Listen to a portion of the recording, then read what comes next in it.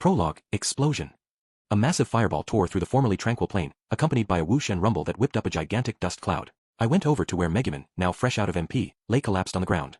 How many points was that? She asked. As drained as she obviously was, the light in her eyes hadn't dimmed. Based on reverberation and destructive power, I'd say 85 points. Ah, I would expect no less from you, Kazuma. If I were to rate that explosion myself, I would give it much the same score. What a connoisseur you've become.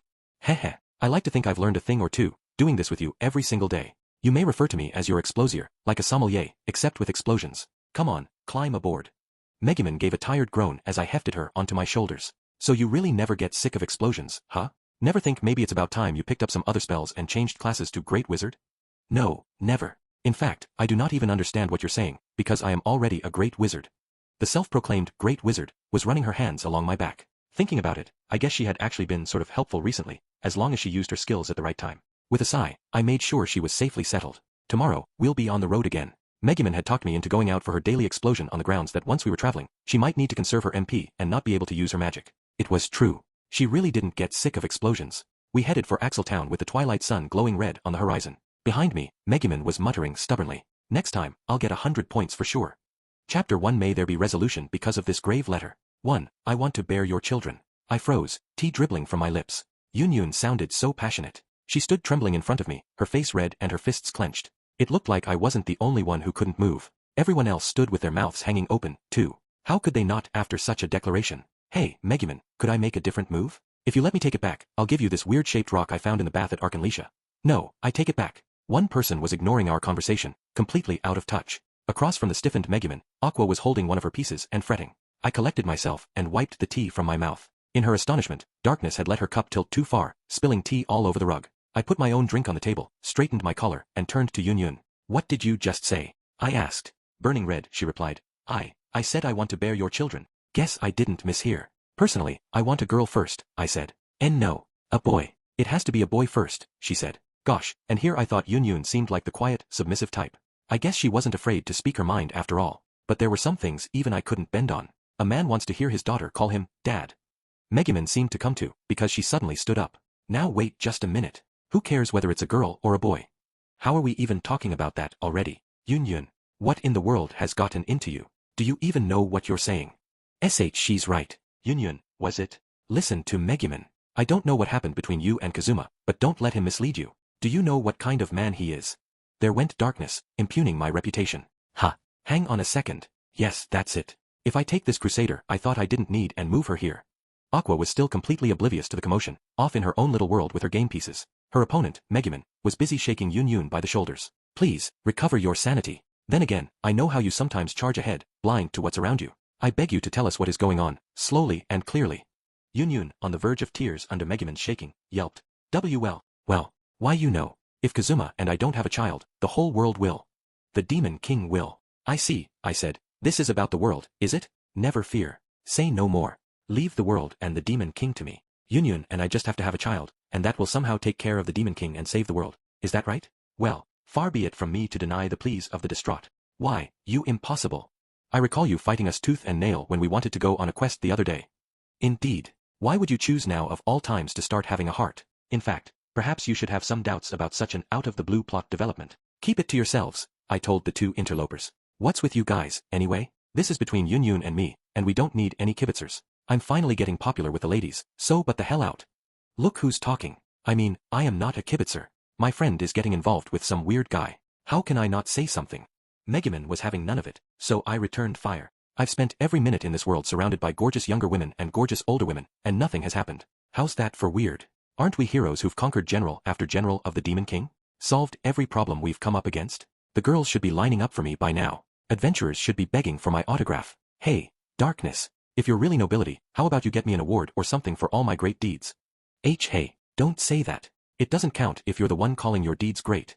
Yun, watching our argument heat up, finally panicked and jumped in. Everyone, please calm down. I'm sorry. I started this. Please, just take it easy. I heard it was normal around here for people to get married between the ages of 16 and 20, and that you can get married as young as 14 or something. Megumin, if Yun was a classmate of yours, she must be 14 already, right? Then there's no problem. Perfect, it's perfect. Oh, the joy of not running afoul of the law. Oh, the freedom from accusations of liking one too young. I think I might actually be starting to like this world. Or what? Did you guys want me? Do you feel the flames of jealousy burning now that Yun and I are an item? Then come out and say it, you stupid passive-aggressive. Why, you. Darkness. Let's get him. I want to wring his scrawny little neck. You got it. Let's teach him to keep his mouth shut, permanently. Oh, you wanna go, huh? Don't forget, I've got drain touch. So wherever I touch you, it's legitimate self-defense. Not sexual harassment. I waved my hand threateningly at them, and Megumin raised her eyebrow. And just as it looked like she was about to attack, there was a tug on her cape. Come on, Megumin, it's your turn. Look at this, I'm super proud of this move. Come on, get over here. Explosion. Yikes. Before Aqua could give her cape another tug, Megumin shouted, explosion, and flipped over the game board without even looking. Ah. We really need to ban the explosion rule, Aqua said, picking up the pieces now littering the carpet. Megumin ignored her, instead jabbing her staff in my direction. I strive every day to become the strongest of all wizards. Whereas you, Kazuma, have miserable stats. Even without using magic, I shall defeat you easily. Alright, now I'm feeling it. You know the best thing about me. Despite those crummy stats, I've still managed to defeat a whole list of powerful bad guys. I don't plan on breaking that streak for one explosion-obsessed moron. And that muscle-headed crusader over there? As if. Muscle-headed crusader? It looked like war was about to break out when Yun, teary-eyed, exclaimed, Megumin, listen to me. Crimson Magic Village, our home, is going to be destroyed.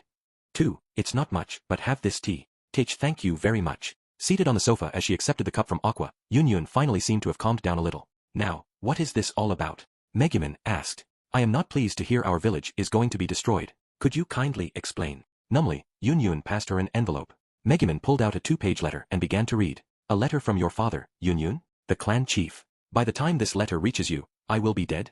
Megumin's expression darkened little by little as she ran her eyes over the message. Its contents were enough to upset anyone. The Demon King's army had set up shop right near Crimson Magic Village, with a general and plenty of subordinates in tow. And apparently, it wasn't just any general, but one who could withstand magic. And at that moment, the village had no hope of eliminating the army's base. The letter explained that, for the honor of Crimson Magic Village, the clan's leader would go out and do battle with the Demon King's general. And I leave you my place as chief of our clan. You are the last of the Crimson Magic clan in this world. Do not let it die out.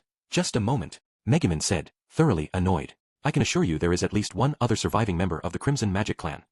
Never mind that, Yun said. Keep reading. There's another page. On the day the village fortune teller predicted the town's destruction by the army of the Demon King, she also glimpsed a ray of hope. She foresaw that Yun, the lone survivor of the Crimson Magic clan. Once again, why are you the lone survivor of our clan? What do they think has happened to me? Shut up and keep reading, I snapped. Yun, the lone survivor of the Crimson Magic clan, would set off to train in hopes of defeating the Demon King. In a starter town, she would meet a certain man. Irresponsible and totally powerless though this man was, he would become her partner in life. Aqua, Darkness, and Megumin were all staring at me. Hey, what's everyone looking at me for? What, you think I'm this irresponsible, totally powerless guy? Yun, don't tell me you came here because of that. Yun glanced away. Okay, I'll keep reading now. And time would pass. The child born of the survivor of the Crimson Magic clan and the man she met would grow into a young man. He would follow in the footsteps of his adventurer father, setting out on a journey. But he would not know. He himself would be the one to bring low his clan's age-old enemy, the Demon King. I wasn't the only one who caught my breath at that. Aqua and Darkness gulped, too. My kid is gonna. Wait just a second. This is completely out of left field. Come on, Kazuma, you're way too much of a skeptic to buy into something like fortune-telling, right? This is real trouble. This is real trouble for me. While I stood there agape at the vastness of the destiny that had been entrusted to me, Darkness and Aqua seemed upset about something. Hold on. They can't actually be jealous, can they? What, seriously? Aqua was putting the bitter in this bittersweet moment. I don't have that kind of time. I need to defeat the Demon King now. Wait until Kazuma's kid grows up. How long will that take? When can you call someone a young man, anyway? Not until he's, like, 3 years old, right? Please, let's just pretend this little prophecy never happened. Or maybe it was just all bitter now. Anyway, did she want to send a baby to defeat the Demon King? We have a very talented fortune teller in our village. So this prophecy, you're right. Leave it to me. I'll do what I have to do to save the world. Why, you impossible man. Darkness shouted. Is this really what you want? In all the time I've known you, you've never been able to make a snap decision. Why today? She had me by the collar and was bringing her face way too close to mine when Megumin suddenly remarked. There is one more line to this letter. It says, Chronicle of the Hero of the Crimson Magic Clan, Chapter 1, by Aru. Darkness, Yun, and I all stopped and looked at her. Aqua peeked at the letter. Let me see that. Oh, hey, the handwriting is different from the first page. That must be a letter from Yun's dad. This page has a postscript. It says, P.S. postage is expensive, so the chief let me use the same envelope as him. I'll send you Chapter 2 when it's ready. Wah. Yun snatched the letter and threw it away. Wah, I can't believe this. Stupid, stupid Arui. Yun was throwing a tantrum on the floor, and I was completely lost. Hey, someone explain what's going on here. Who or what is Aru, and what happened to my kid? What's the plan? You want to do it right here, or should we go to my room? Yes, you should go to your room, Megumin said, and go to sleep. Aru is a classmate of ours. She fancies herself a writer or something. She's a bit strange. Darkness looked immensely relieved. Phew, so it was just a story. Hang on, what was that first page about then? I suppose it is probably true. The Demon King has wanted revenge against the Crimson Magic Clan since long ago, so it seemed likely he would show up one of these days. He must have finally decided to make a serious attempt against our village. Hey, what about the man over here? You got me all fired up and now, nothing? Yun and I were about to begin our torrid, bittersweet love affair. No you weren't, Darkness said. Seriously, you're in the way. Go hang out with Aqua or something. And Megumin, how can you be so calm? Aren't you worried about your family and your classmates? Your hometown is in a crisis. This caused Yun to look up from her weeping. All right, she said. This is no time for tears. Megumin, what are we going to do? I think the village really is under attack. How can we help? Megumin looked at the two girls. We are the Crimson Magic Clan, which even the Demon King fears. I don't believe our people will be so easily subdued. And we have you with us, Yun, the chief's daughter. No matter what happens to the village, that means the clan will not die out. So think of it this way. The people of the village will forever be in our hearts. You rat, Megumin. How can you be so detached all the time? Yun turned to me with tears in her eyes, her face flushed. Look, I'm sorry about that weird stuff I said. I mean, you're the only guy I know, and, why yeah, sure, it's fine. The important thing is what we do next. Your home's in trouble, right? Yun wiped away her tears. Yes. I plan to go back to Crimson Magic Village. After all, my FF friends, are, there. She could barely get the word friends out of her mouth. Maybe it wasn't the right one. Anyway, I'm sorry for the trouble, everyone. And Megumin, I'll see you later, I guess. And then she walked out the door, shoulders slumped. We watched her leave. Kazuma, are you really just going to let her leave like that? Darkness asked. You were so hot and bothered and obsessed with showing off that I was sure you would say you'd go with her or something. They're under attack by the Demon King. If I went with her, I'd only get in the way. Plus, it's dangerous and scary, and we just got back from a trip, and it sounds like a pain to go on another one. But, I guess if Megumin is really worried about her, I'll have to try to help. Teach this from the man who normally cannot say enough about all the generals of the Demon King's army he's defeated. Anyway, why should I be worried about Yun? She is my rival, remember? Practically my enemy. Megumin pointedly kept her back turned to us. Darkness and I smirked at her. We started whispering. Hey, for someone who hates her enemy so much, doesn't she seem pretty fidgety? Quiet, Kazuma, Megumin knows herself. Maybe you should try to convince her. We finally earned a glare from Megumin. Hey Aqua, I said, turning to her. Why don't you say something? Zzzzzzzzz. Aqua was on the couch, fast asleep. I guess maybe all of this was too hard for her to follow. Eventually, Megumin went up to her bedroom, still sulking. Left in the living room, Darkness turned to me. Seriously though, Kazuma, are we just going to leave her? This girl Yun, isn't she Megumin's friend? I've heard she's strong, but don't worry about it. She's a legitimate Crimson Magic Clan member. She can use advanced magic and everything. To be honest, she's probably safer by herself than with us bumbling along with her. Remember, our party includes an undead magnet, among other things. I shot a glance at Aqua, who was curled up on the couch with a trail of drool coming from her mouth. Anyway, Megumin might be acting stubborn now, but it was only a matter of time. That night, I had finished dinner and was lounging in my room when a hesitant knock came at my door. Come in. The person who entered in response to my invitation was, of course, Kazuma. I would like to talk to you. Do you have a moment? Megumin stood there in her pajamas, working her mouth like she wanted to say something. Awfully late for a chat. You sure you didn't get all fired up fighting about Yun and come here to make up, physically? I'll clock you for that. Ever since I turned 14, the sexual harassment has been non-stop with you. Megumin was red and sputtering. I sat cross-legged on my bed, waiting. I had a pretty good idea of what she was going to say. Megumin cleared her throat. I couldn't care less about Yun, but in fact, I have a younger sister. I didn't say anything. And so, while I really do not care even a little bit about Yun, I am very concerned about my sis. What are you smirking at? Megumin's bald-faced attempt to pretend she didn't care about her friend had brought the thinnest of smiles to my face. 3 the next morning, I was showing everyone a map of the area around Crimson Magic Village that I'd gotten at the Adventurers Guild. So that's the story. This hot-cold type said she wants to go home, so I'm thinking about a little excursion to the Crimson Magic Clan's town. Who are you calling hot-cold? I told you, my sister. I put a hand on Megumin's forehead to hold her at bay and kept talking. Word is that the village is currently engaged with the Demon King's forces. So here's the plan. We scope out the place from a distance, and if it looks as dangerous as the letter said, we go straight home. If we run into anything that even looks like the Demon King's army on the way there, we go straight home. Also, we do everything possible to avoid any battles with monsters. Sound good? Another one of your delightfully pessimistic plans, Kazuma. Aqua said. Well, fine. We may have just gotten back from a different trip, but I'm willing to go save Megumin's hometown.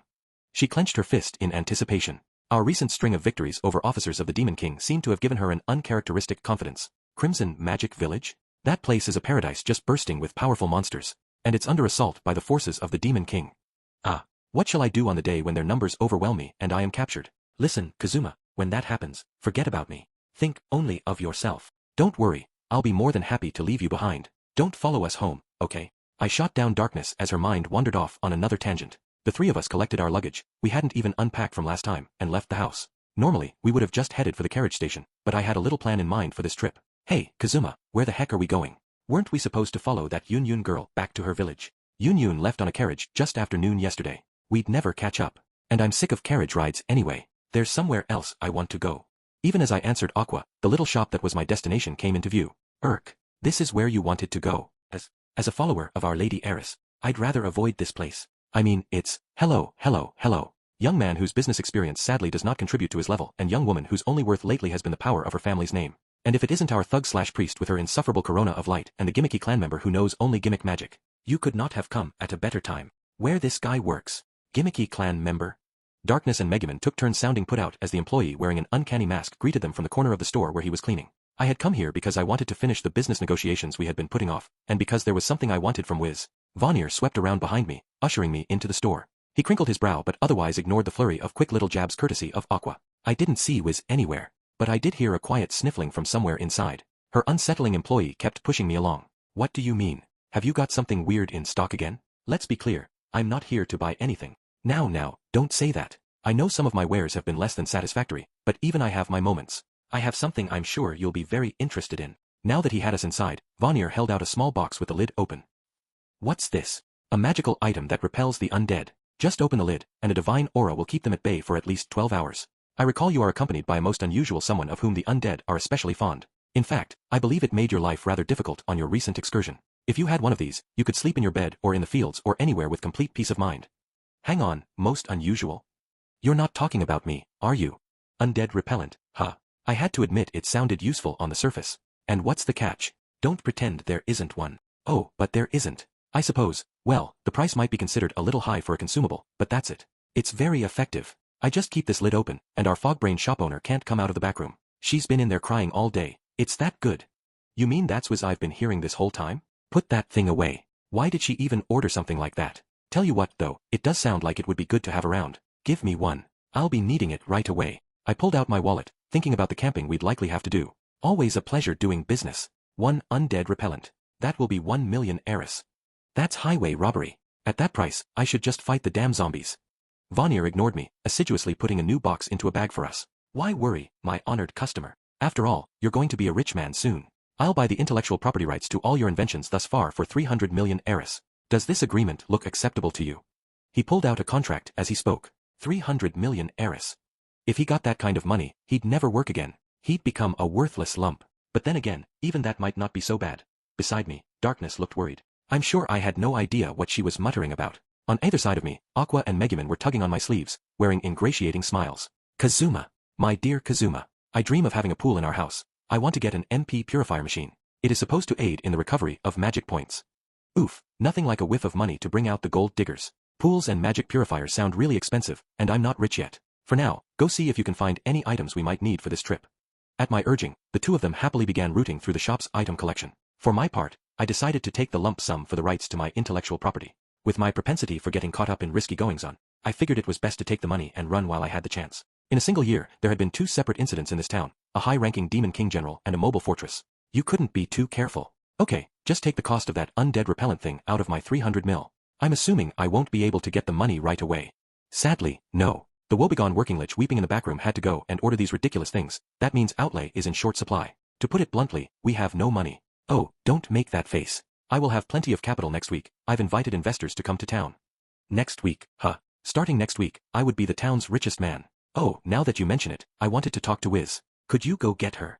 With a hangdog expression, Vanier closed the lid of the box that had been releasing a white mist into the air. He opened a window to clear out the place, and finally Wiz emerged from the back room. She smiled and welcomed us. Until just recently, the exertions of our trip to Arkanlisha had left her with one foot in the next life, but now she looked back to her normal, deathly pale self. Hey, Wiz, feeling better? Sorry to keep bothering you. We're not really here to shop today. I've got a favor to ask you.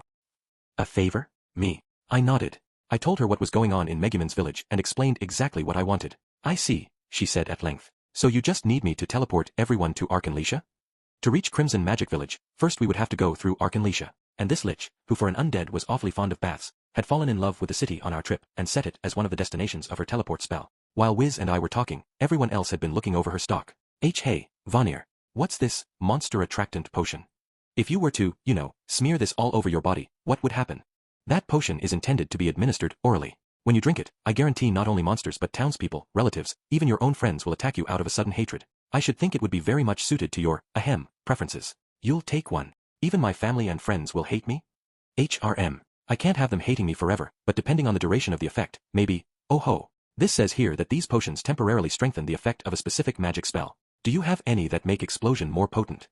The only booster potions we have in stock at the moment are for binding magic and swamp magic. The bind booster potion increases the spell's area of effect, so you become as paralyzed as your enemy. The swamp booster likewise makes the effect larger, so the caster is among those who drown.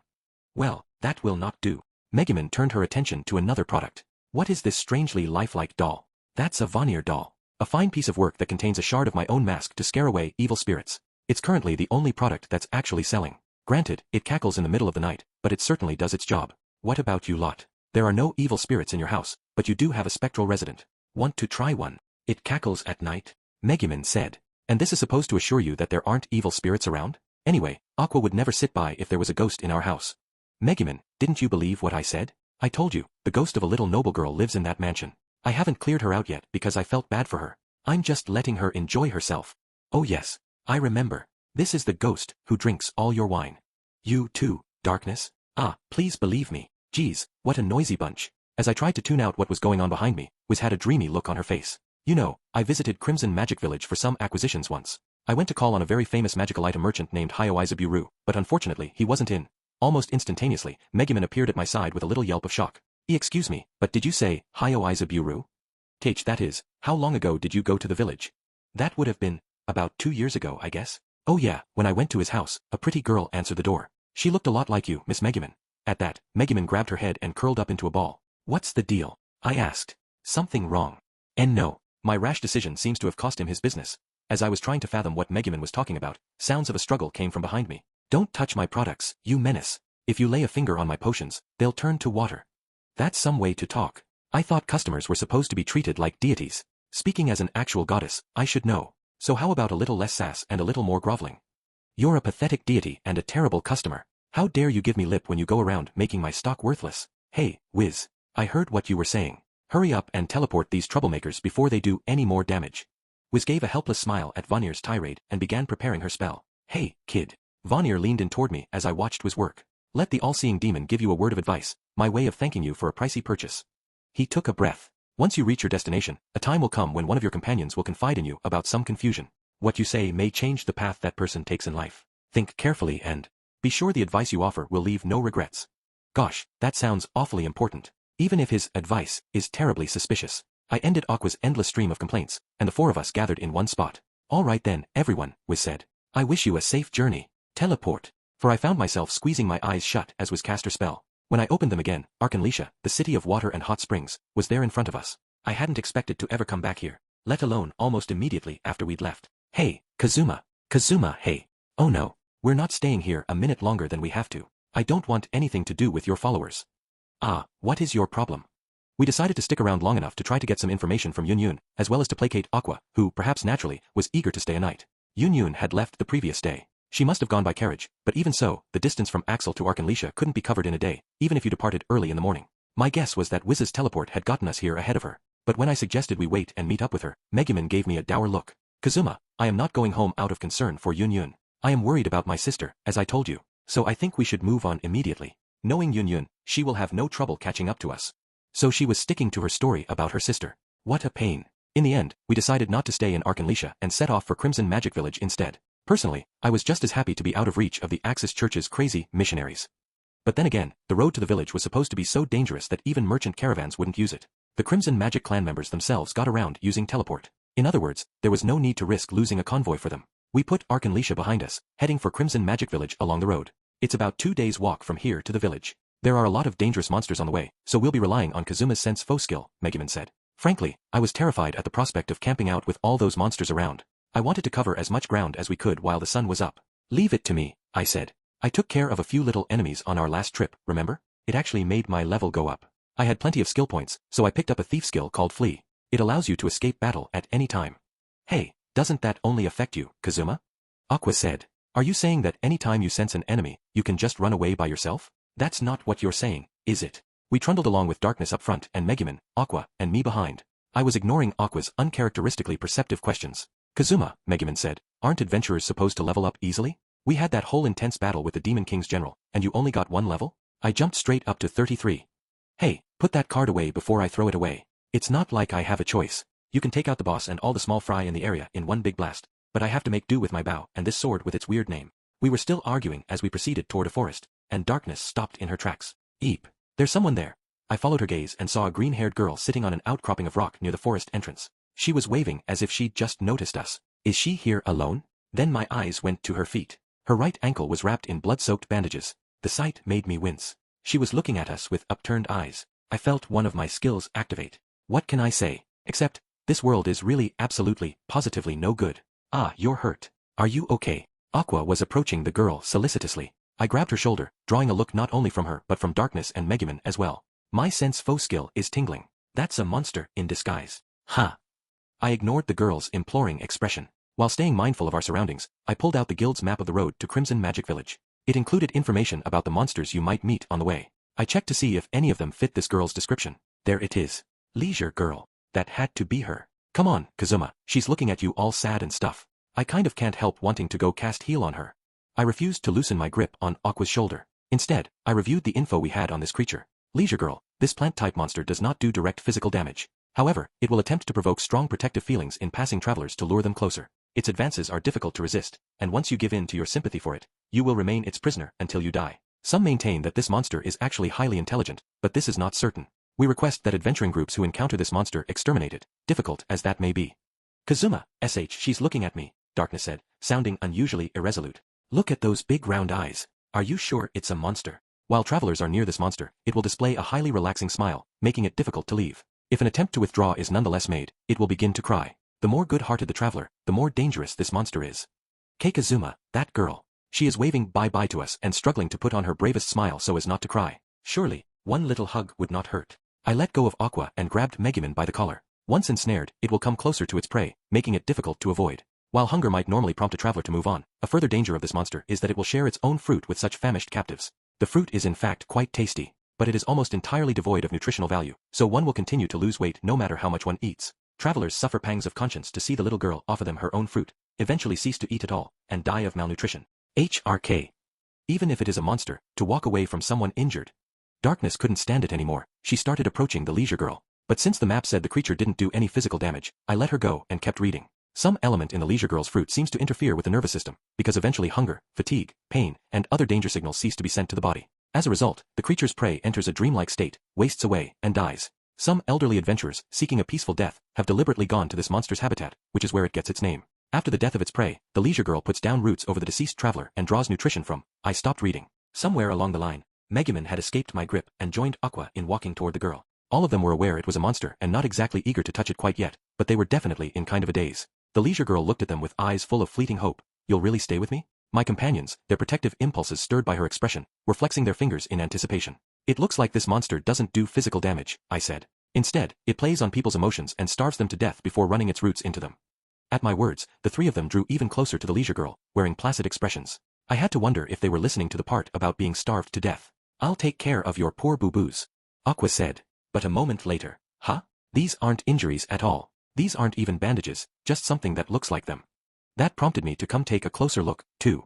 The leisure girl wore clothes like you might see on any young kid around town. She had bare feet and was smiling happily to have everyone clustering around her. When I got close, I realized the rock she was sitting on was part of her fake body, too. A branch-like thing extended from the back of it, and a small fruit was growing there. The clothes, the blood-soaked bandages, all of it was just a trick to get people to feel sorry for her. What kind of monster would impersonate an injured little girl? I mean, come on. That was what I was thinking, anyway. Beside me, my three companions were busy fussing over the leisure girl. Megumin held her hand out gently, and the creature looked at it with anxious eyes that said, "Can I really?" She clasped the outstretched hand, and her face blossomed into an expression of pure bliss. That seemed to be it for the three of them. Crimson Magic Village might have been in danger, but this thing was its own kind of trouble. I thought back to the warning from the monster info. The more good-hearted the traveler, the more dangerous this monster is. And, we request that adventuring groups who encounter this monster exterminate it, difficult as that may be. I stood in front of the leisure girl and drew my katana-ish sword, Chun Chun Maru. When Aqua saw me, she hugged the leisure girl protectively. What are you doing, Kazuma? You can't possibly mean to farm this sweet little girl for experience points, can you? Excuse me, but that's a monster. A deadly one. Megumin, still holding the creature's hand, gazed at me beseechingly. I, too, know of the leisure girl. But surely you wouldn't hurt a being in the form of such an adorable child? People say you are a demonic monster and morally bankrupt, but I know you also care about your friends and have the occasional moment of kindness. I know you wouldn't do something like this. Would you? You'd think she was pleading with her parents not to take the kitten she found to the animal shelter. Geez. I mean, it's not like I'm doing this for fun. Darkness sensed my hesitation, but she seemed to remember that we were dealing with a monster. No, she said. If Kazuma has decided to eliminate this thing, then that's what we should do. I went to it because I thought it was injured, but this monster doesn't have any wounds. That means this is all a cunning disguise. If we leave it here, who knows what kind of damage it will do down the line. As she spoke, she drew her great sword, taking up a stance against the leisure girl. At that, the leisure girl spoke in a voice so soft it was hard to hear, stumbling over her words like a child. You're gonna, kill me. She clung to Megumin's hand and looked up at darkness without ever leaving her rock. Tears welled in her eyes, and she started to tremble. So it can talk. Quaking so hard her great sword rattled. Darkness silently implored me with the exact same expression as the leisure girl. Geez, you too? What am I supposed to do about this? I pushed the immobilized darkness out of the way, stepping forward with my sword in my hand. Aqua stood in front of the leisure girl to block me, shadowboxing to keep me at bay. Some goddess. Getting all chummy with a monster. The leisure girl looked anxiously at Megumin, still holding her hand, and then gave me a terrified glance. He's gonna, kill me. The sight of that questioning, teary-eyed look hit me somewhere deep in my heart. 3 companions and 1 monster all watched me. Keep it together. This monster took human lives. If we didn't do something about it, someone else might become its victim. Not to get all philosophical, but wouldn't letting it live be the greater evil? Or would it be worse to kill it? Grey Rayef. I stabbed my katana into the dirt, nearly pulling out my hair. Aqua, seeing the turmoil within me, said, thanks, that's just what a mature, responsible person would do. Not. And anyway, everyone needed to just hold on a moment. There was one more reason I couldn't let the leisure girl go. And that was Megumin's village. We were headed straight into the jaws of the Demon King's army, his generals, and his minions. And while I had zero interest in fighting them, I wanted to get every level I could scrounge up, just in case. If the leisure girl lived here, in a country this dangerous, then it had to be worth some serious XP. Darkness, Aqua, and Megumin all watched my internal battle. So did the leisure girl, wearing an uneasy look. I had a good cause. If I didn't take out this monster, other people might get hurt. Gara, damn it all. I don't have any choice. Forgive me. It might look like a person, but it's a monster. A monster. A monster.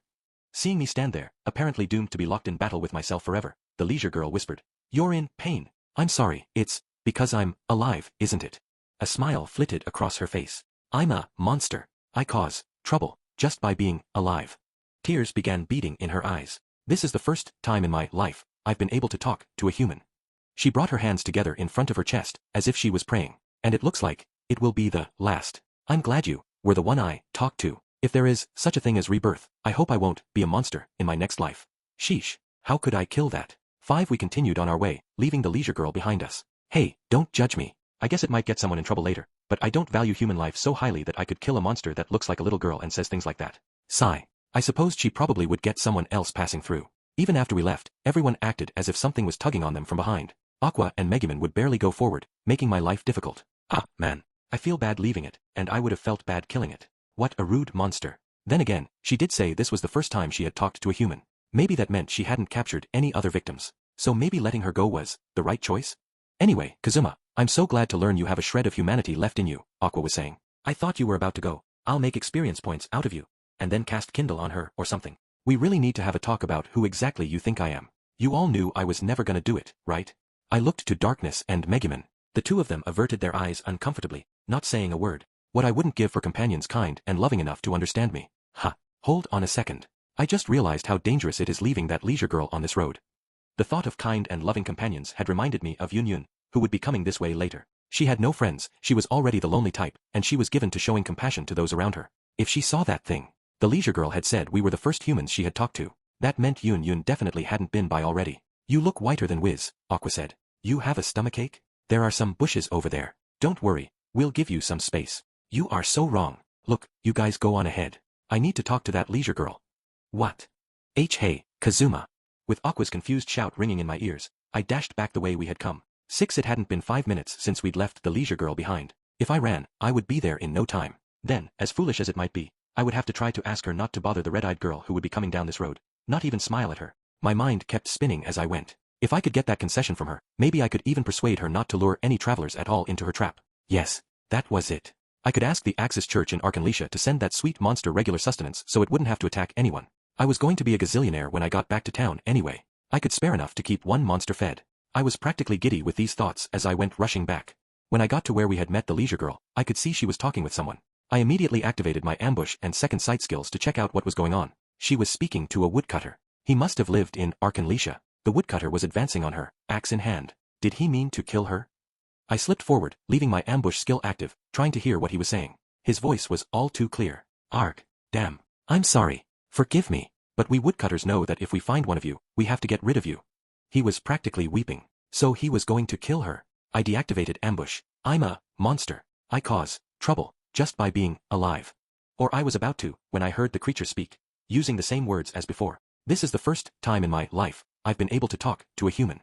The exact same words. And it looks like it will be the last. I'm glad you were the one I talked to. If there is such a thing as rebirth, I hope I won't be a monster in my next life. Ah, I can't do it, the woodcutter exclaimed. Damn it all, I just can't do it. And then he turned and ran. I stood dumbly in the shadow of the trees, not even turning off ambush. What's going on? Didn't she say I was the first human she had talked to? There goes another one. And that woodcutter looked so meaty. There would have been plenty to feed on there. With the woodcutter gone, the leisure girl seemed to be talking to herself. She spoke in fluent, perfectly formed words.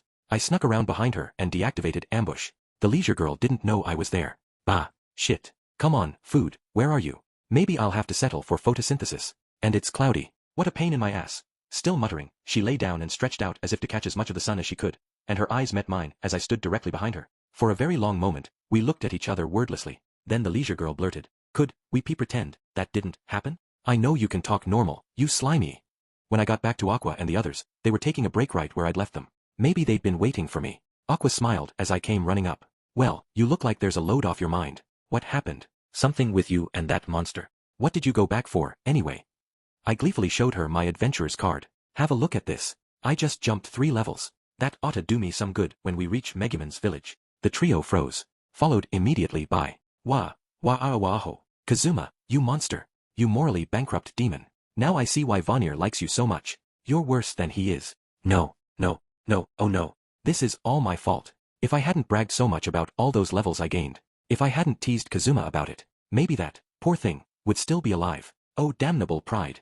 I was trying to get Aqua and Megumin to stop wailing long enough for me to explain when I registered Darkness standing stonily to one side. I gave her a quizzical look. "It must have been painful," she said. "But you did your duty as an adventurer. Forgive us for making you bear this burden alone." Her expression was pained, and she was completely serious. It took me a full hour to explain.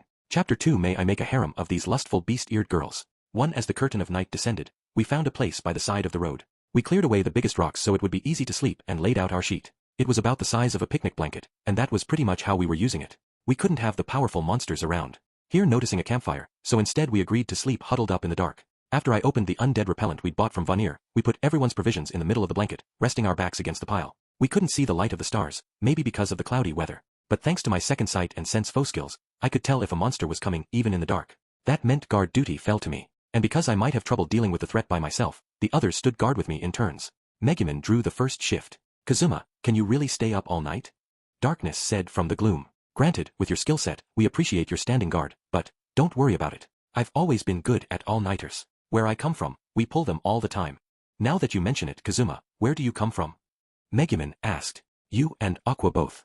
I'd love to hear about your home country. Based on your inventions, it's clearly a place with many useful magical items. I keep wondering what kind of life you lived there. What kind of life, what kind of sacrifices, awarded you such a talent for staying up all night?" I could feel Darkness looking at me, too, Megumin's words having piqued her interest. What kind of life I lived, huh? I thought back on my peaceful life in Japan. Sitting and talking at night like this reminded me of school trips. The nostalgia was almost too much to bear. I slowly began to speak. "Let's see. Well, I really owned in that world." "Owned? Owned what?" Megumin and Darkness said together. "I see they don't have that word in this world. I guess it means, someone at the top of the pile. My friends had a bunch of nicknames for me. Kazuma, the guy with all the luck. Kazuma, the guy who's always there if you overdo it. That sort of thing. They really depended on me. My buddies and I would assault fortresses and take down huge bosses. Man, it was a good time. All-nighters. All the time. Didn't eat well, slept 2 hours a day, then it was off on another monster hunt." Darkness sucked in an admiring breath next to me. "That's amazing. fortresses and bosses. No wonder you always come up with good ideas, with all that experience. That's really something. She sounded excited, full of genuine respect. Even Megumin got in on it. I would not normally believe such talk from you, Kazuma, but somehow it just feels like you're telling the truth. I really do sense confidence and fondness for such memories from you.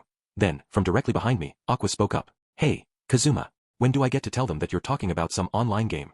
Never, please. Two Darkness told me that if anything happened, I should wake her up. I could be a little rough if I wanted to, she said, and I agreed I would find an awful way of alerting her if she was needed.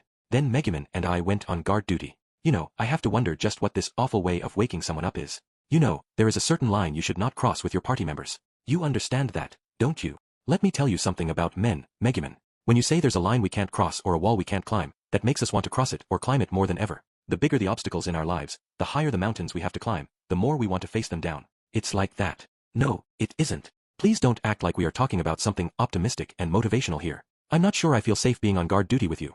Megumin's agitated outburst provoked some groggy sleep talk from Aqua. The two of us went quiet, not wanting to wake her. I let out a small sigh of relief when I heard her breathing calmly and evenly again. By the way, Megumin started in a soft voice. Going back to what we were talking about before bed, she went on hesitantly. You come from another country, don't you? Do you never go back home? Truth is, even if I wanted to, I couldn't. And if I did go back, I'd probably end up being a lazy bum again. Just recently, I've started to think maybe this life isn't so bad. When we come back from Crimson Magic Village, I'll get the 300 million heiress from Vanir and be a rich man. Then we can all be lazy bums, just enjoying ourselves. Being a NEET here wasn't so different from being a NEET in Japan.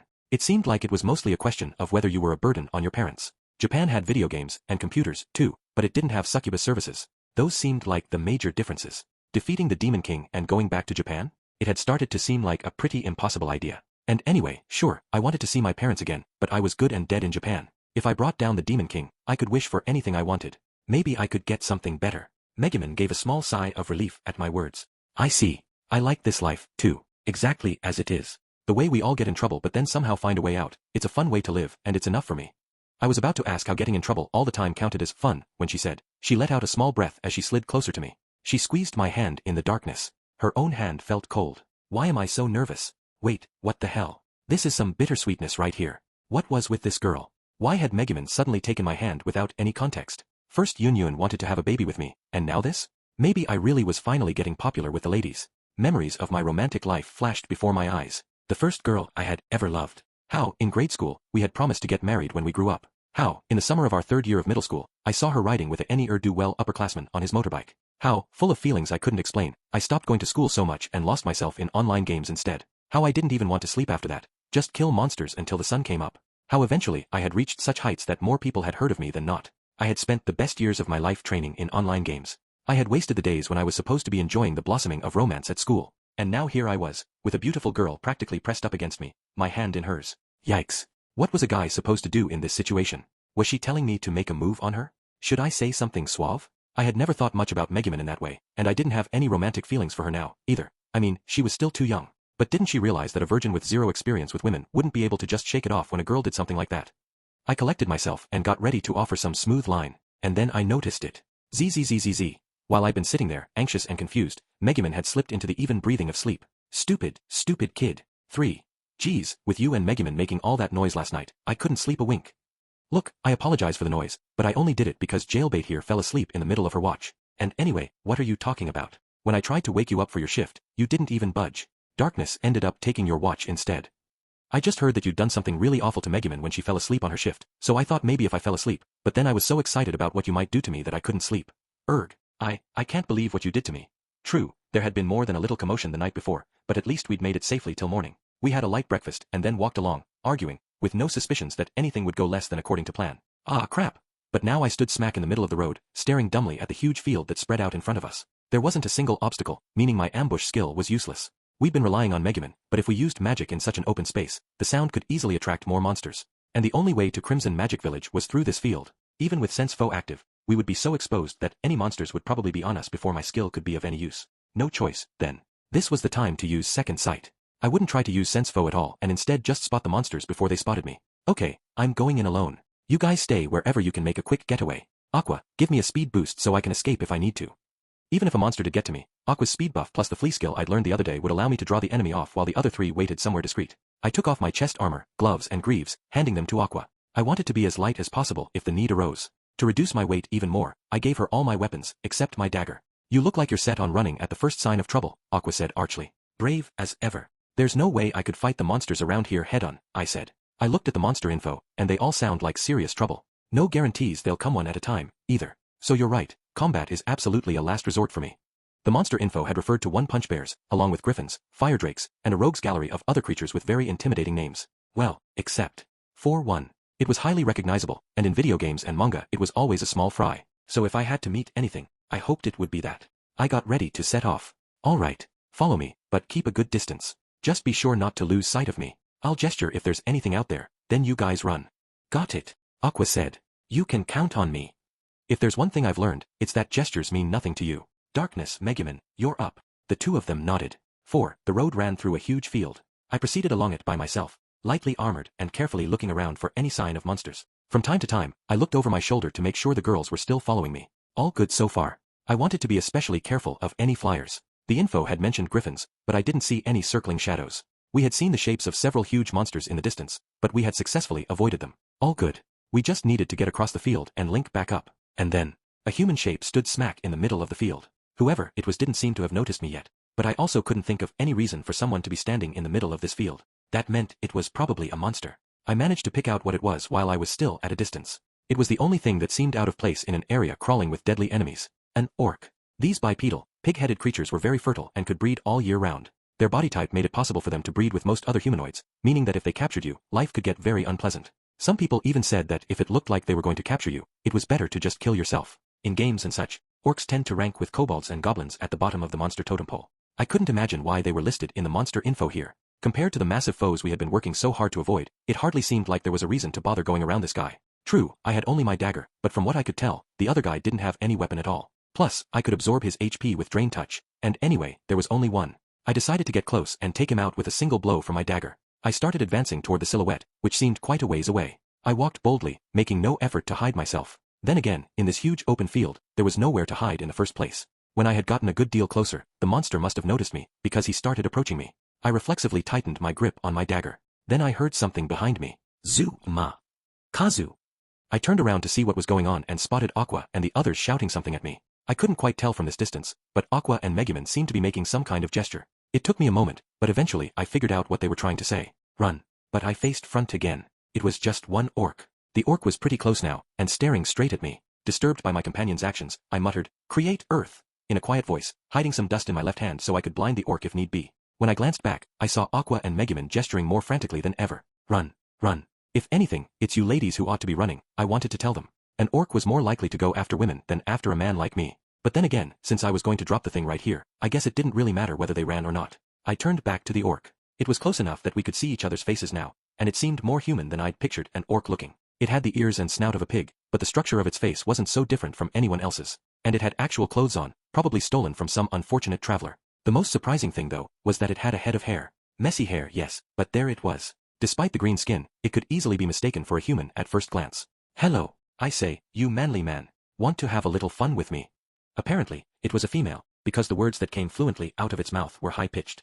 Gosh, this really was not at all the way I imagined orcs. I didn't even know they had females. I mean, sure, they were supposed to be super fertile, but I had heard they could breed with other races. I glanced at her again. The form was humanoid, but that was definitely a monster. I felt kind of bad for her. She had gone out of her way to make me an offer, but I was not broad-minded enough to see her as a potential partner. As nonchalantly as I could, I said, "I'd rather not." And there it was. The first time in my life a woman had propositioned me, and I'd turned her down. The orc showed no change of expression, despite my refusal. "Oh no, that's a shame. I do so prefer when they're willing." Then she grinned, baring her teeth. Besides the messy hair, she had yellow teeth and was distinctly rotund. Snout or no snout, I couldn't say I would have been interested. Also, what was that about being willing? "Listen," I said, "it seems like you can talk, so let me make you an offer. I'd like to get through here. If you let me by, I'll share some of my rations with you. What do you say?" Food could be a powerful motivator. Such was my naive hope, anyway. Come to think of it, what was that dried meat we had? It wasn't pork, was it? I'd hate to make her commit cannibalism. As I stood mulling this over, the orc's mouth began to water. Wow, I guess food was a good move. So what she said next pulled that rug out from under me. I don't care about that. This area belongs to us lovely orcs, and when it comes to men in our territory, there's no such thing as the one that got away. Aren't you interesting? You don't look like much at first glance, but I feel a potent survival drive from you. I have a good nose for these things. I bet you and I could have very strong children. Sure you don't want to have a little fun? It finally started to sink in that she wasn't kidding. Nearing the end of my rope, I looked back at my party again. 2 of them were continuing to make the run gesture. Only Darkness, apparently oblivious to the situation, seemed to be wondering whether to join me in battle. My backward glance gave away my companions to the orc. Oh, friends of yours? All females? I'll pretend I didn't see them. As for you, let's see. 3 days. Spend 3 days at our village, won't you? Tee-hee-hee. It'll be like having your own little harem. We'll give you a taste of heaven on earth. Although to be fair, most of the men we catch end up tasting heaven in the afterlife, too. Looking at the leering orc, I felt an instinctive terror and chanted my magic. Wind breath. Gra. The wind magic carried my handful of dust straight into the orc's eyes. Blinded, she howled and bent over double. I rushed up and reached out, not with my dagger but with my bare hand, grabbing the orc. 5. I used Drain Touch to absorb the orc's HP to within an inch of her life but didn't kill her. Seeing how I'd been up all night, it was the perfect time for a little vitality boost. The orc had said something about a village, though. I was afraid that if I finished her off, her friends might come looking for me. So I left her alive. But after a few minutes of walking along, I sensed something behind me. I turned around to see Aqua and the others rushing up toward me. What's the deal? If you get this close to me, then I'm not going ahead anymore, am I? Keep back a little. What are you talking about, Kazuma? You felled an orc. And this whole field is their territory. They're going to be after you until you can escape. Megumin said, agitated. Doesn't she get it yet? If they're after me, that's a good thing. Remember how I took off all my armor and weapons? It was so I could play the bait. I don't want to see orcs capture you guys and, you know, do all that awful stuff orcs do to their captives. Orcs were renowned for their sexual appetites. If my party members fell into their hands, well, I didn't even want to think about it. Now I remember, Aqua said. You don't know the first thing about this world, do you, Kazuma? I'd almost forgotten what a pathetically uninformed moron you are. Well, looks like it's up to me to fill you Irg. I grabbed Aqua's cheek before her tone could get any higher or mightier and looked to Megumin to clue me in. Kazuma, listen carefully. There are no male orcs in this world. Say what? That wasn't me. That was Darkness, who apparently found this to be a tragedy. All the male orcs went extinct ages ago, Megumin went on. Male infants are born from time to time, but they die of physical exhaustion at the hands of the females long before they reach adulthood. So there are no pure-blooded orcs left. They've crossbred with every species they can get their hands on, taking the best genes from each. You can hardly call them orcs anymore. Anytime a male, of any species, wanders into their territory, they drag him back to their village and do the most unspeakable things to him. They are men's natural enemies. And Kazuma, you. She seemed to have trouble getting out the last part of her explanation. Wait just a second. Orcs are supposed to be the natural enemies of female knights. Our crusader piped up. What happened to those lustful orc men who go after women? All gone. Then Megumin resumed her previous thought. Kazuma, you brought down an orc female. The orcs want the best men with the strongest genes. You succeeded in stopping one of them, which will only prove to them that they can't afford to let you go. Look. Just like that. Ignoring the stricken Darkness, Megumin pointed into the distance. A crowd of orc females was lined up together, with the one whose HP I had drained at the very front. I knew Megumin said orcs had the best genes from every creature, but surely she couldn't have recovered so quickly? Not all the orcs had pig ears. Some of them had cat ears or dog ears, manifest proof of the orcs interbreeding. You really are a catch, cried the one I had KO'd. To knock me senseless. I'm in love now, and I'm keeping you. I hope you'll come quietly. I'm going to have your babies for sure. Now, that made my hair stand on end. And no sooner had she spoken than the whole horde of them charged at me. Ha! Hey, wait just a, yayo. Give me a break. Fine. I have to do them in before they do me. Without another moment of hesitation, I thrust with my dagger, but the orcs, with all their excellent genes, dodged it without breaking a sweat. Wonderful. This won't take a moment. Just lie still and close your eyes. They easily knocked the dagger from my hands and shoved me to the ground. I was a fool. I was a fool to think orcs couldn't be as powerful as everything else around here. Help me. Megumin, do the usual. Take them all out at once. If I use explosion while we're standing this close, it will catch us as well. Darkness. Stop moping already and do something to help Kazuma. We can talk, I exclaimed desperately as an orc reached out for me. Let's talk. Pillow talk. Happily. Well, spill it. Tell me about all your embarrassing habits. Pant, pant, pant, pant. Breathing heavily, the orc tore at my jacket. Drain touch. I just needed to use my skill to render the creature powerless. I reached out from under where the orc had straddled me, but she merely batted my hand aside and seized my wrist. For good measure, she gave my palm a wet lick. As if my hair wasn't standing up already. Seriously, God, what do I have to do for you to forgive me? In a voice nearing a scream, I made a last-ditch appeal. Wait a second. Stop. Your name. I don't even know your name or how old you are. This might be my first time, and if I'm going to lose my virginity to you, I think we should at least be introduced. My name is Kazuma Satu. I'm Swatanaze, just turned sweet 16. Now I'll get introduced to your whole body. Let me meet your little man. He's very shy. In fact, I think we've learned plenty about each other for today. So let's just stop in. Aya, Aqua, Aquea, help me. Kazuma, new. I was screaming like a little girl, and Aqua was just plain screaming, when, bottomless swamp. I knew that voice. A series of shouts followed it. Still collapsed on the ground, I turned my head toward the shout and saw the orcs mired in a giant swamp. And behind them, Yun Yun, it's you. Wah! At the sight of the Crimson Magic Clan girl, I started sobbing with relief. Oh! The orc who had mounted me gulped. She seemed to be confused by the swamp that had suddenly appeared and swallowed her friends. She got off me, watching Yun Yun closely. I fled, by which I mean crawled, toward Yun Yun, my face still wet with tears. Yun Yun, thank you. I wept, clinging to her. Eep. Mr. Keikazuma. It's all right, you're safe now, so please don't cry. Ooh, you're going to get snot all over my precious robe. Yun Yun seemed to feel a little awkward, but I couldn't quite catch what she was saying. The orc never took her eyes off the wizard, except for a glance at her companions in the swamp. She seemed to want to help them but wasn't able to make a move with Yun Yun there. Aqua came over near where I was curled up on the ground. I'm so glad you're safe, Kazuma. Keikazuma. What are you doing? I clung to her ankles, weeping afresh. I had never been so terrified in all my life, not even when facing down the generals of the Demon King. Okay, it's all right, sure. It must have been very scary, but you're all right now. We'll protect you, Aqua said, patting my head. I was kind of embarrassed to admit that she was actually making me feel better. I glanced at the orc and saw Yun Yun flare her cape dramatically, if with a hint of embarrassment. She thrust out her wand and declared, My name is Yun Yun, Arch-Wizard and wielder of advanced magic. One of the top 5 wizards of the Crimson Magic Clan, and she who shall be its chief. You orcs have made a settlement near our village. Because we are good neighbors, I will let you go this one time. Now take your friends and be gone. At this, the orc tore a strip from her clothes and used it as a rope to rescue her drowning companions. Kazuma, Yun Yun called, now's our chance. Let's go. 6 When we had gotten out of the orc's field and into a forest, we decided to take a little breather. With you along, Yun Yun, none of these monsters are scary at all. We can walk all over them. That was Aqua, just begging to trip a flag. But I did understand how she felt. Yun Yun and her advanced magic were definitely heartening. For my part, I hadn't left Aqua's side since earlier. Somehow it made me feel better, being with someone I'd known for so long. My behavior seemed to perplex her, but for once she didn't complain. I was thankful that she let me hang around her. Really, really thankful. It seemed like my experience with the orcs had pretty well traumatized me. I changed my ripped clothing and re-equipped the items I had handed to the others. Then I turned toward my savior. Yun Yun, thank you again. Really, you can't imagine how grateful I am. For the rest of my life, when someone asks me, who's your hero? I'll say, Yun Yun, without missing a beat. That's how grateful I am. Alright, already. It's starting to sound like you're making fun of me, Yun Yun said, clearly as embarrassed as she could possibly get. I hadn't loosened my grip on Aqua's feather mantle the whole time I spoke. By the way, Yun Yun went on, what's everyone doing here, anyway? Megumin, did you finally decide you were worried about the village? Why yes, my little sister. I got very worried about her. She is so quick to do very dumb things. Oh yeah. She loves to fight so much, even though she can't use magic. Yun Yun seemed to swallow this hook, line, and sinker. The rest of us, however, all had huge smirks on our faces. Why is everyone looking at me like that? Megumin said, angrily turning her back on us. I cradled a mug of coffee in my hands, sipping slowly. Bit by bit, it helped heal my heart, which had been so badly wounded by my encounter with the orcs. Wrapped in my cloak, I stared at each of my companions. All 4 of you have such lovely faces. In the woods lining the road, the others froze at the sound of my voice. What's going on? Aqua said. Kazuma is always saying and doing weird stuff, but today he seems worse than usual.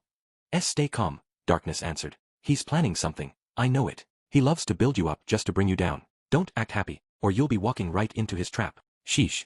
Rude. Megumin still had her back to us, but she glanced over her shoulder at me, working her mouth as if to say that she agreed with Darkness. And Yun Yun just seemed startled, her cheeks red. I had never felt more relieved than now, after escaping those orcs. I looked at my 4 traveling companions and took another breath. You all really are very beautiful, aren't you? What is he doing? Aqua said. Seriously, what? He's acting super weird.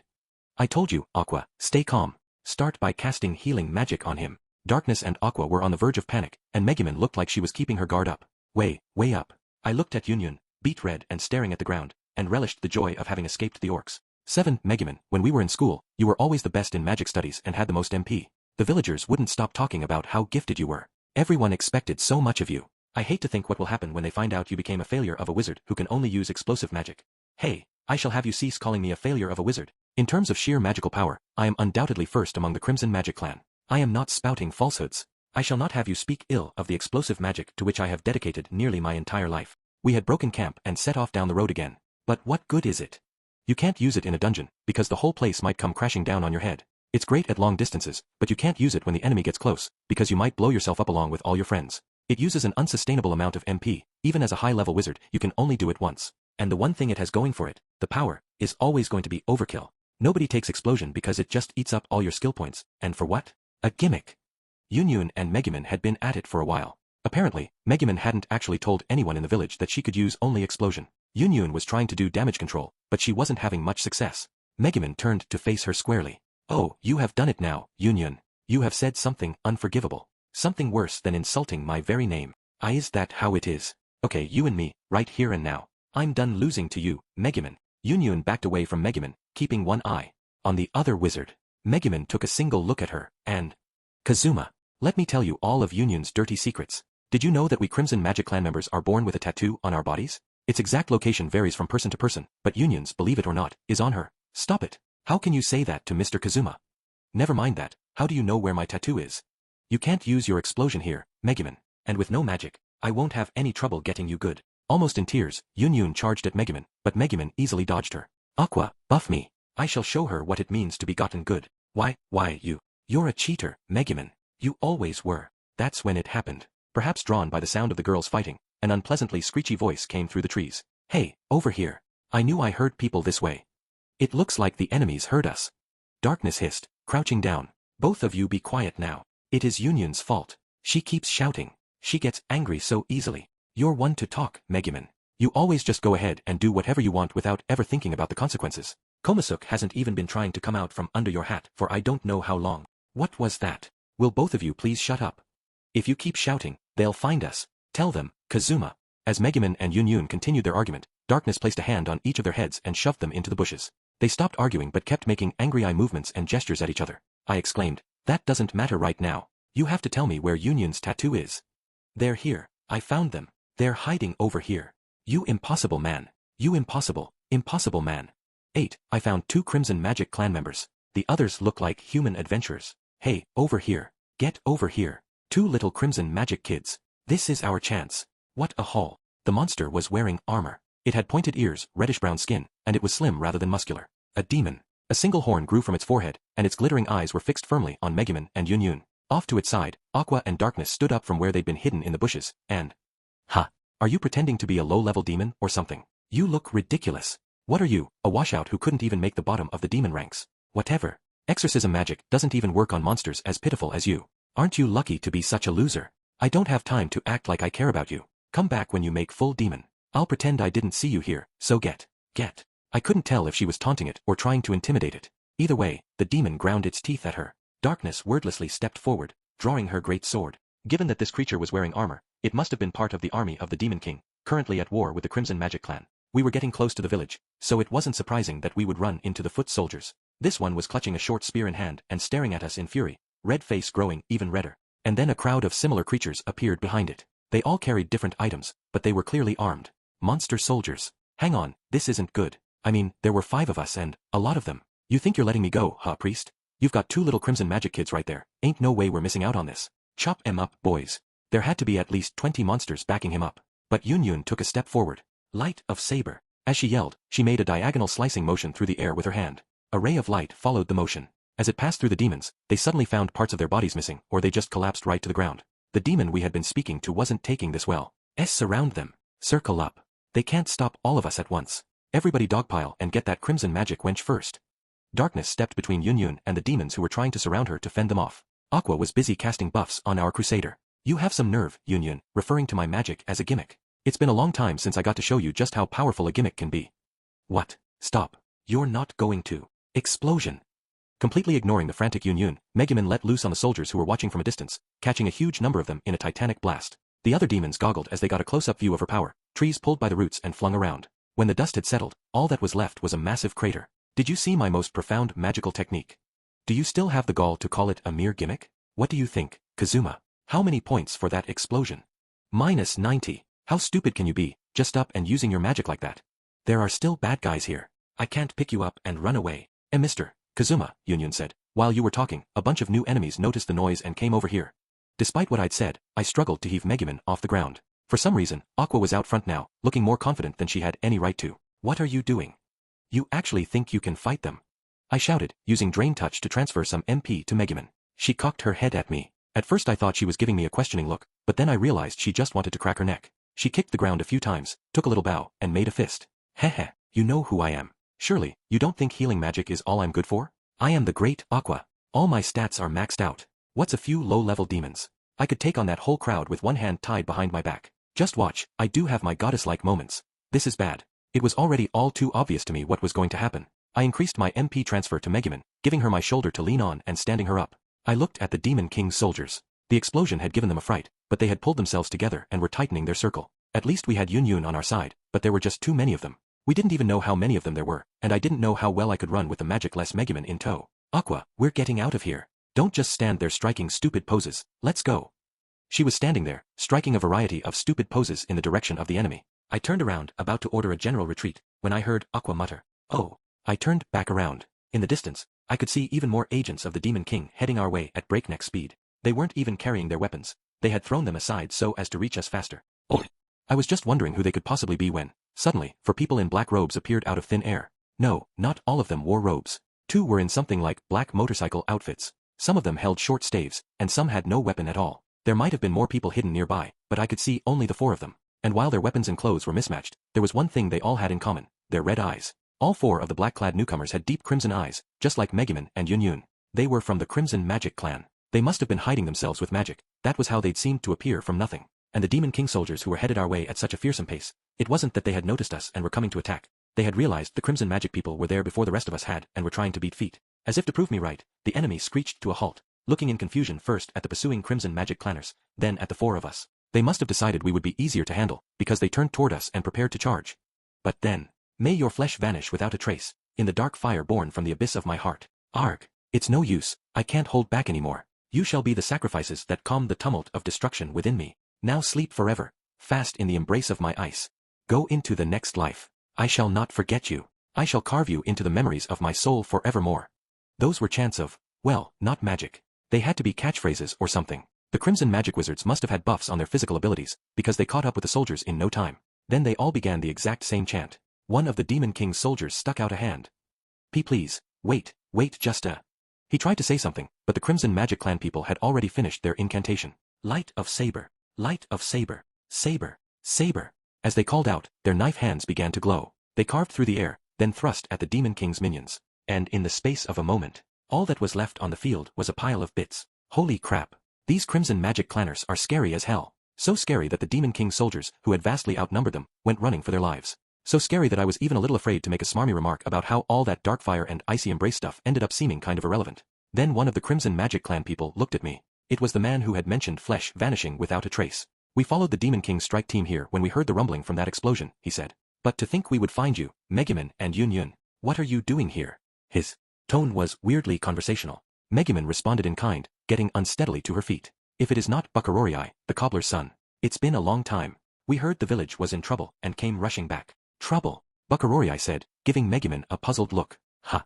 I noticed the other Crimson Magic clan people were looking at me with interest. Then the man called Bakurorii said, Megumin, are these your adventuring companions? Megumin nodded, looking more than a little pleased. This brought a stern frown to Bakuroii's face, and he gave a dramatic flourish of his robe. My name is Bakuroii, first among the cobbler's sons of the Crimson Magic clan, arch-wizard and wielder of advanced magic. Well, that self-introduction certainly came out of left field. In the old days, this might have been where I would have tuned out, but my experience with Megumin and Yun had given me a bit of tolerance for these things. A pleasure to meet you, I replied, striking a genial tone somewhat like Bakuroii's. My name is Kazuma Satu, learner of many skills in Axeltown and occasional opponent of the Demon King's generals. Ooh-hoo. All 4 of the Crimson Magic clan wizards seemed duly impressed. Wonderful, absolutely wonderful, Bakuroii exclaimed. Most people have the strangest reactions when they hear our Crimson Magic names, but you. To think that an outsider should answer us in kind. The others nodded emphatically. Kazuma, you seem to get along awfully well with Bakuroii and the others. I wish you had responded so readily when I introduced myself. There was something strange in Megumin's voice, and I wasn't sure how I should respond. Normally, I might think it was a hint of jealousy, or maybe nervous excitement. But given that I was talking to an older guy, I couldn't imagine what she was jealous of. But Crimson Magic clan people could be sensitive. Maybe I had touched a nerve. What was going on? She wasn't jealous, but I didn't think she was especially happy, either. It was hardly as if we were about to break out into a romantic comedy or something. As I was still trying to puzzle this out. My name is Aqua, venerated being and she who shall finally destroy the Demon King. And my true identity is the goddess of water.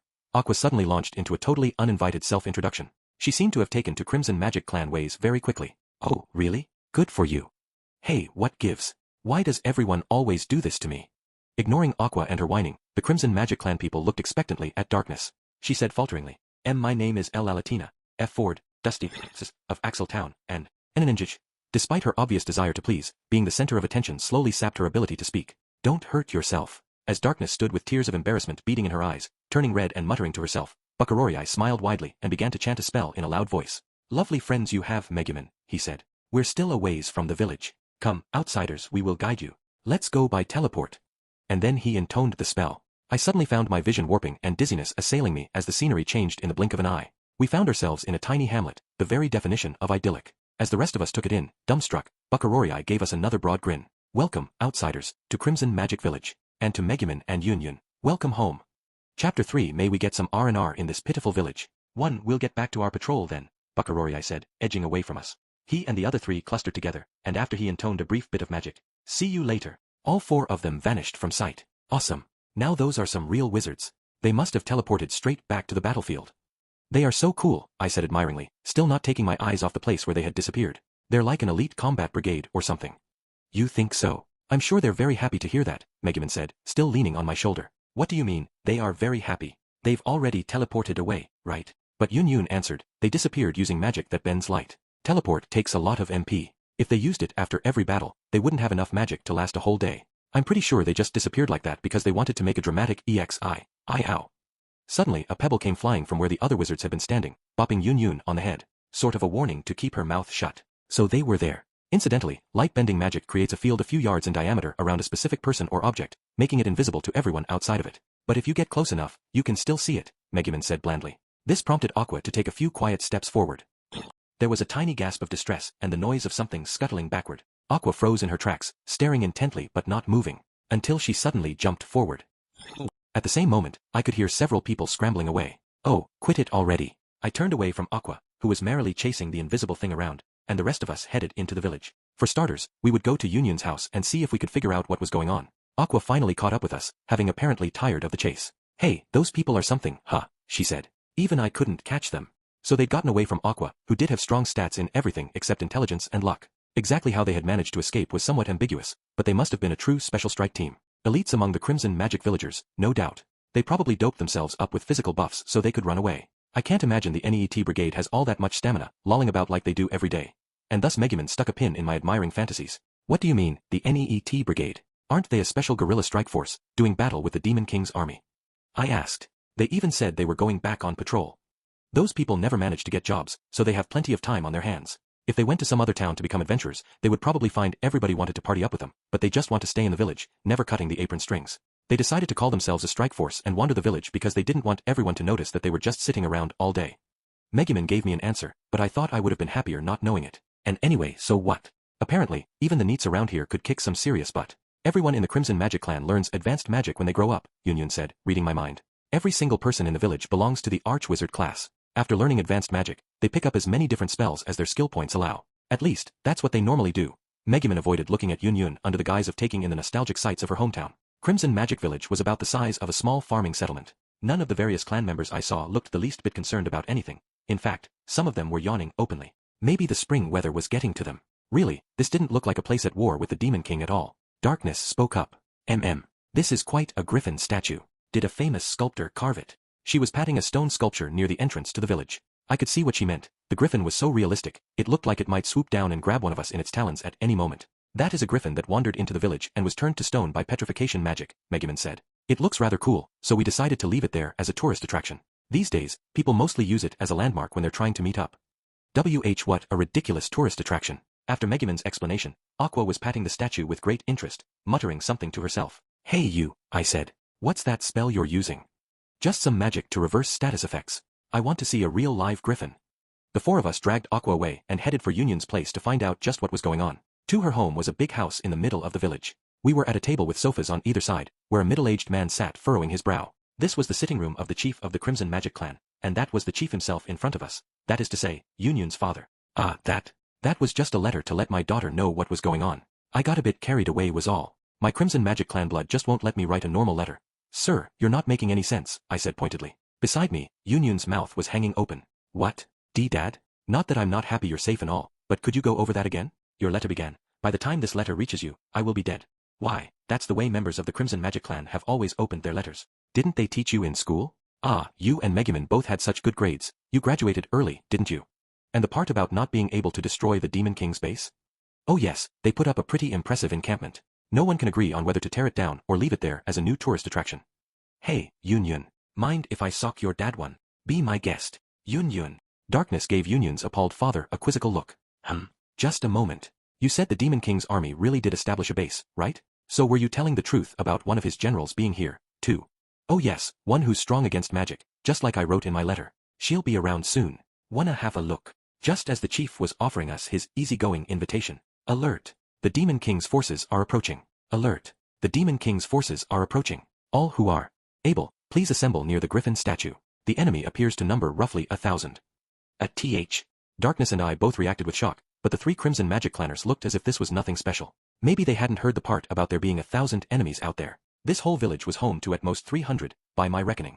More than triple that number of the Demon King's soldiers was on their way, and these guys were acting like it was no big deal. Aqua, demonstrating an unusual maturity as she sipped the tea that had been brought out, said suddenly, 1,000 of the Demon King's minions, huh? Looks like it might finally be time to show the true power of a goddess. This village seemed to be having a really weird effect on her. I'm begging you, please don't do anything else stupid. Darkness sat frozen. Megumin said calmly to her, there is no need to panic. This is Crimson Magic Village, and everyone here is a powerful wizard. Would you like to see? 3. It was really pretty amazing. Yarg. Yayararg. Lady Sylvia. Milady. You must escape. Even if none of us makes it, you alone must. Curses. Curse it all. We can't even get close enough to counterattack. I told you we shouldn't attack Crimson Magic Village. I told you I didn't want to go. Before we even reached the village gate, the Demon King's forces were already routing. Barely 50 Crimson Mages stood against more than 1,000 foes. And as for those 50 wizards, Lightning Strike. Energy Ignition. Freeze Gust. Cursed Lightning. Geez, I've got to admit, I'm actually impressed. They were unleashing a merciless barrage of magic against the vanguard of the Demon King's army. This hardly qualified as a battle. It was a complete and utter trouncing. I expected lightning to fall on the enemy troops, but then a dozen of the demons were simply incinerated, totally out of the blue. White mist surrounded another group. I thought they would be turned to ice, but forks of black lightning pierced them, leaving holes in their chests. Then the sea of enemy troops parted, and from the center emerged a beautiful woman in a long dress. Troops, I will be your wall, so stay behind me. It'll take time before they can use their advanced magic again. That's our chance. Who knew the Demon King had such a hot general? She looked like nothing more than a slim human woman. Her dress had a delightfully low neckline. A blue earring sparkled in her right ear, strikingly clean and pure in contrast to her flashy dress. A group of men and women came forward to confront the general. I recognized one of the men. It was Bakurorii, who had teleported us earlier. His red eyes flashed, and he thrust out his hands. From long acquaintance with Megumin, I knew that when a Crimson Magic Clan member's eyes got redder, it meant they were getting really worked up. Tornado. And it meant they were getting ready to pour a whole bunch of MP into one giant spell. Bakuroii's incantation summoned a massive whirlwind right in the middle of the Demon King's soldiers, flinging a bunch of them helplessly into the air. The fall would probably be fatal. The gorgeous girl next to Bakurorii held out her left hand, her eyes flashing as well. She had a weapon in her right hand, unusual for a member of the Crimson Magic Clan. I looked closer and found that it was a wooden sword carved in the shape of a dragon. Maybe it was a magical weapon or something. That might explain why a member of the Crimson Magic Clan had it. The girl extended her left hand and gave a swipe of the sword in her right. Inferno! A conflagration broke out, smack in the middle of the still raging whirlwind. For after watching the battle, we headed back to Megumin's house. Yun went her own way, saying she was going to find Aru, the one who'd sent us that letter, and give her a piece of her mind. Phew. I said, reflecting back on the magic display those wizards had put on. That was something. So that's what it's like to see real Crimson Magic Clan members in action. To refer to them as real suggests there are fake Crimson Magic Clan members. I should like to know exactly who you believe to be a fake. With Megumin leaning on my shoulder and looking like she might bite me, we arrived at a snug one-story house. Not to be rude, but I couldn't help thinking it seemed a little poorer than the average place. Megumin, looking tired, maybe because of lack of MP, went up and knocked on the front door. A moment later, feet thumped toward us from inside. The door opened slowly. Out peeked a girl, about primary school age, who resembled Megumin. Ooh, is that your little sister, Megumin? She's pretty cute, Darkness said, breaking into a smile. Megumin, she's like a tiny version of you. Come here, mini Megumin. Want some candy? Aqua was suddenly holding some candy. I had no idea where she'd gotten it. But before the girl could react, Kameko, I'm home. Have you been a good girl? Megumin spoke to the child in a gentle voice, still leaning on my shoulder. Kameko. Be it Kameko or Bakurorii, I had pretty much ceased to be surprised by Crimson magic names. Maybe there was something wrong with me. Kameko looked at Megumin and froze. She must have been overcome by the joy of seeing her sister again. Her eyes went wide, and she sucked in a deep breath. Then she shouted, Dayawad, sis is back, and she brought a guy. Alright, kid, time for you and me to have a talk. 5. Look closely now. See the upside-down cup on this table? I'm going to make it move all on its own. Wow, amazing. How do you do it? Hey, blue-haired girl, how do you do it? Tell me. It's magnetism. Darkness said. There's got to be a magnet under the table. That's how you're doing it, right, Aqua? Isn't it? We were in the living room at Megumin's house. Aqua was doing party tricks with a cup, and Kameko and Darkness were eating it up. I figured Darkness was probably right about the magnet. The cup Aqua was using was made of metal, after all. It would be easy enough to slip a magnet underneath the table. As I listened to them try to figure out the secret to her trick, I glanced over thoughtlessly. Aqua was sitting there in the middle of the living room, her hands folded neatly on her knees. She was staring intently at the mug on the table, but that was all, and it was moving. Oh! I could barely believe my own eyes. I focused more and more on what was happening over there, when, air. Ahem. The person in front of me cleared his throat pointedly. Whoops, right. I had gotten so caught up in what was going on that I had almost forgotten Megumin's father was sitting across from me on the carpet, fixing me with a baleful stare. At first glance, he looked almost normal, just a man with black hair. But his eyes were sharp, and he radiated a quiet, intimidating pressure. Until this moment, I had known nothing of him but his name.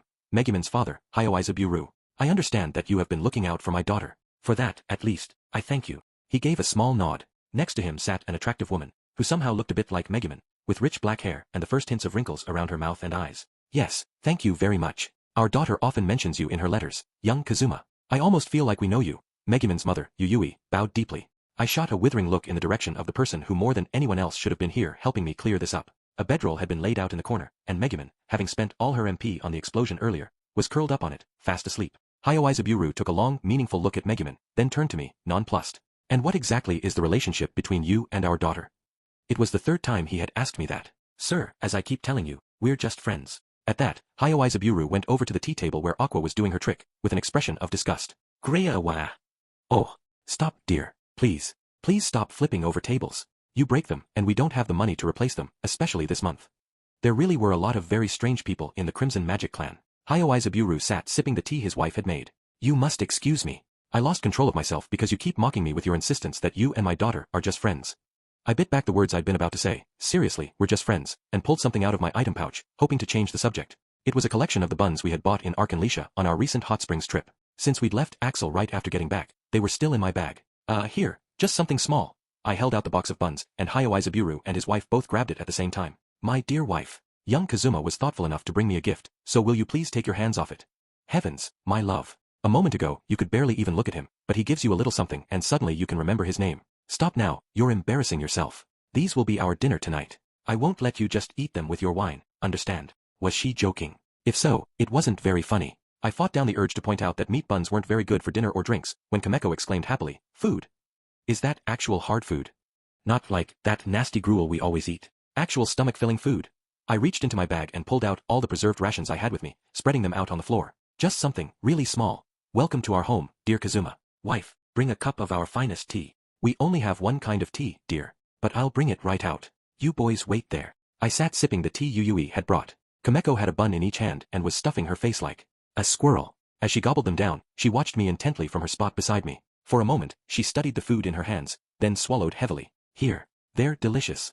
She held out a bun that was still whole. She never took her eyes off it, though, clearly famished. Kameko, sweetie, stop. Come over here. Come back to us girls. She's right, Kameko. That's a bad man who does nothing but play nasty pranks on your sister. Come over here before he turns on you. Kameko, however, ignored Aqua and Darkness, instead looking at me with a puzzled tilt of her head. I would have to give them what for later. Kameko was an angel. Thank you, Kameko, but you eat it. I'm already full, I said. Oh really? Was all she said before settling next to me again and wordlessly tearing back into the food. I could feel the corners of my lips pull up at the sight of her smile.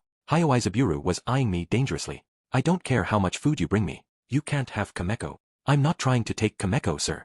You don't have to listen to those two. Aqua snuck up to where Kameko was wolfing down meat buns beside me, then grabbed her in a hug and snatched her away as if to protect her from me. I'll get them for this, that's for damn sure. Kameko continued eating, totally oblivious to being spirited away. Yuyui smiled and watched me sip tea, and at last said delicately, Now, Kazuma, I hear you have quite a lot of debt. You seem like a very nice man, and I'm not opposed to you.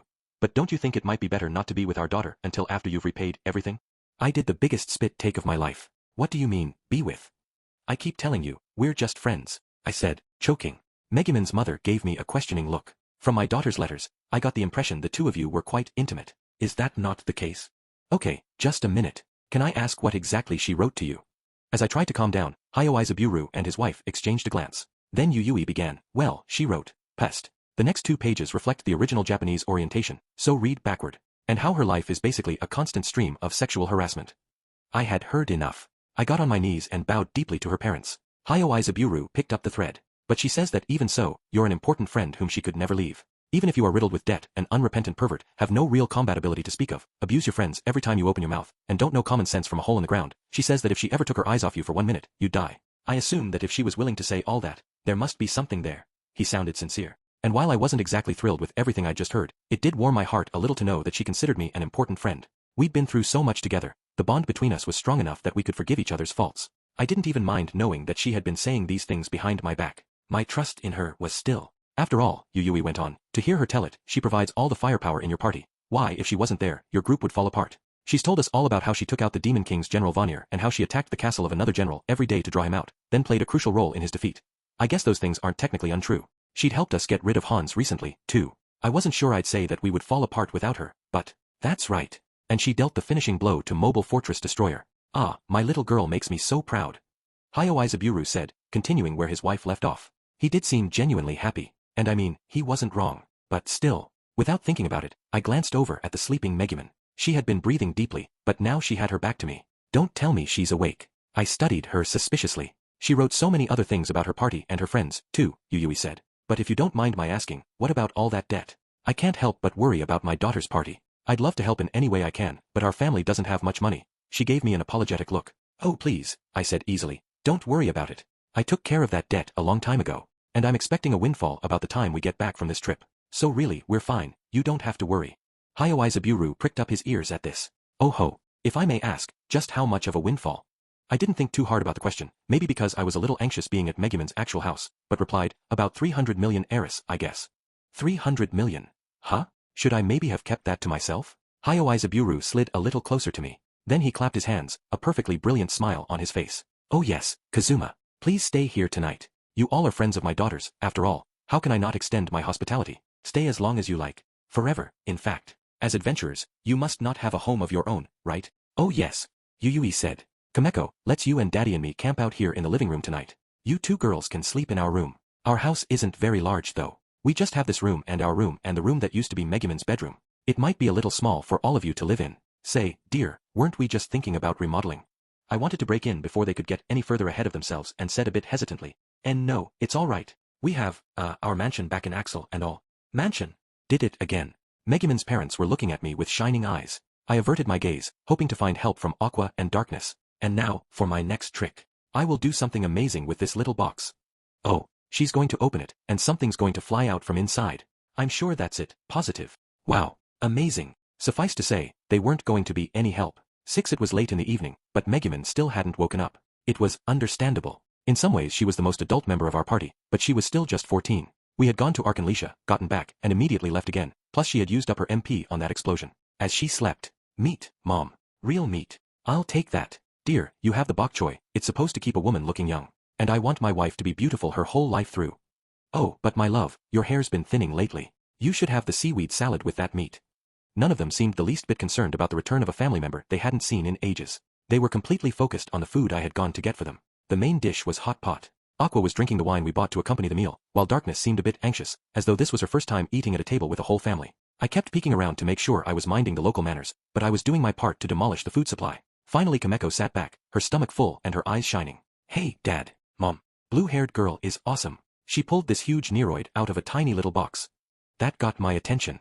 Darkness noticed me leaning in. It was really something, Kazuma. It shouldn't have been physically possible. She pulled this huge Neroid out of that box, and it went leaping through the window. I keep wondering how she did it. At that, I turned to Aqua, who was happily drinking her wine. Hey, I've been wanting to ask you. Could you show me one of your party tricks? I mean, really show me. These aren't tricks, they're art, and you can't rush art. It has to emerge spontaneously, at a moment of intense emotion. If you really want to see what I can do, throw me a party that will put me in an artistic mood. As she spoke, she popped some peas, a snack to go with her alcohol, out of their pod with one hand, nimbly launching them toward my mouth. Way to suck. I popped those peas right on target. The least you could do is catch them in your mouth. Eek. Stop. You don't even drink that much wine. Don't take all my peas. All in all, it was a pretty pleasant dinner. For the first time in a long while, I thought back to dinners with my family in Japan. The anxiousness of roughing it started to vanish, and I just relaxed and enjoyed the food. It happened when I had just gotten out of the bath and was going back to the living room. Don't be stupid. Don't you love your own daughter? What you're trying to do is like throwing a delicious-looking little lamb into a cage with a wild beast that hasn't eaten in a week. I had been the last one in the bath, and now I heard Darkness hollering something in the living room. I peeked in, wondering what all the fuss was about. There was Hyo Izaburu, sawing logs. I was sure he'd been awake when I went to take my bath. He was pretty quick falling asleep. I didn't see Aqua anywhere. She must have already gone to her room. Now, they were already living in the same house together. Were there never any mistakes? Then there's no problem. Our daughter is already of marriageable age, and Kazuma is a discerning man. If something happened between them, surely it would be because they both wanted it? And as parents, how could we object? Apparently, Darkness was pushing back against my sleeping in the same room with Megumin. Personally, I didn't care where I slept. Megumin's mom had a sly smile on her face. If you don't mind my asking, Miss Darkness, why are you so against this arrangement? Is it not to your liking for Kazuma and my daughter to sleep together? Even I wasn't thrilled with the way she'd put that. What? It almost sounds as though you think I'm jealous or something. That makes me extremely uncomfortable, and I really wish you would stop. Huh? Oh, I'm sorry. My mistake. But it would be such trouble to move my daughter to another room. Someone has to sleep in the same room as Kazuma. Then have Mr. Hyo Izaburu sleep with him. I'm sorry. Darkness was offering a sound argument, but Yui seemed a little startled. Hang on. I'm sure Darkness is right, but I get the feeling I'm missing something here. Well, we couldn't. I mean, knowing Kazuma from our daughter's letters, we couldn't let him sleep with Kameko. She isn't the right age yet. But I wouldn't be exactly comfortable letting him sleep with the master of the house, either. Hey, just what kind of person did this lady think I was? Tomorrow I was going to make them show me all the letters Megumin had sent them.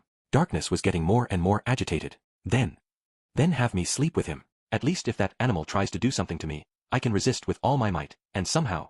No, my resistance might be futile in the face of his inhuman lust, and he might do something awful to me. I am sure his appetite has been building and building this entire trip. And he stayed up all night. They say men are especially ravenous after staying up all night. He holds me down despite my desperate attempts to resist, blocking my mouth because what if Kameko wakes up and everyone will hear and shut up already? Sleep! Yui intoned, and Darkness slumped down right where she was, ending the stream of idiotic inanities from her mouth. Good on you, Yui. I looked at Hyo Izaburu, who had somehow managed to remain fast asleep throughout this entire exchange. Maybe Yui had. That was when Yui noticed me watching from the doorway. Oh, Kazuma, she said, wrapping one arm around Kameko, who looked terribly sleepy. Done with your bath? Miss Darkness fell asleep rather suddenly. Could you help me carry her to her room? The smile never left her face. 7. Thank you for your help. Miss Darkness must have been exhausted from your trip. I'm sure she won't wake up till morning. And my husband and Kameko and I are all very sound sleepers. It's very hard to wake us up, even if there were to be any loud noises or voices or, well, you must be tired, Kazuma. Rest well. She kept shoving me insistently toward the room where Megumin was asleep. Sure. Thanks, I guess I'll try to get some sleep. Hey, just so you know, Megumin and I have known each other long enough that there won't be any mistakes or anything. Our pervy crusader is just the worrying type. You don't have to listen to her, okay? Oh, I understand, I know exactly what you're saying. And of course, on the off chance that anything did happen, I'm sure you would take responsibility. You know, I don't think she understood very much at all. She gave me one last, forceful push into Megumin's room. Sweet dreams. I heard her say behind me. I turned to the dark room, a little annoyed. There was Megumin. I had no idea when they had brought her in here. While she was asleep, I could see how beautiful Megumin really was. A few rays of moonlight filtered in through the window and played gently across her face. Looking at her rich, soft black hair, I felt a tugging on my heart that I had never. What was I doing, getting infatuated? I saw Megumin every day. It was probably trauma from that thing with the orcs that suddenly left me all googly-eyed over her. When we got back to Axel, I would have to go to the succubi for some psychological care. I was pretty tired, and thinking about dropping off to sleep. And then I heard a voice from just outside our room. Lock. Megumin's mom must have magically locked the door. I knew it was mostly my fault for stupidly running my mouth about all the money I was coming into, but I had to wonder whether mom quite had all her marbles. No matter how much their daughter had written, did they really trust a guy they knew only by letter? Maybe they had a lot of confidence in what she'd told them. Whatever. Time for bed. It was only when I took another look around that I realized. The futon Megumin was sleeping on was the only one in the room. Bathed in the moonlight that drifted gently through the window, I froze. The sight of Megumin, snoozing soundly, filled my vision. It was just the two of us here now. Aqua had already drifted off to the sleep of the drunk, while Yui had ensured the two most likely interlopers, Hyo Izaburu and Darkness, wouldn't be conscious for a while. And then she'd locked the door so no one could get in or out of our room. Talk about the perfect setup. There was only one bed in the room, and although it was spring now, it still got cold at this time of night.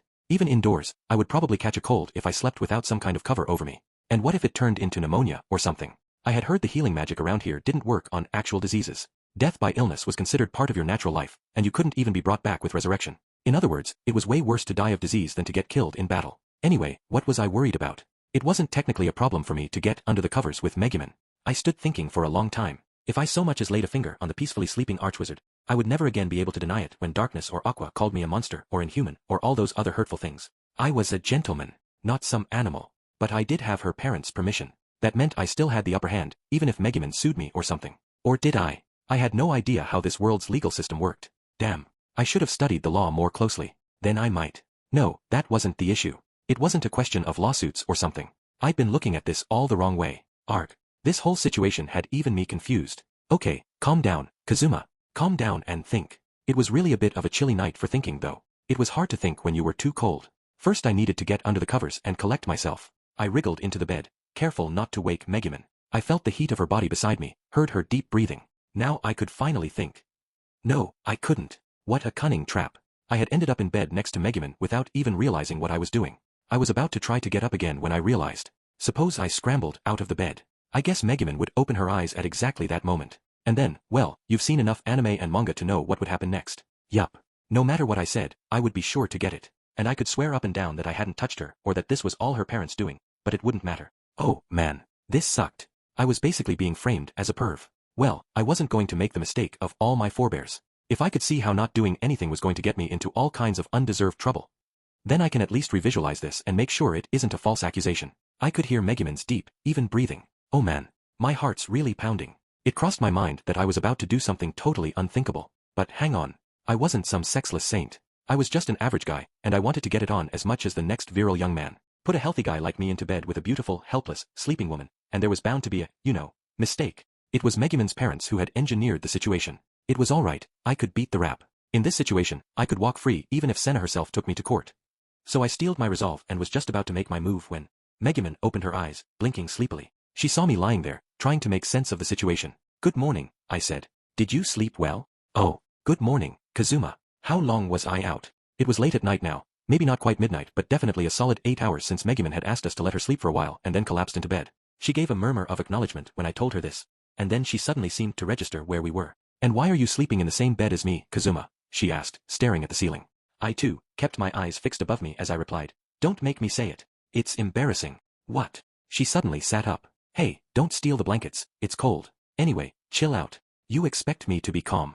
I wake up in my own room, in my own house, to find you in bed with me. I couldn't be calm if... As she spoke, Megumin jumped out of the bed and patted herself down. She was probably checking to see if I'd done anything to her. As a relieved look came over her face, I said, Geez, do you really think I'm so disgusting that I would do something to you while you were asleep? What is this vibe I keep getting off you people? We've lived together for more than a year, and has anything happened? Darkness, too. She was super against us sleeping in the same room like this.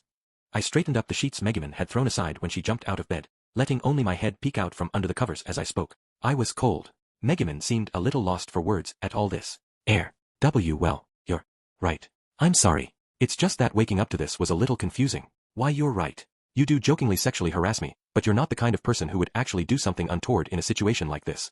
The ghost of a relieved smile passed over her face. Still not letting anything more than my head out from under the covers, I said, Damn straight. And don't you forget it. The only reason I'm even in this room is because your mom trapped me here, okay? Shoved me right inside and locked the door with magic. Getting in bed with you was my only choice. Megumin sighed at this. That mother of mine, she muttered, her shoulders slumping, as if everything I'd said made perfect sense to her. I rolled back the sheets and patted the bed next to me. So that's that. Get in bed, it's cold. Don't worry, I won't do anything. This drew a momentary frown from Megumin. She looked at the ground and said quietly, You really won't do anything? Even though you finally got me alone. Talk about suggestive. Wait, whoa. Does she want me to do something? I mean, between this and the way she held my hand back at our campsite, I really am finally getting popular with the girls. I immediately contradicted everything I had just said as forcefully as I could. Idiot, we're finally alone. How could I not do something? I've even got your parents' blessing. For some reason, this caused Megumin to run for the window. That's what I thought. I'm staying at Union's house tonight. Damn it. You set me up. Megumin jumped out the window of her room and disappeared into the dark. Chapter 4 May I have a just cause for this sleepless night. 1 The next morning. We saw Megumin's parents off to work and then had our breakfast. We were lounging around in the living room when Aqua turned to Megumin, who had come back from Union's house, and said, Megumin, since we're here, I want to do some sightseeing around the village. Sightseeing? You know this place is under assault by the Demon King, right? I said in annoyance. Given the way the Crimson Magic clan forces had walked all over the Demon King's army the day before, maybe it shouldn't have surprised me that Aqua would come up with the idea. Fine by me, Megumin said. Since the village doesn't seem to be having any trouble, we could also just teleport back to Axel, but if you want to tour a bit, we could hang around here today and then go back tomorrow. If that was how our resident Crimson Magic clanner felt. Oh, hey, there's someone around here who can teleport back to Axel? I asked. Great, that'll make our trip home easier. Especially for me. This meant we wouldn't have to go back through the orcs' territory. You sound awfully happy, Kazuma, Aqua said. Alright, then. I'm going to have Megumin show me around. What does everyone else want to do? Not a bad idea. I'm free. Maybe I'll go with, wait, what did you just call me? I turned to Aqua, but she only gave me a puzzled look. Did I say something unusual? And no. Must have been my imagination. I guess. Never mind. What about you, Darkness? She looked up from where she was making some repairs to her armor, but she didn't bite. There's somewhere I'd like to go. A very skilled smith lives in this village. As a lover of fine armor, I want to pay him a visit. You have fun sightseeing, Trash Zuma. Okay, gotch. What did you just say? Just Aqua and Koslizma, then. This village has lots of interesting things to see, so you'll never get B. Wait just one darn second. I bellowed. Aqua gave me another perplexed stare. What's wrong, Kazuma? Upset your little trick on Megumin last night didn't work out. Apparently, the others had already found out what had happened the night before. I put my hands together in front of my face, bowing my head deeply. I'm very sorry. But hey, I was a healthy young man. How was I supposed to resist in a situation like that? I mean, with a young woman in bed next to you, it would practically be rude not to do something, right? I explained all this to them as fervently as I could. But I think you could do with another orc attack. Megumin looked at me like garbage she was ready to throw out. Some time later, after copious treats at the only cafe in town, Megumin was finally ready to be civil to me again. She brought me to one place in particular. The hell. Such was my first impression. She had taken us to what seemed to be a shrine. This is the guardian deity of this village, she said. I took a close look at it. This is a cat girl in a swimsuit. The object of local veneration, housed deep in the shrine, was a figurine of a cute girl. Long ago, Megumin said, one of our ancestors allegedly saved a traveler who was being attacked by a monster. In gratitude, the traveler gave him this and said, "This is a god to me, more precious than my own life." No one knows what god it is, but we venerate it like this just in case it helps at all. The traveler also supposedly told our ancestor how to build the shrine. That traveler had to be Japanese. No question. Hey, Kazuma, it kind of ticks me off to see people worship a figurine the same way they're supposed to worship me. You're the one who sent him here with this thing. You owe the Crimson Magic Clan an apology. Our reactions mystified Megumin. The next place she took us was, this is a holy blade said to bestow great power upon the one who draws it out. Now, that's more like it. I knew Crimson Magic Village must have some awesome stuff.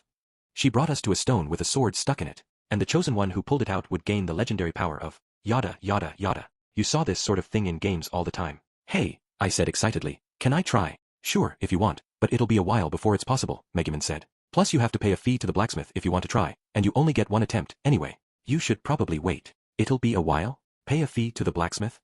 Oh, I get it. You mean it'll be a while until the seal weakens, allowing the chosen one to pull it out.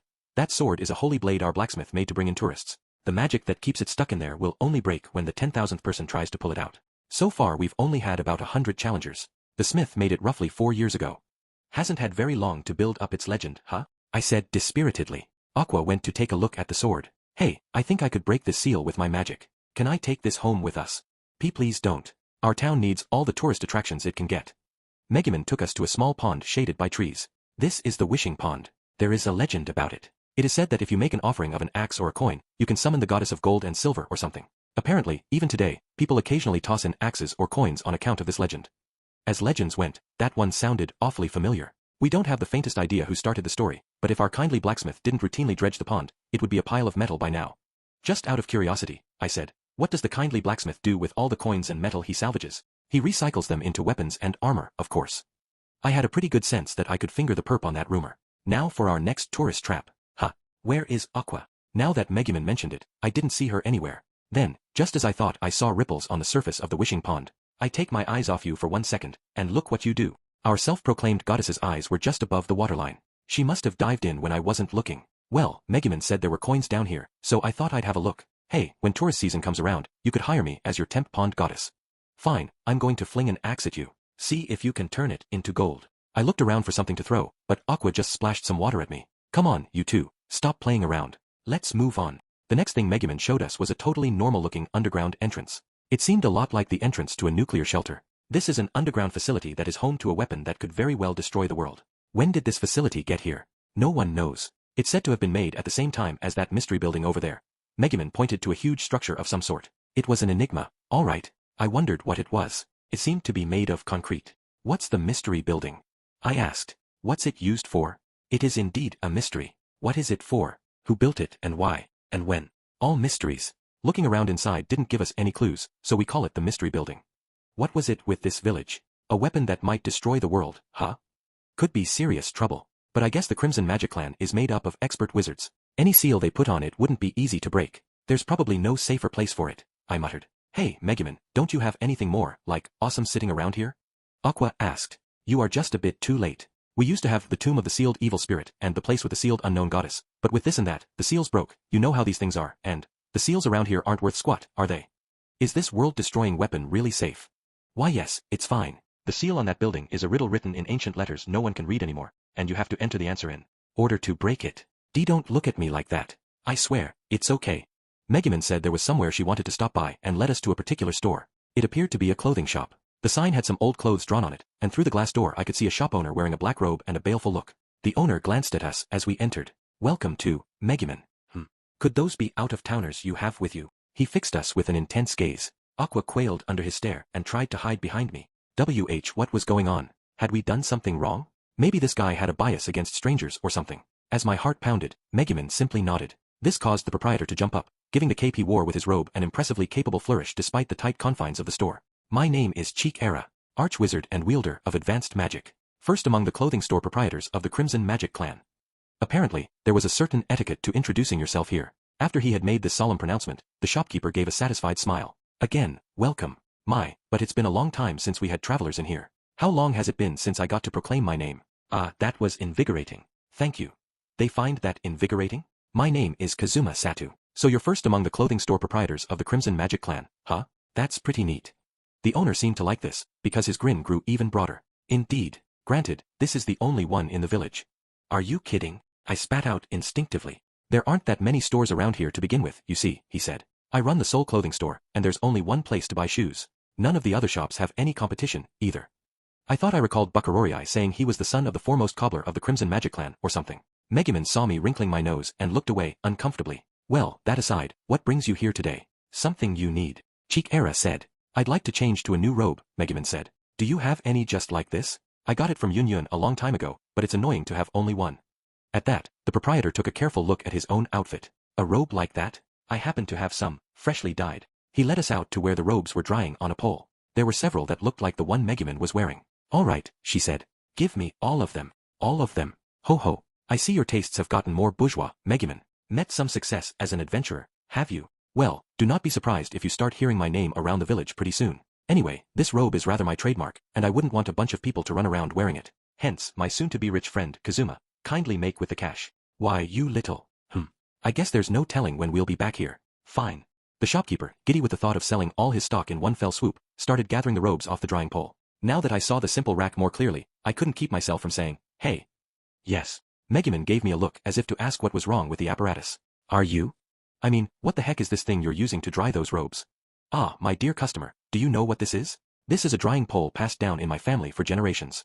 A precious thing that never rusts. So the proprietor smilingly informed us. But when Aqua saw it, she said with great interest, this is obviously a rifle. And so it was. An imposing long-barreled rifle, just about the size of a drying rack, for which it was being used.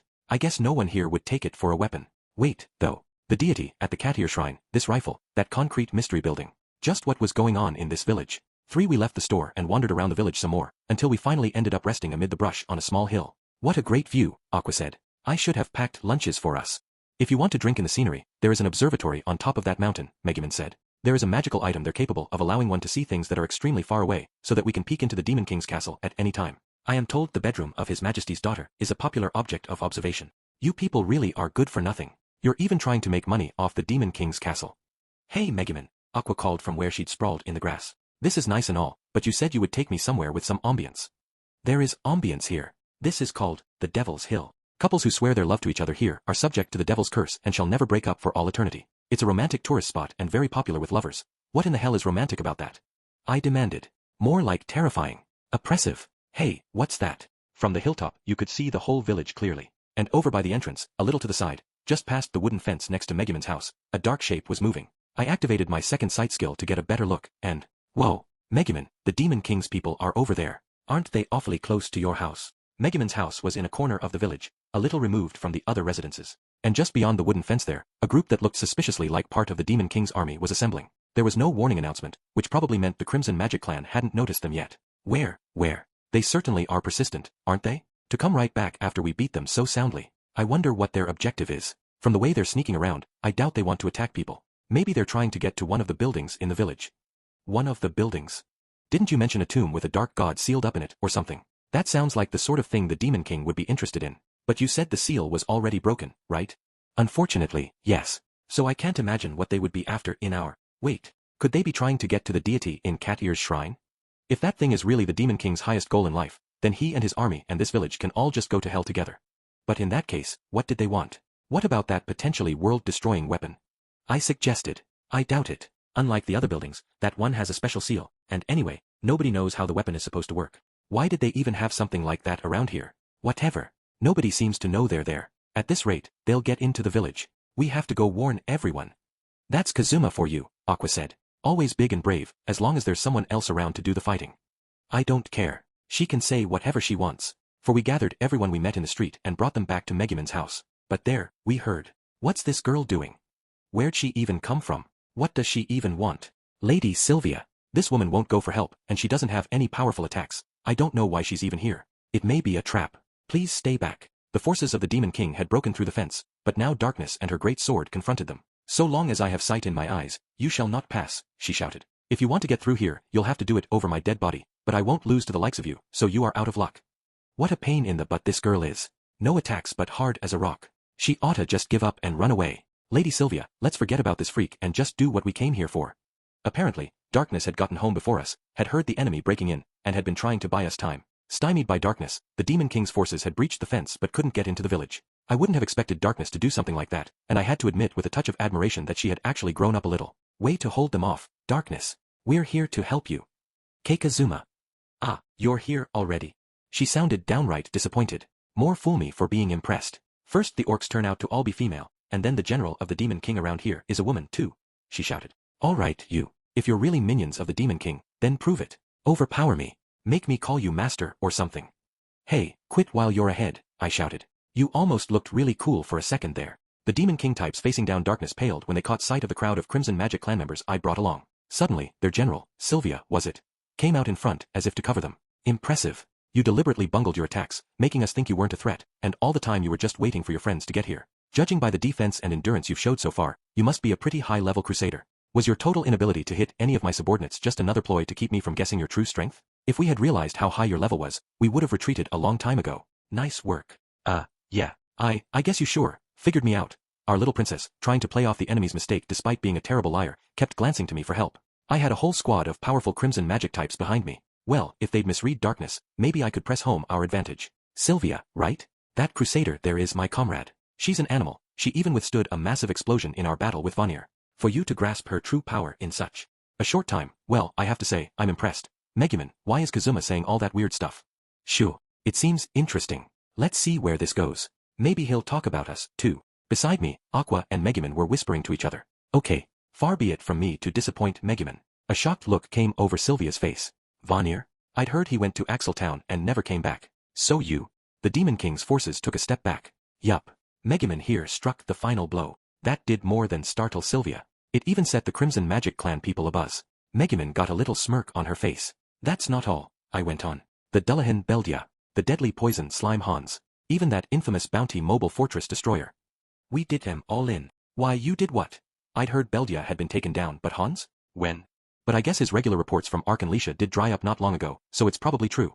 This village was just a few days distant from Arkanlisha. It made sense that they would be in touch with each other. Now that she sensed some credibility in my words, Sylvia began gnawing fretfully on her lip. You seem to be the leader of your party. Perhaps you could tell me your name. And my name, huh?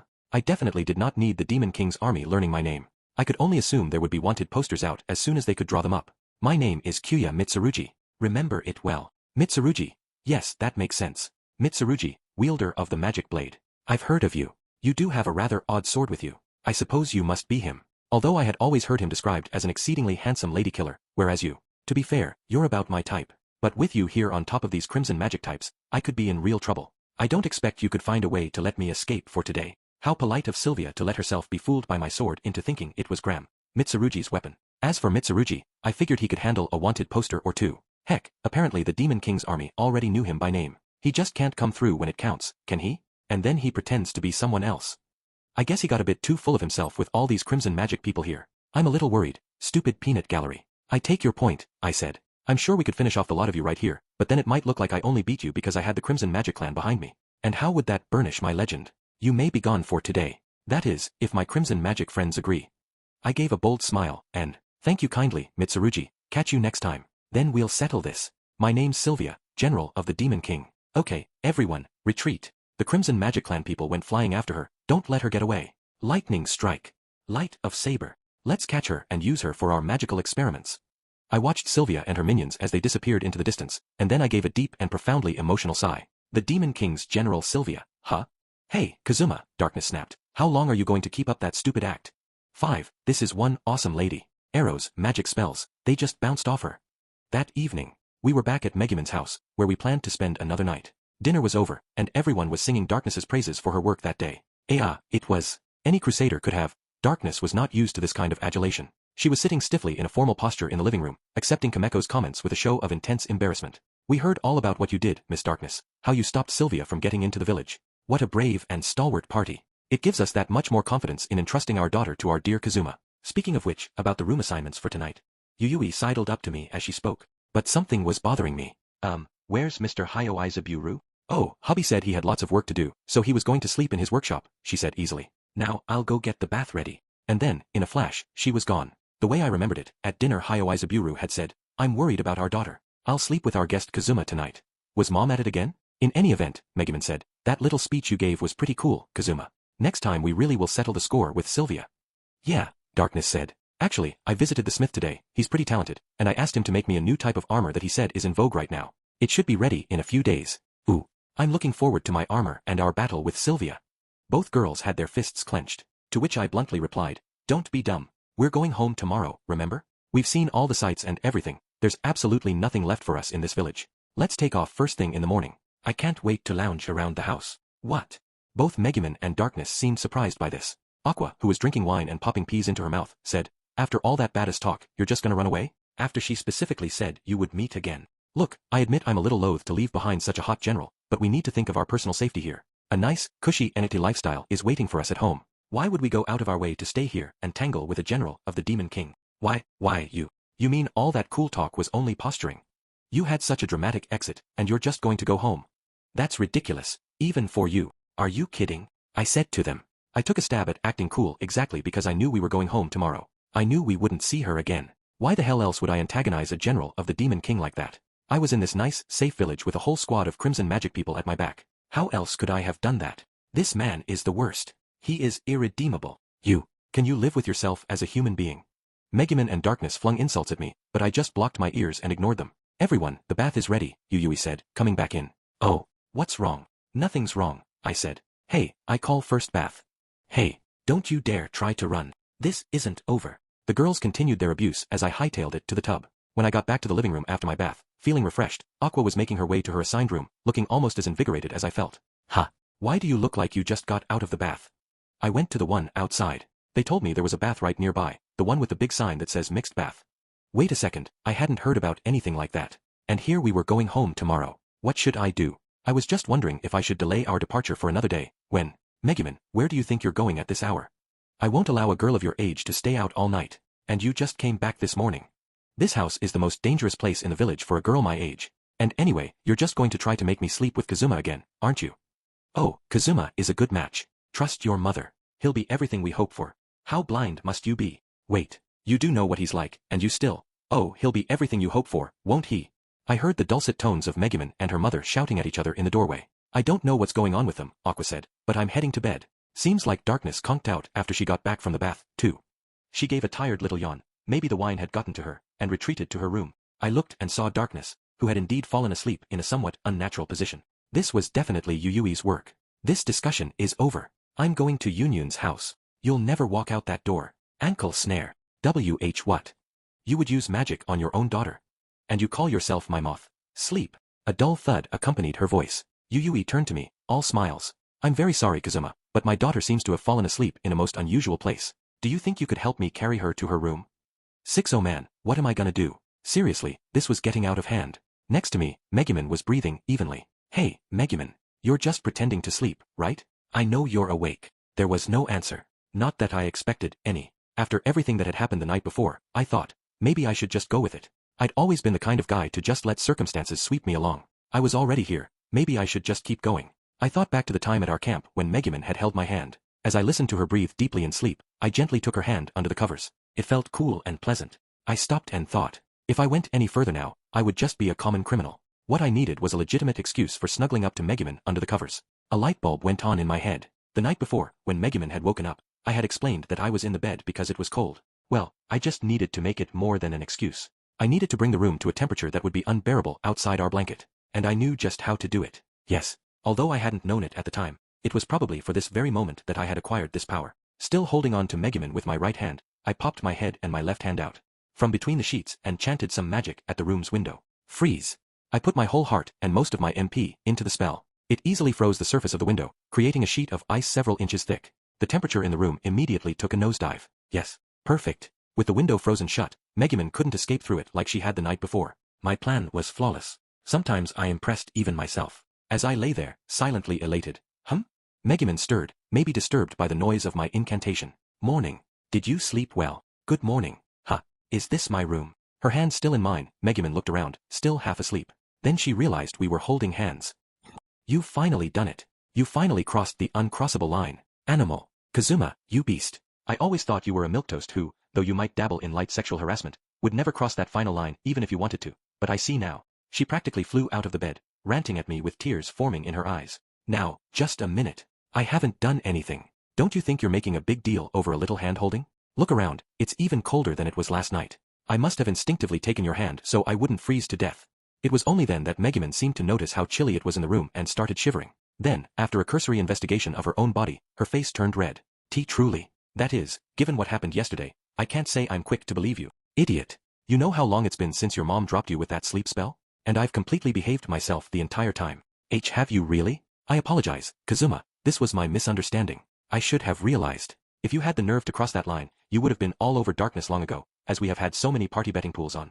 I'm sorry. It was rude of me to judge you like that. She was wreathed in a moonlight halo as she apologized. It's fine. But you could do with thanking me one of these days. I mean, how often have I saved your skins even though it always just gets me in trouble? I was going to continue, so this is the least you can do. But when I looked at Megumin's face in the light of the moon, somehow the words wouldn't quite come out. Thanking you? Yes, I suppose so. Normally, when Megumin looked at me, it was with anger, or annoyance, or even pity. But right now, she wore an expression I rarely saw from her, the genuine smile of a 14-year-old girl. Confronted with that smile, I suddenly felt an anxious twisting in my stomach. Thank you for taking in a wizard who could only use explosion and had nowhere to go in Axeltown back then. Thank you for always carrying me home when I use up all my magic and can't move. Thank you for letting me stay with the party, no matter how much trouble I cause. Megumin was usually so prickly and confrontational. But suddenly she was pouring her heart out to me. Her skin, pale against her black hair, had flushed just a little red. Her crimson eyes, the source of her clan's name, shimmered, giving her a real air of the magical. Seeing me flounder, she teased. What's wrong? I just thanked you. You asked me to, and now you're getting all embarrassed. I was wondering the same thing. I actually found myself feeling extremely awkward. After the way she normally treated me, for her to suddenly offer such gratitude like this, well, I wasn't quite sure how to take it. Despite my internal confusion, I said, why yeah, you're right. Why I mean we give each other a lot of grief but you guys help me out an awful lot too. To put it in Crimson Magic speak, I guess. My name is Kazuma Satu. First among the weakest class in Axel and always getting in trouble. And one who will soon have a bunch of money, and then plans to live a fun and weird life with you guys. So, I hope you'll hang in there with me. Megumin giggled at the way I started to get embarrassed about halfway through, but she said, and I hope you'll stick with us. Incidentally, it really is exceptionally cold tonight. Well, I guess the wind does come in through the cracks in an old house like this. You really won't do anything, will you? It's cold, and I'd like to get back in bed. Still a little red, Megumin nestled under the covers. What with the feeling in the air, this gave me a fresh bout of anxiety. Well, it is awfully cold. Guess there's nothing else to. That was when I remembered the iced-over window. How would I explain it if she noticed? I had suddenly and finally managed to raise my stock around here. If she saw that window, it would tumble right back down. What the hell was wrong with me? Why had I done something so impetuous and stupid? I'd gotten a little desperate. As I lay there worrying about all this, Megumin cuddled right up to me. Much closer than when she'd just been lying there before. Megumin, why you're kind of in my personal space. Now I was anxious for a totally different reason than before, but Megumin said, you're always more than happy to sexually harass me, but I snuggle up to you and you get a yellow belly? Anyway, you already said you wouldn't do anything, right? So what's the problem? Of course. No problem. No problem at all. But after that conversation, right when she seemed to trust me so much, if she saw the frozen window after all that, I had a feeling it was going to earn me more than a little name-calling. While I was still thinking about this, I felt something chilly around my right hand. This time, it was Megumin who had taken my hand in hers. Hey, should a girl your age really be, so aggressive? It's just like back at our camp. You suddenly do something like that, and my heart starts pounding. You know, I heard Darkness saying to your parents yesterday that putting you in a room with me was like putting a little lamb in a cage with a starving animal. I found myself sweating despite the freezing temperature.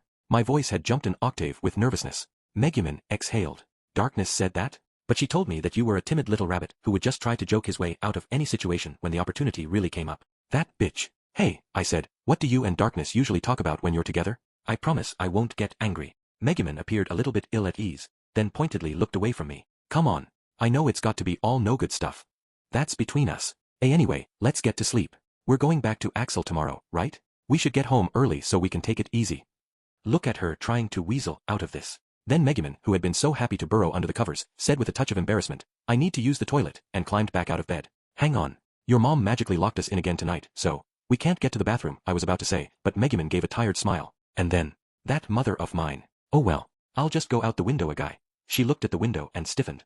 I covered my ears and buried myself in the blanket in a fetal position. Yes. This moment called for my ambush skill. Megumin, meanwhile, was looking blankly at the window. Kazuma, what in the world happened here? General Winter went by earlier. Froze it right shut. Megumin ripped off the covers I was trying to hide under. What is the meaning of this, Kazuma? You did this, didn't you? I know you did it, but I cannot imagine why. Why would you freeze my window? Yow, was it cold without that blanket? Still curled up, I tried not to look at Megumin. If I tell you, will you promise not to get mad? Explain yourself, or the ice on this window will seem warm compared to the frosty looks everyone will be giving you tomorrow morning. I confessed everything. Kazuma, are you a complete moron? I can never tell if you are brilliant or an utter idiot. I take back all the gratitude I gave you earlier. There's nothing I can say. I have no idea why I did something so stupid, especially after yesterday. Maybe all this travel was messing with my brain.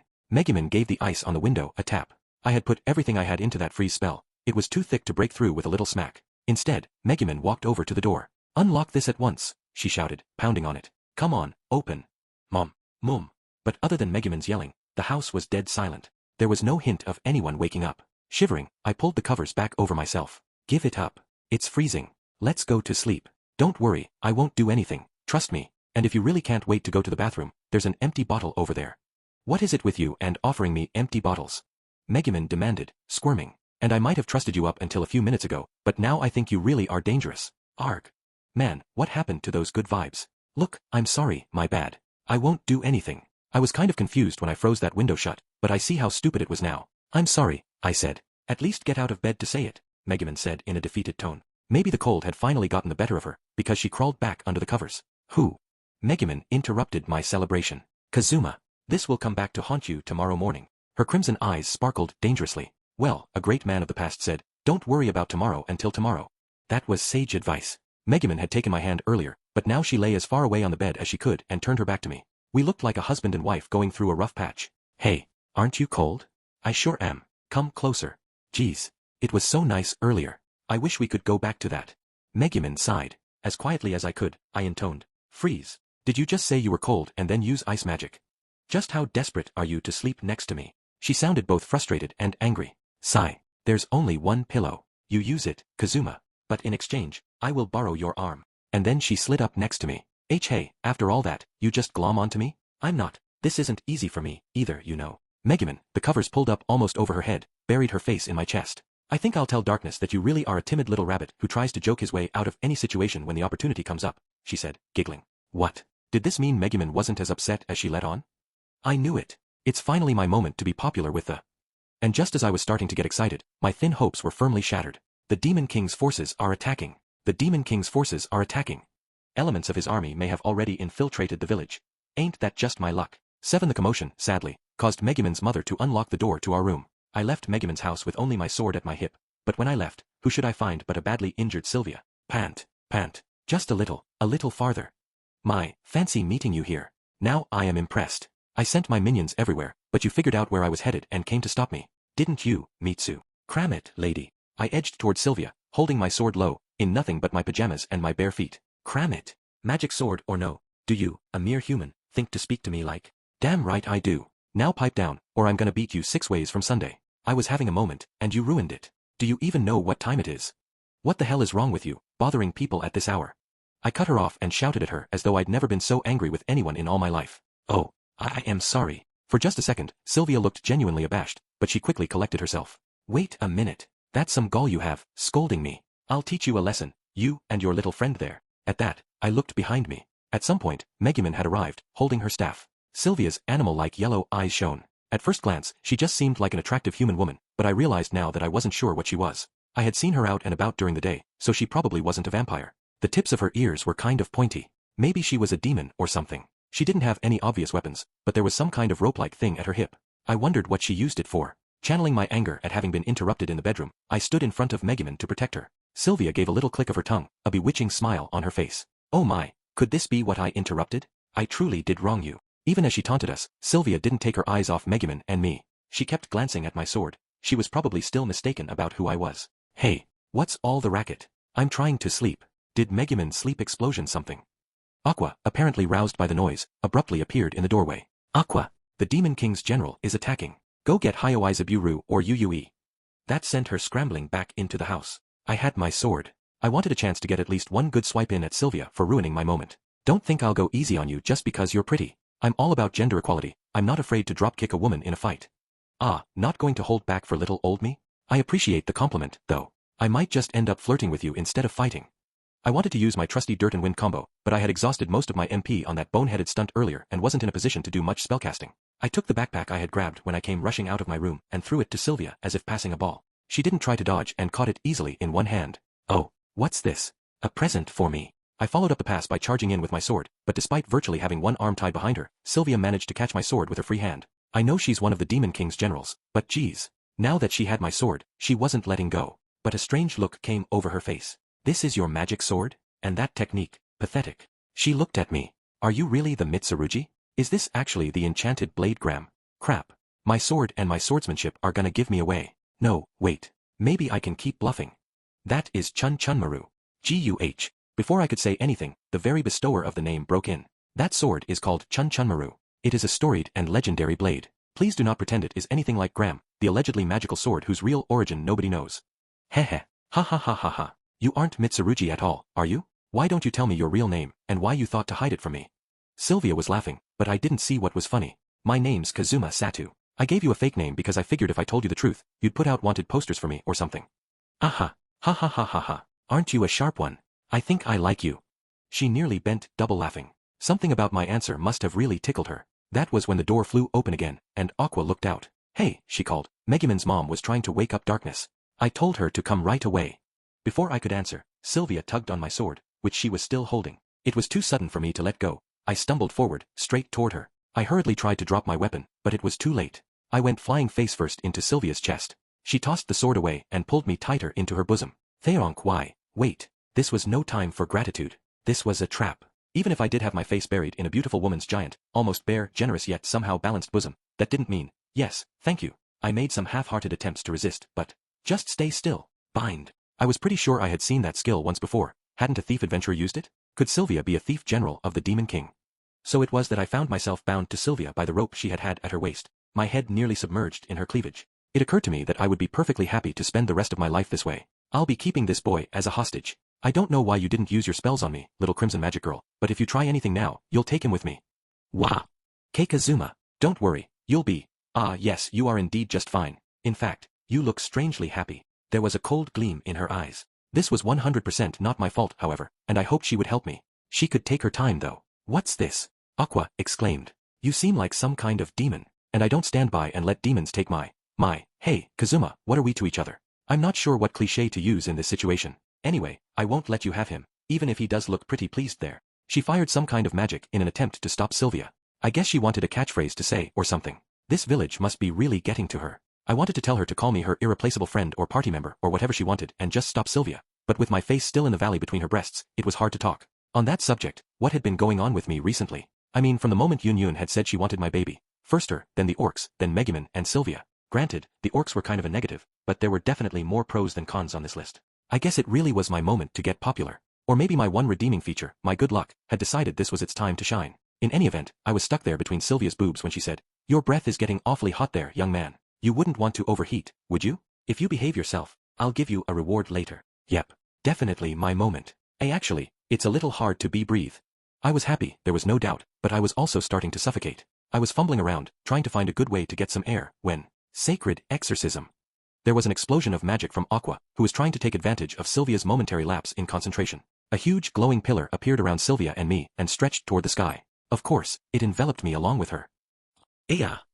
Sylvia made a startled sound and began screaming. But even though the demon cleansing light had caught me up, too, I didn't feel a thing. Nothing happened to me, but in sharp contrast, Sylvia's dress was in tatters. Oh, now you've done it. I had that dress specially made from the skins of lesser demons, and you ruined it. Too bad for you, I'm not some simple devil. That wasn't pleasant, but it was nowhere near fatal. A word of advice, though. The next time you attack me, this boy's life is forfeit. Pretty much half naked now, Sylvia quickly broke my bonds, spun me around, and pulled my head back into her chest. Maybe she was responding to my protests that I couldn't breathe. How nice of her. My name is Sylvia, chief of the Monster Strengthening and Development Bureau and one who has augmented and changed my own body. Yes, I am the growth chimera, Sylvia. And I'm taking this boy with me. Now, sweetheart, how about you and I become one again? Bind. Now she's going. My name is Sylvia. Too? I think she's been battling these people too long. At her shout, the rope wrapped us up again. Frankly, with no weapon and my enemy directly behind me, there wasn't much I could do. So without any serious show of resistance, I put my hands up like I was giving a cheer and let the rope do its work. Kazuma, give him back, you. Hey, Kazuma, you're not deliberately letting her tie you up, are you? No, I said flatly. The back of my head pressed once more against Sylvia's chest. She was tall enough that even with my head at her chest level, my feet couldn't reach the ground. I just dangled there. What was this sudden satisfaction and comfort I felt? It was like I had finally found the peace and stability I had been missing. Megumin was just shooting me an ice-cold glare when I heard a familiar voice. HRK. How could I be caught so unprepared at a moment like this? I looked toward the speaker. There was darkness, appearing a bit Spartan without her armor, breathing hard. She wore only a thin black shirt and tight skirt and had her great sword in her hand. Yuyui must have woken her up before she came running. Darkness, the sleep still in her eyes, moved forward to cover Aqua and fixed Sylvia with a stare. Know this, General of the Demon King.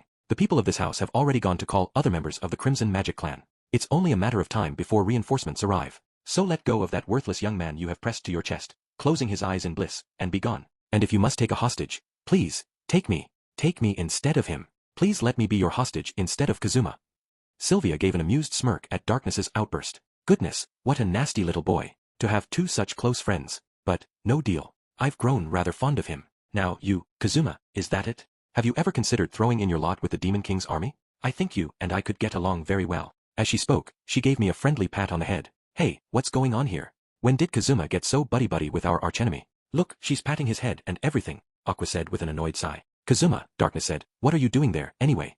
Don't tell me you let her surprise you. I get it, her chest distracted you, didn't it? Sheesh, you're so predictable. Oh well, hang on, I'll be right there and rescue. Ah, don't bother. Ha. All four of them seemed taken aback by my rapid-fire reply to Darkness. Leaning my head into the luxurious sofa that was Sylvia's ample bosom, I said, that's right. I said don't bother. Listen, all of you. Especially Darkness. You haven't exactly been very nice to me lately. But Sylvia here says she's fond of me. You know, it's been so bad lately that I was already wondering if it was about time for me to defect to the Demon King. How about you apologize? I work my butt off for this party, so apologize right now. Megumin already told me earlier how grateful she is for everything I do all the time. Come on, I haven't got all night. I was trying to channel Aqua when she wanted something. Darkness seemed flabbergasted. Look, Kazuma, she said. That's not funny. Well, maybe I have been a little rough on you lately. And maybe I should have been a little more generous with what I said about you to Megumin's family. I'm sorry. Oh yeah, you said a while ago that you wanted an award? Well, you really have done some good things. Alright, when we get back to town, I'll show me you mean it. You think you can win me over with some shiny trinket at this late hour? Take a look around. Miss Sylvia here is tempting me into the Demon King's army with a very generous offer, if you know what I mean. And what do you have going for you? Come on, tell me. Darkness, looking a bit shaken after I interrupted her, said timidly, My defense. Wrong. What you've got going for you is a seductive body that won't quit. Don't pretend you don't know what I'm talking about. Hey, this guy is a lost cause. He's sounding really weird. I think we should just let the Demon King have him. I don't think we can. Whatever we may think of him, he does have a way of coming through when it counts.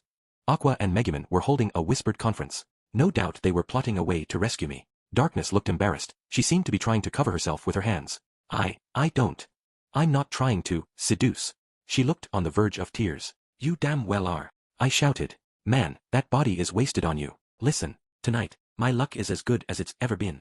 This may be the most popular I'll ever be with the ladies. So apologize. Apologize so that I don't just let my newfound esteem from the fairer sex lead me away with Sylvia. For example, you could. Yeah. Pest. The next 2 pages reflect the original Japanese orientation, so read backward. Sylvia, somewhat nonplussed by the stuff coming out of my mouth, put her hand on my head again. Very good. I can see you're as good a man as I took you for. Ooh, I really do want to take you back to the Demon King's army. But don't bully your little crusader friend too much, okay? You should be a little more sensitive to a lady's feelings. For a demonic creature, you seem to know an awful lot about the heart of a human woman, Darkness said, glaring at Sylvia. I can't begin to guess at a demon's age, but do you have a lot of experience as a woman? Her sword was at the ready as she tried to draw Sylvia into battle. Goodness, but of course. I understand both sexes. Ah, the wily ways of a beautiful demoness. Of course she would know it all. Sylvia gave me another pat on the head. After all, I'm half man myself. She said it as though it was no big deal. Say what? I asked uncomprehendingly, turning towards Sylvia. Maybe something somewhere in the village was burning, because a faint light had come into the sky. It was just enough for me to notice something I hadn't before. On Sylvia's chin, and especially around her cheeks, there was just the slightest facial hair. Oh, didn't you hear me? She said. In her pointy right ear, a blue earring sparkled. I'm a chimera. This bust you seem so enamored of is something I whipped up for myself. Again, as though it was no big deal. I struggled to pretend I hadn't heard her. I tried to keep myself from processing the words. I mean, didn't this mean, this was a man's chest I was so excited about? Huh, but... Keikazuma, Megumin asked uncertainly. Stay with us, alright? Alright, just hang in there. You're fine, just stay calm. I thought back to something I had heard somewhere, long ago, of a man with a piercing in his right ear. You really are quite the man though, she said. Why, just stroking your head like this, I can feel the excitement in my chest and my... The difference in our heights meant my but was just even with Sylvia's nether regions. And, Miss Sylvia. Maybe it's just my imagination, but it's almost like I can feel something, pressing against my butt. And with a certain embarrassment, Sylvia responded with the words made famous by so many manga and anime in Japan. Yes, something is. My heart just about stopped. Chapter 5. May there be an explosion for this hateful relic. 1. Wake up. Hey, wake up. Someone was shaking me as I came to. I guess I had just been having a nightmare. A nightmare where an androgynous demon with a sick sense of humor had. Yeah. Stop, Sylvia. Stay away from me. I'll kill you. Don't think I won't. See, calm down, already. Don't get your panties in a bunch. I'm not going to do anything to you. I've already given those crimson cretins the slip, so I'll set you free soon. You did let me go yesterday, yourself. That eased my anxiety somewhat, though I still didn't let down my guard. It was then that I realized there was no one else around. The place we were in looked sort of familiar. This is the entrance to the storage bunker underneath Crimson Magic Village, Sylvia said. The one they say has a weapon that might very well destroy the world. As she spoke, she took out some kind of magic item. What's that? I said warily. Hee. Surely, a man like you at least has an inkling? Perhaps the name will give you a hint. It's called a barrier breaker. I put 2 and 2 together in a hurry. So that half-assed infiltration effort was an attempt to steal the weapon. Ah, I knew you would figure it out. This place is supposed to house a magical weapon of unimaginable power, and from what I hear, it has some special property that makes it especially dangerous to the people of this village.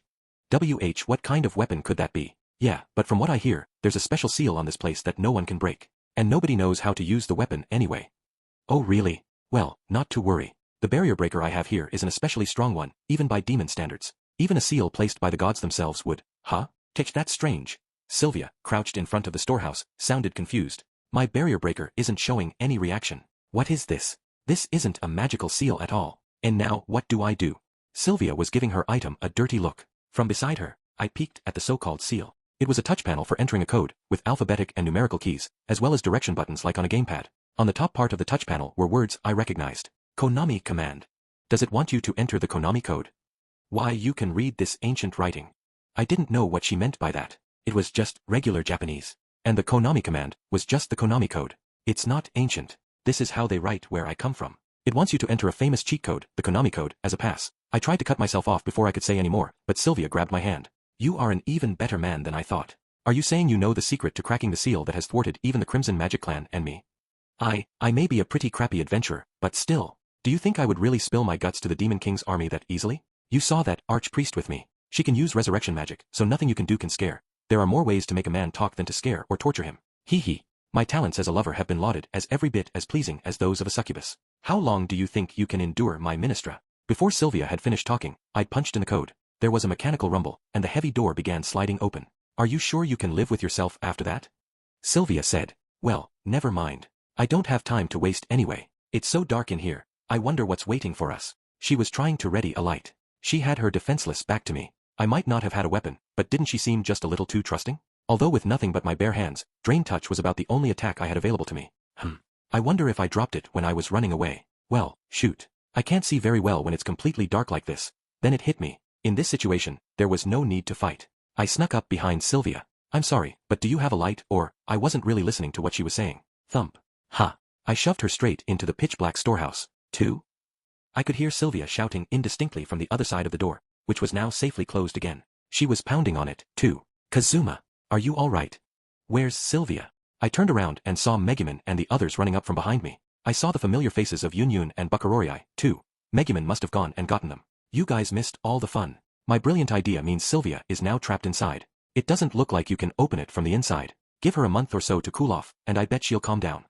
Megumin seemed to be listening to the faint, enraged voice from within, then said, Why, you locked her in.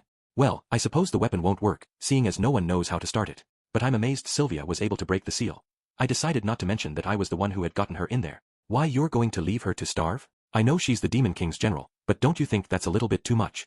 Darkness seemed to feel real pity as she listened to the hammering from inside. Sylvia escaped us more than once, and you got her, one of the Crimson Magic people said. Well done, outsider. These people have gotten the better of 3 different generals of the Demon King already. I guess Sylvia was no match for them.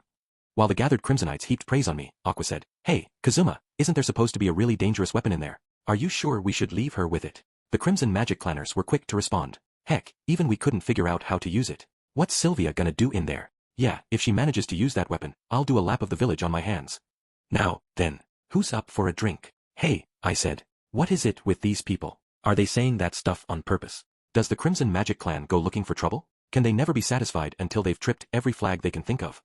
Well, I will not deny that my tribe likes to get itself into trouble. But don't worry. It's quieted down in there. Perhaps she ran out of oxygen. I hadn't noticed until then that all the spitting and cursing from inside the bunker had stopped. I had to admit it gave me a bad feeling. But what could be wrong, huh?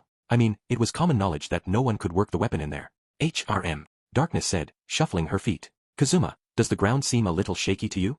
Whoa, this is trouble. I've got a bad feeling. I think we'd better get out of H. What's the rush, Kazuma? We defeated another general of the Demon King. Hey, I know you kind of took care of this one on your own, but we're a party, so, I mean, you'll share the reward, won't you? Right. Heh. I wonder what I'll buy with the reward for Sylvia. The sight of the increasingly giddy Aqua convinced me that something was definitely, for sure about to go terribly awry. Why does it have to be a flag with you every single time? Hey, Megumin, Darkness, pull out. In fact, ask the Crimson Magic people to teleport us back to Axel right N. Even as I spoke, the earth seemed to swell up, and suddenly we found ourselves in a cloud of dust. And there in the hazy moonlight was... Ahahaha. You really put one over on me, boy. Did you think walking out with that weapon was our only goal? My name is Sylvia, and as you can see, the lower half of her body looked like a massive metal snake. I can merge anything, weapon or whatever, with my body. I am the Demon King's general, the one and only growth chimera, Sylvia. She gave a triumphant holler. Mage Killer. She's got Mage Killer. The Crimson Magic Clan people began screaming. Mage Killer?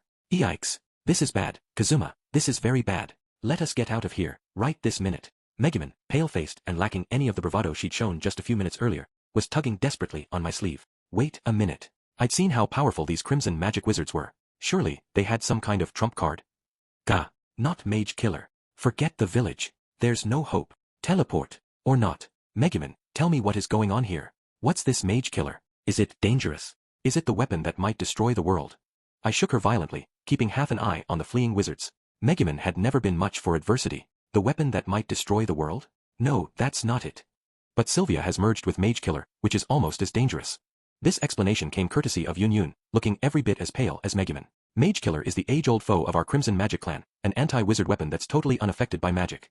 Well, crap. 3 we evacuated with the other Crimson Magic clan members to the Devil's Hill, the one so popular with couples. From there, we looked out over Crimson Magic Village, now engulfed in flames. Our village. It's burning. I looked toward the source of the voice and saw a girl wearing a bandage over her eye like Megumin, watching sadly from the hill, as if fixing the image in her mind. In the village, Sylvia, in her lamia-like form, had spewed fire from her mouth to turn the village crimson in another sense. Many members of the Crimson Magic clan were capable of using teleport, so there were no human casualties. But flames continued to devour the buildings of the village. It hurt my heart to see it. Was it because I had broken that seal? But what choice did I have? And everyone had told me that nobody knew how to use the weapon or even start it. How in the world did Sylvia manage to break that seal, anyway?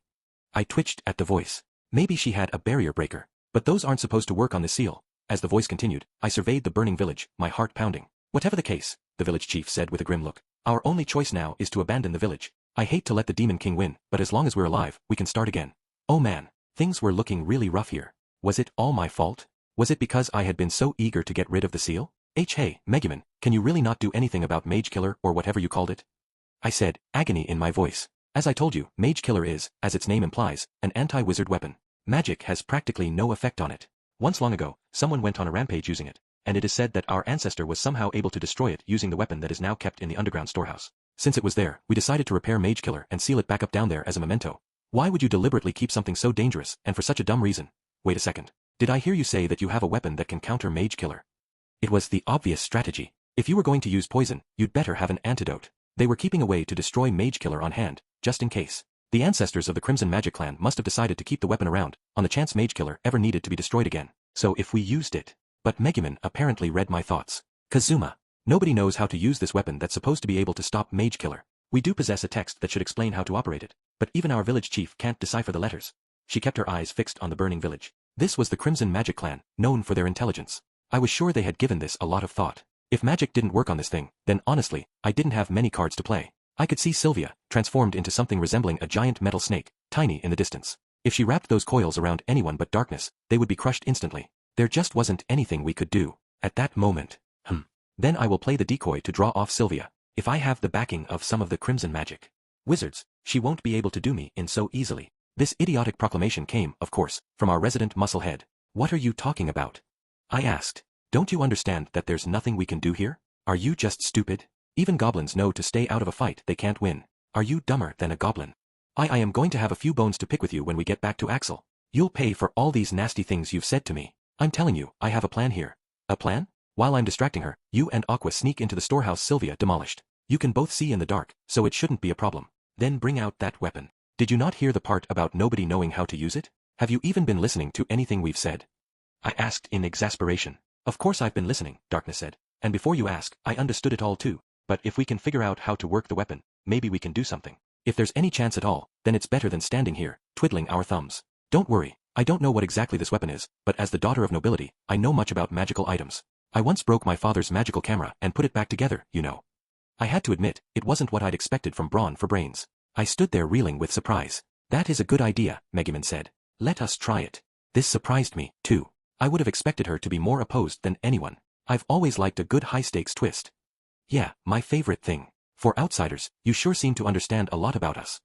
Not just Megumin, but all the Crimson Magic people seem to be getting on board. Darkness's idea seemed to play right to them. Normally, I would have had no part of something so dangerous, but I couldn't get the girl with the bandaged eye out of my mind. Damn it. Fine. I would just go in there, get the weapon or whatever, and get out. If that was what it took to clear my conscience. Hey, there's a general of the Demon King running amok in that village. Count me out. I'm a support type. I do my work from nice, safe places like this hilltop. Oh, shut up and come with me. I'm not finding that thing on my own. And so I dragged Aqua, kicking and screaming, toward the underground storehouse next to the mysterious building. For in order to draw off Sylvia, the Crimson Magic Wizards attacked her with magic from afar. When she got too close, they would widen the distance again before returning to the assault. But magic really didn't affect her, and they were doing no damage. Resistance is futile. Haven't you had enough? I thought you all were supposed to be smarter than this, she taunted them, coiling her metal body. Now that she finally held the upper hand, Sylvia seemed intent on tormenting them to let off her anger. But for all her jeering, she wasn't able to get close enough to the wizards to land an attack, and she seemed to be getting tired of it. She moved awfully slowly. Maybe she wasn't used to her new snake body yet. She turned toward a group of wizards and took a breath. Her eyes were filled with death and hatred, and she breathed out a stream of searing flame. But instants before the fire enveloped them, one of the members of the group chanted a spell. Teleport. And they simply disappeared. The groups combined teleporters and attackers, with the teleporters preparing their chants ahead of time so the spell could be invoked at any moment. Sylvia, infuriated by her prey's escape, turned her eyes on a lone girl. She was the closest one to Sylvia, but Sylvia hadn't been able to focus on her during the magical drubbing. Now she gave chase. Apparently, she decided to take the wizards out one by one. A man watching this from afar gave a scream. It was Buckarori, leader of the anti-Demon King Strike Patrol. Sylvia, stop. I beg you, don't lay a hand on her. Sylvia's quarry stood with a wooden sword in hand, drawing a bead on her enemy.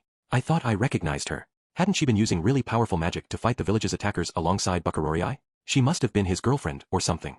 Buckarori had fallen to his knees imploringly, looking at Sylvia and the girl who faced her. Hearing his pleas, Sylvia broke into a grin of unbridled joy. This from the ones who so gleefully murdered my own minions. Consider this payback. Oh, but don't worry. I won't stop with this girl. I'll kill you and your family. I will burn this village to the ground. Now prepare yourself. Sylvia ignored Buckarori's howl, closing in on the girl. After being at the mercy of the Crimson Magic Clan for so long, she was finally going to be able to get her revenge. The girl holding the wooden sword flashed a brave smile and called out to Buckarori, whose expression was growing darker by the moment. Run. At least one of us should escape. I shall expend the last of my strength against Sylvia so that you can flee. Ah, for crying out loud. I break that seal to save myself, and now people are getting hurt.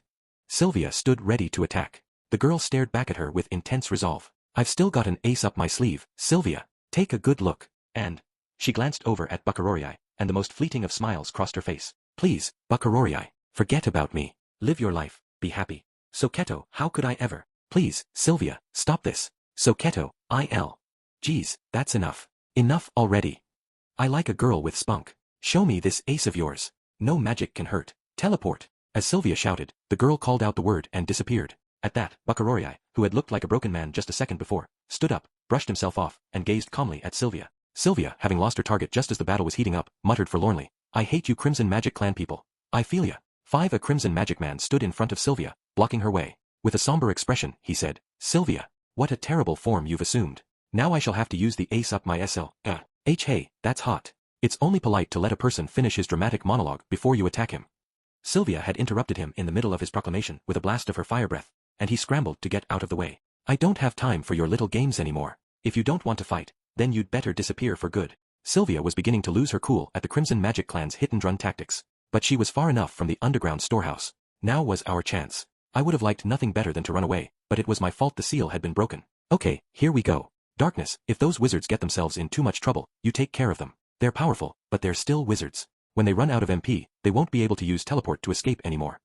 I understand. You can count on me. She gave a firm nod. Beside her, Megumin asked, what should I do? I cannot use teleport, so I don't know if there is much I can do to buy time. She looked up at me uneasily. We're keeping you in reserve in case we really need you. You said Mage Killer isn't impervious to magic, just very hard to damage with it, right? We know advanced magic doesn't work, but has anyone tried using explosion on it yet? It might just be enough to do damage. That was the excuse I gave her anyway. I didn't want to make her use her magic this time. I remembered what Yun Yun had said, how bad it would be for Megumin if the villagers discovered she could use only explosion. My bluff must have worked, because Megumin gripped her staff tighter as her breathing intensified. In the distance, the Crimson Magic Clan wizards were still distracting Sylvia.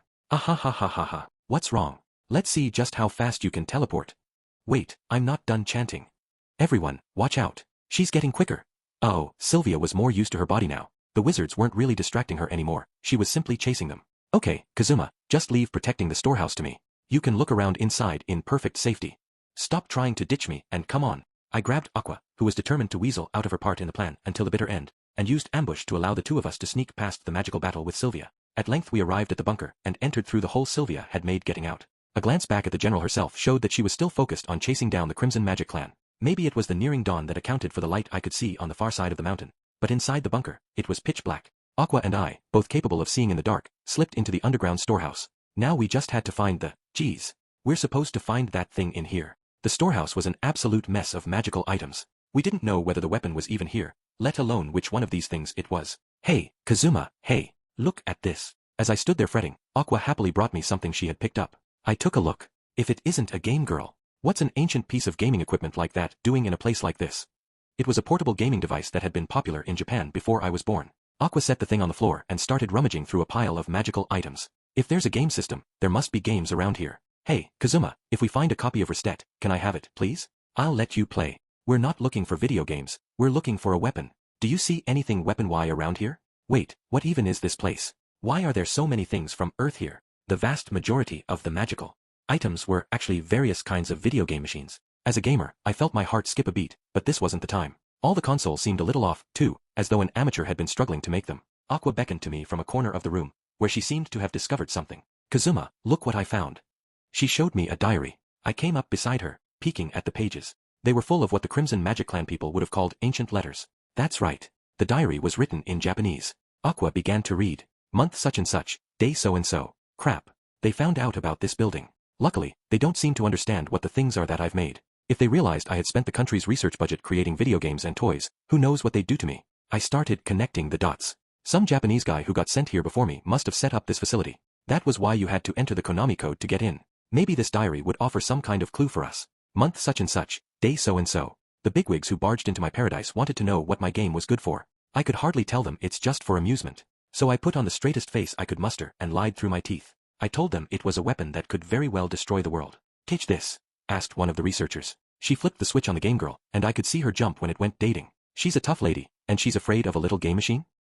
Why was my stomach twisting? Month such and such, day so and so. They told me they were going to dramatically expand my budget. In return, I was to create a weapon that could fight the Demon King. Seriously? I've already made more than enough use of the cheat I got when I was sent to this world.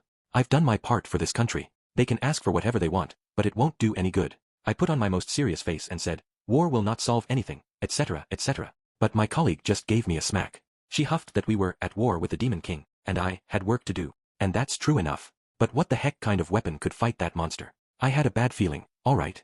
I remembered the last time we found a Halfist diary like this. But bad feeling or no, Aqua read on. Month such and such, day so and so. I think I'll make a giant humanoid robot. One that can transform. I submitted the plans, but they angrily told me to be serious. Even though I was being serious, I just stuck a finger up my nose and shot back. Well then, we'll just make it huge and resistant to magic.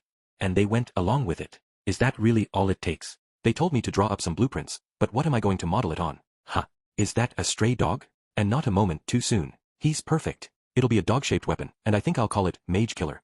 Dog-shaped weapon? Month such and such, day so and so. The higher-ups were very happy with my blueprints. They said, ah yes, a snake. Much easier than having to build legs. Excellent idea. Excuse me, but that's supposed to be a dog. I know I'm not the best artist, but are they blind? It's a dog with a long metal body. Actually, I guess it does kind of look like a snake. Month such and such, day so and so. Testing has begun. I got it to move, but the battery just doesn't last. I pitted it against some members of the Magic Clan, but it quickly stopped moving. They all seem to be pretty scared of it, though, for no apparent reason. That's great. I'll tell them this weapon is too powerful to leave in human hands and shut it up in this building. It has no batteries, so it won't work, but maybe someday I can make it part of a chimera and turn it into a living weapon. Then it wouldn't need batteries, plus that would be wicked cool. Okay, I think I'm starting to get the picture. The guy who wrote this diary was probably the same guy who built, month such and such, day so and so. I've come up with a new weapon to fight the Demon King. Well, it's really just a human modification. I asked around this country for volunteers to undergo augmentation surgery, and I got so many applicants, I had to pick by lottery. They're practically obsessed with modifications here. Are they sure about this? I told them their memories would be gone after the surgery. I explained to my participants that it was just a simple procedure to allow them to use magic to the greatest possible extent. They, in turn, asked me for all kinds of ridiculous things like could I also make their eyes red, or could I put serial numbers on them or something. Does everyone around here think like this? It had better be the same guy, because I would hate to think there was more than one person out there who would write crap like this. Month such and such, day so and so. The augmentation is finally done. My subjects came to me saying, Master, give us new names. Who the hell is this, Master? Why are they so into this? I didn't want to be bothered, so I gave them random names. They seemed awfully happy about it, though. I kind of wonder about their sanity, but they're strong, really strong. The bigwigs seem happy again. I'm moving up in the world, I'll be head of research starting tomorrow. Frankly, I would rather have a nice, fat bonus than a fancy title. Since I'd gone to the trouble, I figured I would give a name to these enhanced people. I called them the Crimson Magic Clan, after the color of their eyes. My colleague told me that was way too obvious. Damn her. What? I exclaimed without meaning to. Aqua stopped reading and looked at me. Sorry, I said. Go on. The Crimson Magic Clan were modified humans? This had gotten really heavy all of a sudden. Month such and such, day so and so. The Crimson Magic Clan members are begging me for a weapon to counter Mage Killer, which they consider the greatest threat to their existence. I mean, it doesn't even work. I didn't build it to threaten them, and it doesn't have any batteries. But no matter how many times I explain this to them, no one will listen to me. What is this, the enhanced human equivalent of the terrible twos? Fine. I built them a weapon. I wasn't going to think too hard about it at first, but I got a little too into it, and it's actually something now. Maybe this weapon really could destroy the world. It's kind of a laser cannon. It doesn't use electromagnetic acceleration or anything, but I can't come up with a good name, so for the moment I'm dubbing it the Railgun, tentative name. Okay. Not so heavy. Month such and such, day so and so. My Railgun, tentative, is awesome. Super awesome. Honestly, it might be too awesome to handle. I meant for it to be a simple weapon shot with compressed magic, but when I let the Crimson guys fire off a round, I was surprised by just how destructive it was. It was downright frightening. It probably won't have power like that for long though. I just kind of threw it together from whatever parts one could find. It looks likely to just fall apart after a few shots. It could be really dangerous in the wrong hands though, so I think I'll shut it up here, too. Actually, the length is almost exactly right for a drying pole. Man, am I in trouble now? Everyone is riding high because the Crimson Magic Clan thing worked out so well, and now the higher-ups want to use their exploding national budget to build a supersized mobile weapon. Do they think it'll be that easy? What a bunch of morons. Not that it has anything to do with me. Welp, no doubt now. The author of this diary. That looks like the end. Hey, I think I recognize his handwriting from somewhere. Was definitely the scientist who built Mobile Fortress Destroyer and then went full skeleton inside it. Judging by what he wrote here, he must have gone on to build it after this. Of course you do. You read the diary in Mobile Fortress Destroyer, right? It's got to be by the same guy. At that, Aqua gave an excited clap of her hands. Did she have a special talent for identifying handwriting or something? Hang on a second. Hey, so was the diary we found on Destroyer written in Japanese, too? Aha. What do you mean, aha? You didn't think you should mention an important fact like that. Why, you never asked. I pressed my fingers to my aching head. Damn it. So you're telling me all this, destroyer, mage killer, everything, was because of some OP Japanese guy you randomly sent here, whose name you can't even remember? You would send a ham sandwich here, wouldn't you? I stopped dead. Just a minute. Aqua gave me an inquiring cock of her head. I never really thought about it before, but just how old are you, anyway? You have to have been a goddess since at least before Mobile Fortress Destroyer was created. Aqua dropped the diary on the ground with a thump. Kazuma, what kind of answer do you expect, asking a goddess her age? You're seriously headed for divine punishment, you know that? Let me explain something to you. That room where we first met. The flow of time is slowed way down there. Meaning it's not even possible to express my age in years as you know them, okay? So don't ask again. You try another question like that and I really will give you a taste of divine retribution, Mr. Kazuma Satu. She sounded unusually serious. I muttered so quietly that she might or might not hear me. I get it. You're old, huh? Way out. You take that back. Who are you calling old? Time is slower where I live than where you live, so I've been around longer than you, that's all. Take it back. Wah. Everything I laid eyes on here was something that, as a gamer, I was desperate to take home with me. But this wasn't the time. I was pawing through the mountains of gaming equipment, looking for the railgun, tentative. Damn it, where is that stupid railgun? He said it's the size of a drying pole, there's no way we could miss it. Hey, Kazuma, time moves differently in Japan than in the Divine Realm or even here. For example, a month in Japan is just about an hour in the Divine Realm, but it could be several months in this world. You see, so when it comes to my age, hey, are you listening? Aqua had been going on with what sounded like excuses for a while now. I don't care about that. Just help me look, already. Do you see a railgun anywhere? About the length of a drying pole. The length of a drying pole? Railgun. Hang on. I was pretty sure we saw something that fit that description somewhere in the village not too long ago. Yes. At the clothing store, the one Cheek Era ran. Aqua, I've got it. I know where to find the weapon. But as I turned toward Aqua, DADing. Hey, look, this works. It seems to use magic instead of batteries, though. I wonder how many games it has. I'd love to take them all home. I silently took the game machine from her, raised it way over my head, and... Greah. No. My game girl. 6 I dashed through the village, burning embers swirling through the air. And I could hear Aqua's shrill voice behind me. Give it back. Give me back my game girl. We'll probably never be able to get another one in this world. You owe me big. You have to pay me back with the money you get when we go home. 300 million is cheap as the price when you consider that was an irreplaceable, one-of-a-kind object. Will you shut up about the games already? We've got bigger problems. And it wasn't yours anyway, you just found it on the ground. How can you be so much older than me and still act like a spoiled child? Ooh, you're really pushing it, mister. I told you, celestial beings don't age. You'll regret ticking off the goddess of water. I'll curse you so your toilet doesn't flush, and your shower suddenly turns cold, and... I ignored Aqua as she listed off the infantile, divine punishments she planned to inflict. In the meantime, we finally arrived at the clothing store. In the garden, the dull silver rifle/drying pole was waiting for us. From destroyer to mage killer, the guy who built this stuff clearly had a homicidal streak. What was this doing here, anyway? They should be stashing it somewhere safe. What a bunch of idiots there were in this village. I could lecture them all day about using something this dangerous to dry their clothes. The gun was a bit over 3 meters long. I tried to lift the shimmering silver weapon, but it was too heavy for one person to carry alone. I had Aqua help me. There was some ridiculous-looking thing stuck to the back of the rifle, maybe a device to absorb magic. Railgun was a laughably obvious name for this thing, but it did have the look of a futuristic weapon. Okay, now we just have to get this back to the Crimson Magic Clan people, and... Ha! I suddenly noticed a vague sense of apprehension in my chest. The sounds of destruction that had been so prevalent a moment before had gone quiet. I looked around in confusion, and it was easy to spot Sylvia's massive body in the village. Far in the distance, she had come to a stop. 7 We brought the rifle closer to Sylvia, taking care not to be noticed. She had gone stock still and was staring intently at a single point. And what she was staring at was... Isn't that Yun Yun? What is that girl thinking? There was Yun Yun, standing on a huge rock and glaring down at Sylvia. I had a notion why she was facing down Sylvia all alone. The other Crimson Magic Clan people were out of MP. But that didn't seem to be the only reason they were all gathered around to observe. Yun Yun. Yun Yun is going to. Yun Yun, the daughter of the chief, will.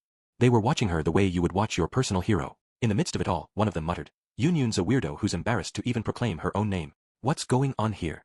Aqua and I watched, too, swallowing heavily. Sylvia closed the distance, flashing Yun Yun a taunting smile. And here I'd thought she was through letting the Crimson Magic Clan provoke her. What was this? My questions were answered by the conversation that followed, as well as the object the girl showed to the Chimera. It's true. The skills field on your adventurer's card doesn't show any spells for teleporting through space. But are you sure you should have told me that you don't have any way to run like a scared little animal? I didn't know what they had said to each other before we arrived, but I could take a good guess. Yun Yun had gotten Sylvia's attention by telling her that she was unable to teleport. Sylvia, after all, was clearly sick of having the Crimson Magic Wizards disappear on her at the last second.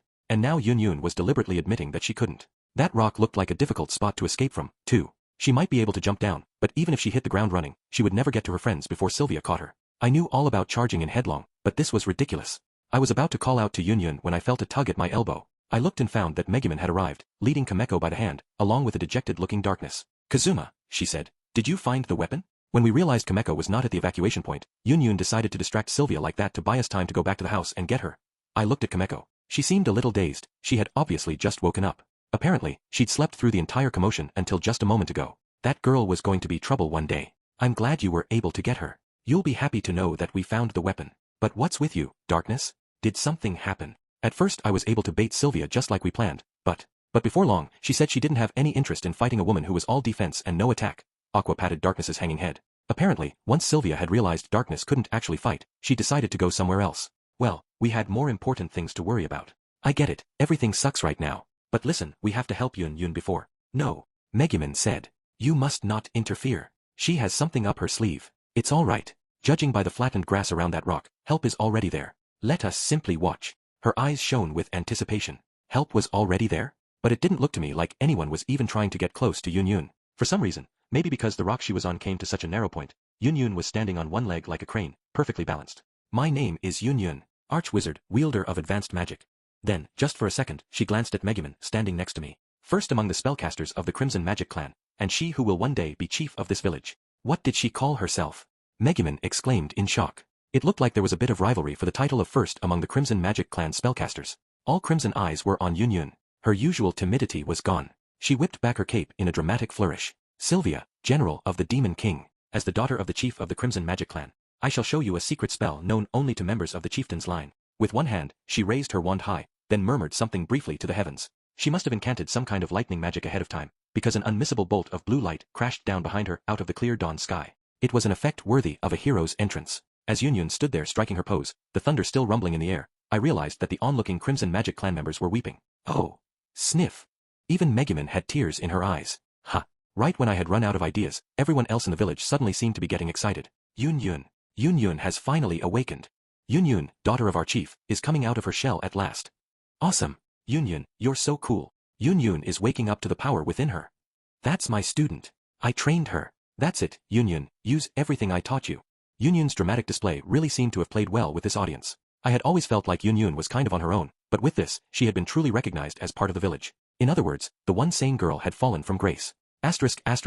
Yun's desire to save everybody had clearly banished her embarrassment for the moment. But I would have to keep an eye on her, because I was pretty sure that when she came back to her senses later and realized what she'd done, she would get so upset she might try to kill herself. Our newly confident Yun stood facing down Sylvia, unflinching. Just for a second, she glanced at the air next to her, but there was nothing there. What's wrong, little teleport-less girl? Secret techniques and special abilities, you Crimson Magic Clan people are all talk. And what are you, their spokeswoman? Where is this secret spell of yours? Sylvia's taunt showed she was starting to get impatient, but still Yun didn't move an inch. Sylvia started to slither closer. Still, Yun didn't budge. Finally, Sylvia coiled up her body and snapped herself straight like a bow, launching herself at the rock where Yun stood. Even more quickly than Sylvia could strike, Yun jumped down from the rock and set off at a dash. Sylvia, by now thoroughly vexed at Crimson Magic Clan members getting away from her, shouted, "You think you can run? I won't let you go. I won't." Sylvia looked mad with joy at the prospect of the chase, but then, still perched atop the rock where Yun had been a moment before, she stopped dead. It was almost as if she had found some invisible thing blocking the way. I squinted to see what was going on, and suddenly two people appeared out of thin air in the direction Yun had gone. It was Bukarorii and Soketo. One of them had been using light-bending magic right up until that moment. And if there were two of them, that meant the other must already be prepared with a teleport spell. Yun ran up to them. Sylvia reached out a hand, panicked. No. You can't. Teleport. Bummer for her. As the Crimson Magic Clan looked on apprehensively, Sylvia began visibly shaking. Hehehe. Ahahaha. So much for the all-powerful Crimson Magic Clan. You're nothing but talk. You haven't shown me any magical power whatsoever. You and everyone associated with you are just a bunch of spineless losers. She couldn't stop laughing. Was she angry mad or was she crazy mad? The others and I hid at a safe distance. Aqua, I said. She's wide open now. Get ready to fire. You remember that spell you used earlier that left her dress all torn up? We'll compress that and shoot it out of this thing. They only asked us to get the weapon, but I think we can put a nice, dramatic finish on this. Ah, my time to shine at last, huh? Sounds good. I love a plum assignment. There was no call to monologue or give Sylvia any warning. It was her fault for leaving herself open. Aqua nodded, magic at the ready. I used ambush to conceal our intent to attack and Deadeye to take aim. I pointed right at Sylvia, who was still crowing wildly. Time to show off the skills I'd learned sniping in video games. Sacred exorcism. The moment Aqua spoke, the magic absorber on the back of the railgun sucked up her magic. Deadeye. I immediately pulled the trigger that would launch the compressed magic at Sylvia, and nothing happened. Ha! I pulled the trigger several times, click, click, but the gun didn't look like it was going to shoot anything at all. Ah, come on, I exclaimed. What's wrong? Is it broken? Is the safety on, or something? I gave the railgun a hearty shake, but it didn't seem to help. Sacred exorcism. Sacred exorcism. As I looked at the gun, befuddled, Aqua kept chanting her spell. Maybe it amused her to see the thing absorb her magic. HRM. This gun had been serving as a clothesline for who knew how long. It wasn't as young as it used to be. Let me have a look. I know how to fix these things, Darkness said, and then gave the gun a solid smack. Was she really the product of a high-class education and noble breeding? If you're going to hit it, try a little higher, I said. Right, there. Maybe the magic is plugged up inside or something. Wait, Megumin said. Is that the weapon? It looks suspiciously like the drying pole Chikara was so proud of. Anyway, perhaps there is something non-magical stuck in it. Shall I go find a pole to clean it with? Darkness continued to pound on the railgun while Megumin wandered off to find something to help muck out the barrel. Hey, Aqua said in the middle of all this, pulling on my sleeve. Hey.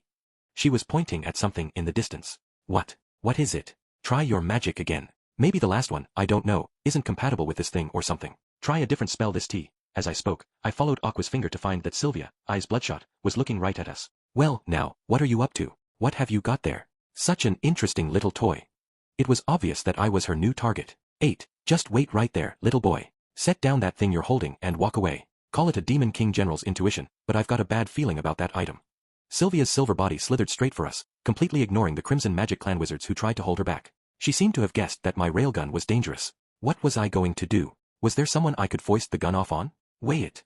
Aqua exclaimed from behind me, Kameko in her arms. Your stats are so much lower than mine. How come you're so fast when we're running away? Is this what you took the flea skill for? Wait. Don't leave me. Somewhere along the line, Kameko had picked up Konosuke and was cradling her, just as Aqua was cradling Kameko. This girl was going to be serious trouble. What's going on? Hurry it up. Darkness, you're falling behind, you need to lose some weight. Damn it, don't say it like that. Say my armor weighs too much. I didn't know when Darkness had had time to equip her armor, but now it was slowing her down. As she fretted about my choice of words, Sylvia closed in, almost on top of her. This wasn't getting me anywhere. The gun was too heavy. I had to get rid of it. Running won't save you, Kazuma Satu. And you, Crimson Magic Clan, hear this. From this day forth, you may count me your most feared enemy. Wherever you hide, I will find you, and I will squeeze the breath out of every last one of you. No matter where in the world you build your new home, I will come and destroy it. Her words echoed around the burning village. If we handed over the railgun, maybe she would give up on us. I tell you, Crimson, or should I say coward, Magic Clan, you and everyone you know shall live the rest of your lives with the ever-present fear of an attack, never knowing when I might strike. This failed to get a rise from any of the Crimson Magic Clan wizards, who didn't appear to have taken any notice of Sylvia's threat. From the way they had linked up with Yun to the way they used teleport, I was starting to wonder if maybe these guys had some smarts after all. If only we could get them to put that intelligence to better use. My big sister is not a coward. A shout loud enough to drown out Sylvia's cackling resounded through the village. It came from Kameko, still holding Konosuke and still resting in Aqua's arms. It kind of bothered me that Konosuke looked sort of out of it and appeared to have teeth marks on her, but now wasn't the time to worry about that. It is indeed hard to let such an insult pass. This quarrel is between the Crimson Magic Clan and the Demon King. If I give you the weapon Kazuma is holding, will you let these three go? If it wasn't our short-tempered wizard, whose boiling point could be achieved with a warm breeze. She had suddenly stopped running and was pointing her staff at Sylvia. Sylvia slowed at the sight. She licked her lips and smiled. Well, if it isn't Kazuma's undistinguished little friend. Come to think of it, I haven't seen you use any magic yet. What's your specialty? Teleport, or some other kind of port? She smirked. Megumin responded flatly. I have not told you my name yet, have I? My name is Megumin, and I am truly first among the spellcasters of the Crimson Magic Clan. Apparently, she was still miffed that Yun had tried to steal her title, but she didn't give her name in the usual bombastic way. She spoke calmly and quietly. Sylvia looked surprised. You're unusual for a Crimson Magic Clan wizard. No shouting and posing? I know how much your kind loves theatrics. Megumin didn't so much as raise an eyebrow at Sylvia's taunt, and in the middle of it all, my big sis is awesome. She could even blow away a dark god with her magic. That was Kameko, still in Aqua's arms. Megumin glanced at her sister and gave a half smile. I'm sorry. Please look after Kameko. She would go after the Demon King himself if you took your eyes off her. As for me, I will go use my special magical technique to rid us of this enemy. Hey, I said, trying to stop her, but she paid me no mind, only took off the bandage over her eye. I thought she'd said it would be bad for her if the village found out she could use only explosion. As I stood there worrying, Sylvia laughed again. Ah, the famous, special magical technique. How many times have I heard that? The other members of the Crimson Magic Clan started whispering, too. What's going on? That's Hayao Izaburu's girl. She used to have more style. If she's going to use special magic, she ought to build up to it a little more. Yeah, where's the pizzazz? The panache. They didn't realize that Megumin really did have a serious trick up her sleeve. I had said we were keeping her in reserve, but that was just so our hot-blooded mage wouldn't use her magic where the villagers would see. Megumin was raring to go, but I hated to see her use her explosion at the wrong moment, to let her secret out when we weren't even sure it would work. Plus, I didn't have any confidence that I could run away while carrying the MP-less archwizard. Hey Megumin, there's something I have to tell you. Kazuma. I was hoping to convince her to hold back, but she spoke at the same moment I did. Aqua told me that you can read the ancient letters written in the underground storehouse. That gave me a shock. Why would she tell Megumin something like that?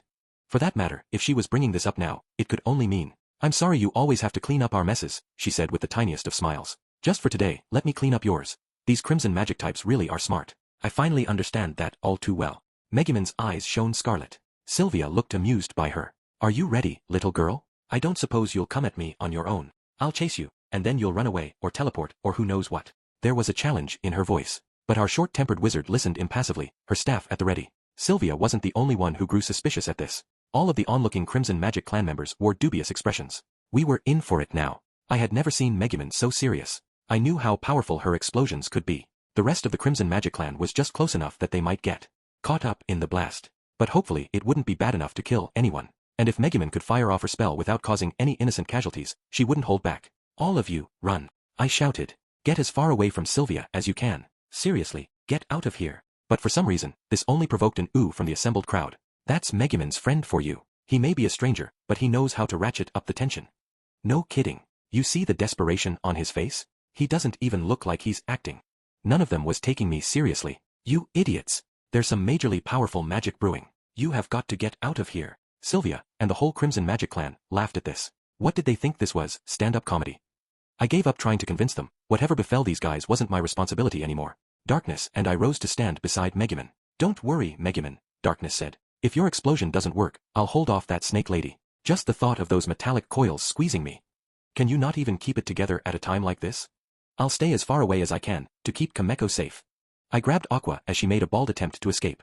I set the railgun at my feet and drew my katana. These antics brought a faint smile to Megumin's face. And then, calmly and quietly, she began the chants for explosion. As they caught the sound of her incantation, all the Crimson Magic clan members, watching from afar, immediately fell silent. That was experts in magic for you. They seemed to know what was going on. Why Megumin had been avoiding drama. With drawn faces, the Crimson Magic clan wizards all began evacuating. Sylvia was looking from one of them to the next, unsure of what was going on. For almost a year now, I had heard Megumin's chants every day, more times than I could count. I had a pretty good idea of when she would be finished. Eventually, perhaps because of the magical power welling up in Megumin, or maybe because of the way the other wizards were reacting, even Sylvia seemed to catch on that all that talk about a special technique was no joke. Constantly having her prey escape from her seemed to have left her drained.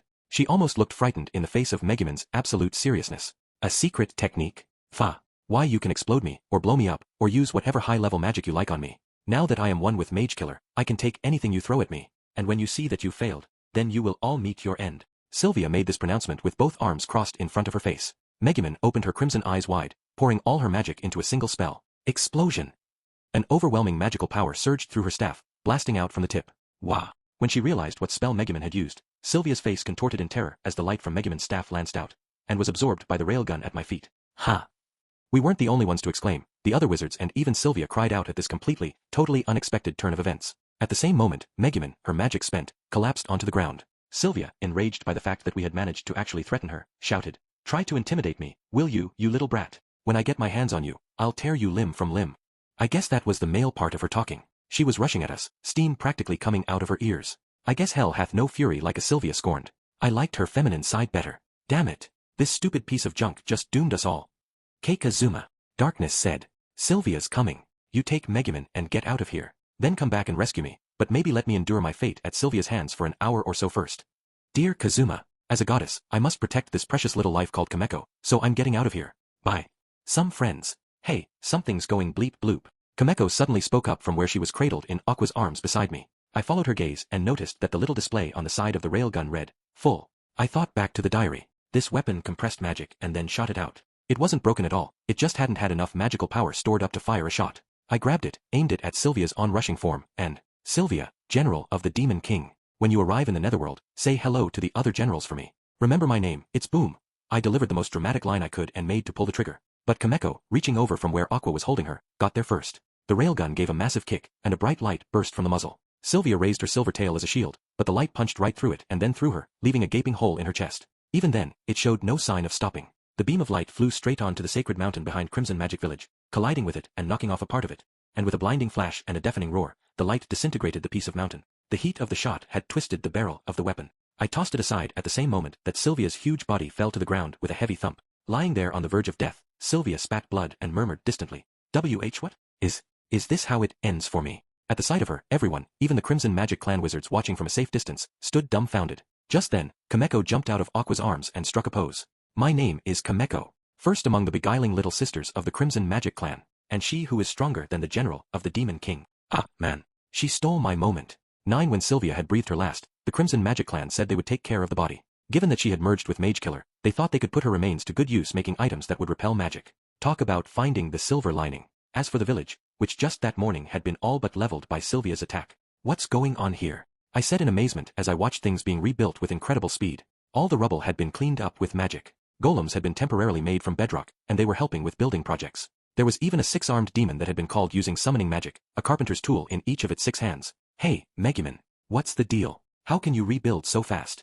The outrageousness of the entire Crimson Magic Clan came home to me again. Is this fast? I do not know how long it takes to rebuild other towns, so I cannot say. Well, about how long do you think it'll take before the village is completely back to normal? Perhaps 3 days, I suppose. 3 days. A general of the Demon King raises your village, and you put everything back in 3 days? But I saw this girl with a super sad look on her face going, our village, it's burning, and I felt really guilty and, that is most strange. Everyone in the village should know that a few burned down buildings are easy enough to repair. What kind of person was this? What kind? I'm pretty sure she was wearing a bandage a lot like Megumin's. That's her, I said, pointing at a girl with a covering over her eye who just happened to walk by at that moment. What's her? The girl said. You want something with me, Outlander. Sup, Megumin, I've been looking for you. Oh, Aru, I have not seen you in a while. It looked like Megumin and the bandaged girl knew each other. Wait, Aru? Megumin, take a look at this. I just finished it. It's chapter 2 of the Chronicle of the Hero of the Crimson Magic Clan. I'm especially happy with the scene where Crimson Magic Village burns. It's pretty much my masterpiece. The scene where the village burns. Aru? I knew that name. Wasn't Aru's stupid letter the reason? Oh ho, let me have a look. We even came here in the first place. It's you. Ah. I grabbed the paper she had given to Megumin and tore it clean in two. Ah, my masterpiece. The gem I pulled a week of all-nighters to craft. Megumin patted Aru on the shoulder as she scrambled to collect the scraps of paper I dropped to the ground. Aru, I thought nothing could move you. I have never seen you like this before. This is all your fault. I said. Do you know how eager I was, how overjoyed, and then how devastated? All because of you. How dare you play with a man's heart like that? Megumin, who is this brute? Is this how you greet someone you've never met before? You're going to give me a heart attack.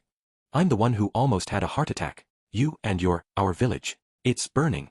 As if it really meant something to you. Screw your chronicle. While we were all out there putting our lives on the line, you were shut up in your room writing this junk. Do you have any idea what heartbreak I suffered because of that stupid story you sent Yunyun? Stupid story. Both of you, calm down. How can 2 complete strangers act so familiar? Hey, both of you. If you insist on fighting, I shall let my newly increased level do the talking. 10 It was our last night in the surprisingly rapidly rebuilt Crimson Magic Village. Kazuma, Megumin said. What's wrong? You seemed in such a good mood when we were all having dinner together. Then you go out, and when you get back, you look ready to tear someone's head off. It was true. My face had been stormy since earlier. What's wrong? I'll tell you what's wrong. That mixed bath down the street? False advertising. It's not mixed bathing. It's not even a bath. Megumin seemed to understand what I was saying. Ah, she said. You went there, did you? That building is for tourist use. Every traveler who visits the village goes at least once. What is the problem with this village? Even the bathhouse is like some sick joke. Man, this is the worst trip ever. Sylvia was defeated, and we had cleaned up the rest of the Demon King's forces in the area. The village had been rebuilt, and everything seemed to have a nice little bow on it. Really, I quite enjoyed myself this time.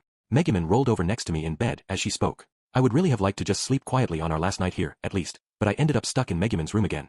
Yui didn't even have to manipulate everyone. Megumin volunteered. She said it was better than having another sleep spell cast on her. If she had been that straightforward about it in the first place, maybe I wouldn't have had such a strong urge to sexually harass her.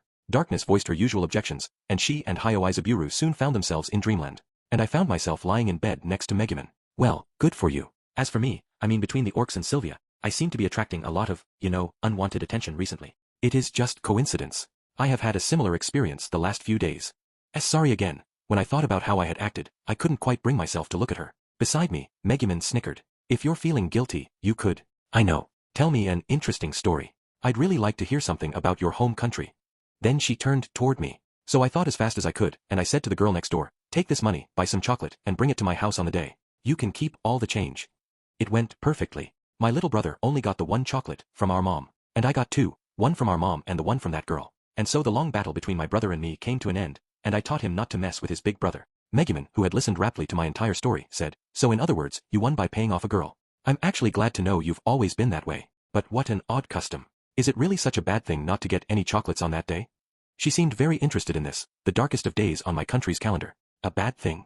Let me put it this way. If you told me I had one chance to go back in time, I would find the guy who started that tradition and wipe him off the face of the earth. That's how bad it is for guys who don't get any chocolates. And even if you survive, where I come from, you have to give a gift in return. A gift in return? How does that work? I explained to her the awful truth. So, say you get chocolates from a girl. A month later, you have to give that girl a gift worth 3 times as much as what you got. How bad is that? And if you don't, it's pretty much social suicide with any girl you know. If you don't give anything to her, she'll point at you and laugh behind your back. But if you do, then you'll end up broke. And that's the story of the terrible event known as Valen something or other. When I was finished, Megumin cocked her head as if in surprise. Why didn't you get any chocolates, Kazuma? It is true you have a number of tremendous flaws as a human being, but even so, I do see good things about you when we're together. For example, you're very kind? No, that's not it. Sincere? No, not that, either. Ha. You're rather skilled at getting along in the world. Wait, but then again, there was all that debt. Yourself. Try a little harder. I'm sure you'll think of something. Well, you may be manipulative, but despite everything, you do look out for your friends. I don't hate that about you. I look out for my friends, huh? Isn't that just what girls say when they don't really see you as a member of the opposite sex? Like, you're a nice person? Then again, since I wasn't looking for a love connection here, I guess I didn't really mind. What with the trauma of the orcs and everything with Sylvia? Well, anyone would be a bit suspicious when it came to being noticed by someone who looked like a member of the opposite sex. So I didn't care, even if she couldn't come up with a single heartfelt word of praise. If I ever go to your country, Kazuma, I'll give you chocolates on that day. You can make sure your brother sees them. She sounded relaxed and friendly, in her own way. You weren't listening. I said that on whatever Valentine's Day, girls give chocolates to boys they like. If you go around giving chocolates to every guy you're sort of friends with, you better believe they'll get the wrong idea, and then you'll be in trouble. You're kinda cute, so if you were too generous with the candy in my country, people might start thinking you were easy. In response, she said, but I do like you, Kazuma.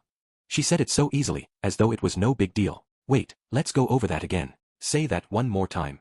I wasn't going to let myself think I had heard something really important when I hadn't. Megumin, tucked in so just her head peeked out of the covers, gave a strange little giggle. I don't not like you, Kazuma. Hey, that's not what you said. My memory isn't that bad.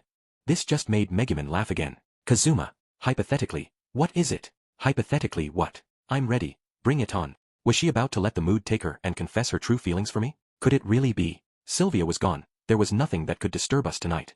Megumin seemed to muster her resolution. Kazuma, if you could have a, yes? A what? Go on, keep talking. I all but trembled with anticipation.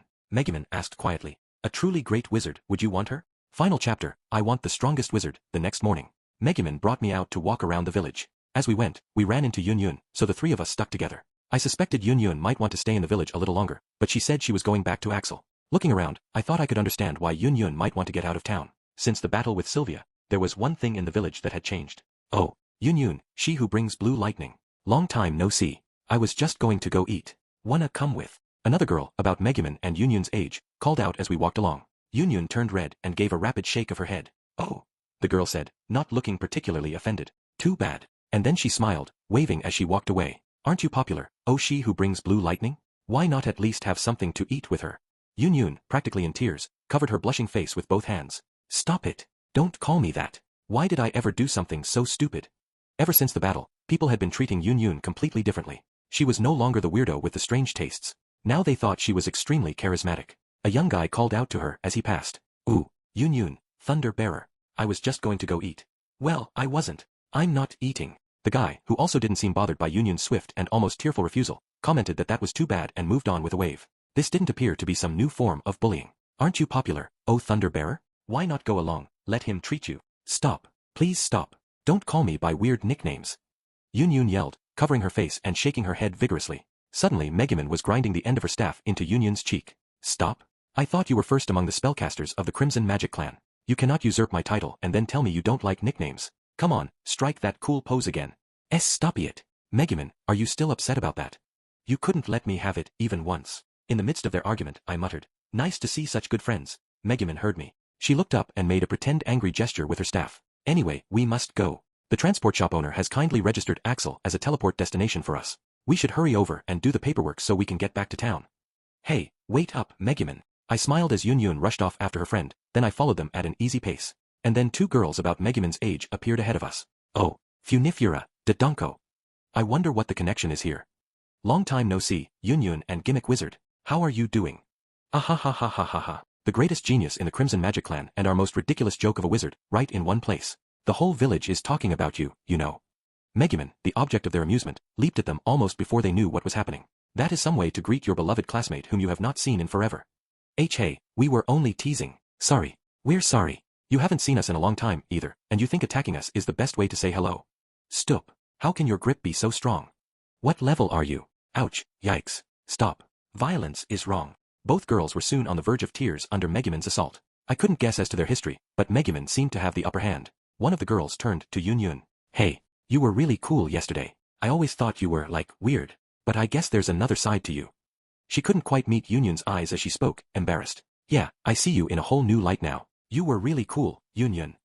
Even the other girl joined in. But given that Yun was covering her beet-red face with both hands and fighting back tears, I wished they would stop. Both of you seemed, like, headed the wrong way. You know. We were worried about you. Oh yeah, Megumin can be sort of childish, and Yun always seemed like the type to be attracted to. Really awful guys. It's such a relief to see you're both doing well. Smiles came over their faces. I got an oddly warm feeling myself. I was glad that Yun, who seemed so alone in Axel, at least had some real friends here at home. Then Yun turned to me and smiled. Mr. Kazuma, let me introduce you properly. These are Funifura and Dodonko. We used to be classmates. They're my friends. She seemed very happy about, in fact, almost proud of it. I bowed and said hello to the girls. They bowed back, seeming a little flustered to be called friends. Hi, I'm Kazuma Satu. I'm a friend of Yun's. She really does a lot for me. A pleasure. Take the pleasure's all ours. There sure were a lot of attractive women and cute girls in this village. It left me unusually uncomfortable. Then again, the two girls looked nervous, too, or was I imagining it? That was when Megumin decided to drop the bombshell. Hey, I know you never meet any guys and are lonely all by yourselves, but I shall have you stop making eyes at my man. It was so sudden that all three of the other girls froze, looks of shock on their faces. Wait, what did you just? So that stuff you said last night about liking me, you were serious? This only astonished the girls more. Dodonko and Funifura, in an absolute uproar, said, man. Miss only has eyes for magic got herself a man. Why you're kidding, right? You mean you like him as a guy friend, right? Why yeah, that has to be it. Megumin, you never cared a whit for being popular or anything, and now, a man. Wait a second. What's going on here? Yun looked every bit as caught off guard as the other girls. Mr. Kazuma, is it true? She asked in a small voice. Did Megumin really? Say she, lol. I glanced at Megumin, trying to ask with my eyes how much it was all right to say. Oh, do not be so shocked, Megumin said. Kazuma has formally greeted my parents with a gift of candies. We have bathed together, and recently we have spent every night snuggled up in bed. So you may judge our relationship yourselves. Funifura and Dodonko took a step back, reeling. I guess nothing Megumin had said was technically untrue. Megumin gave the two girls a triumphant smirk. Ha! She snorted.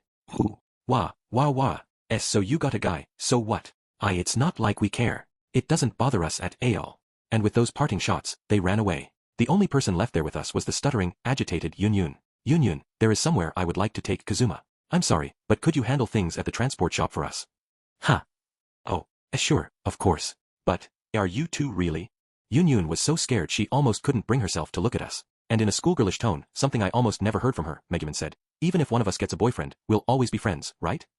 You hardly ever call me a friend, why now? I haven't lost to you this time, Megumin. Just remember that. And then off she ran, just like Funifura and Dodonko. Megumin took me beyond the village limits. We found ourselves in a quiet spot in the forest, no one else around.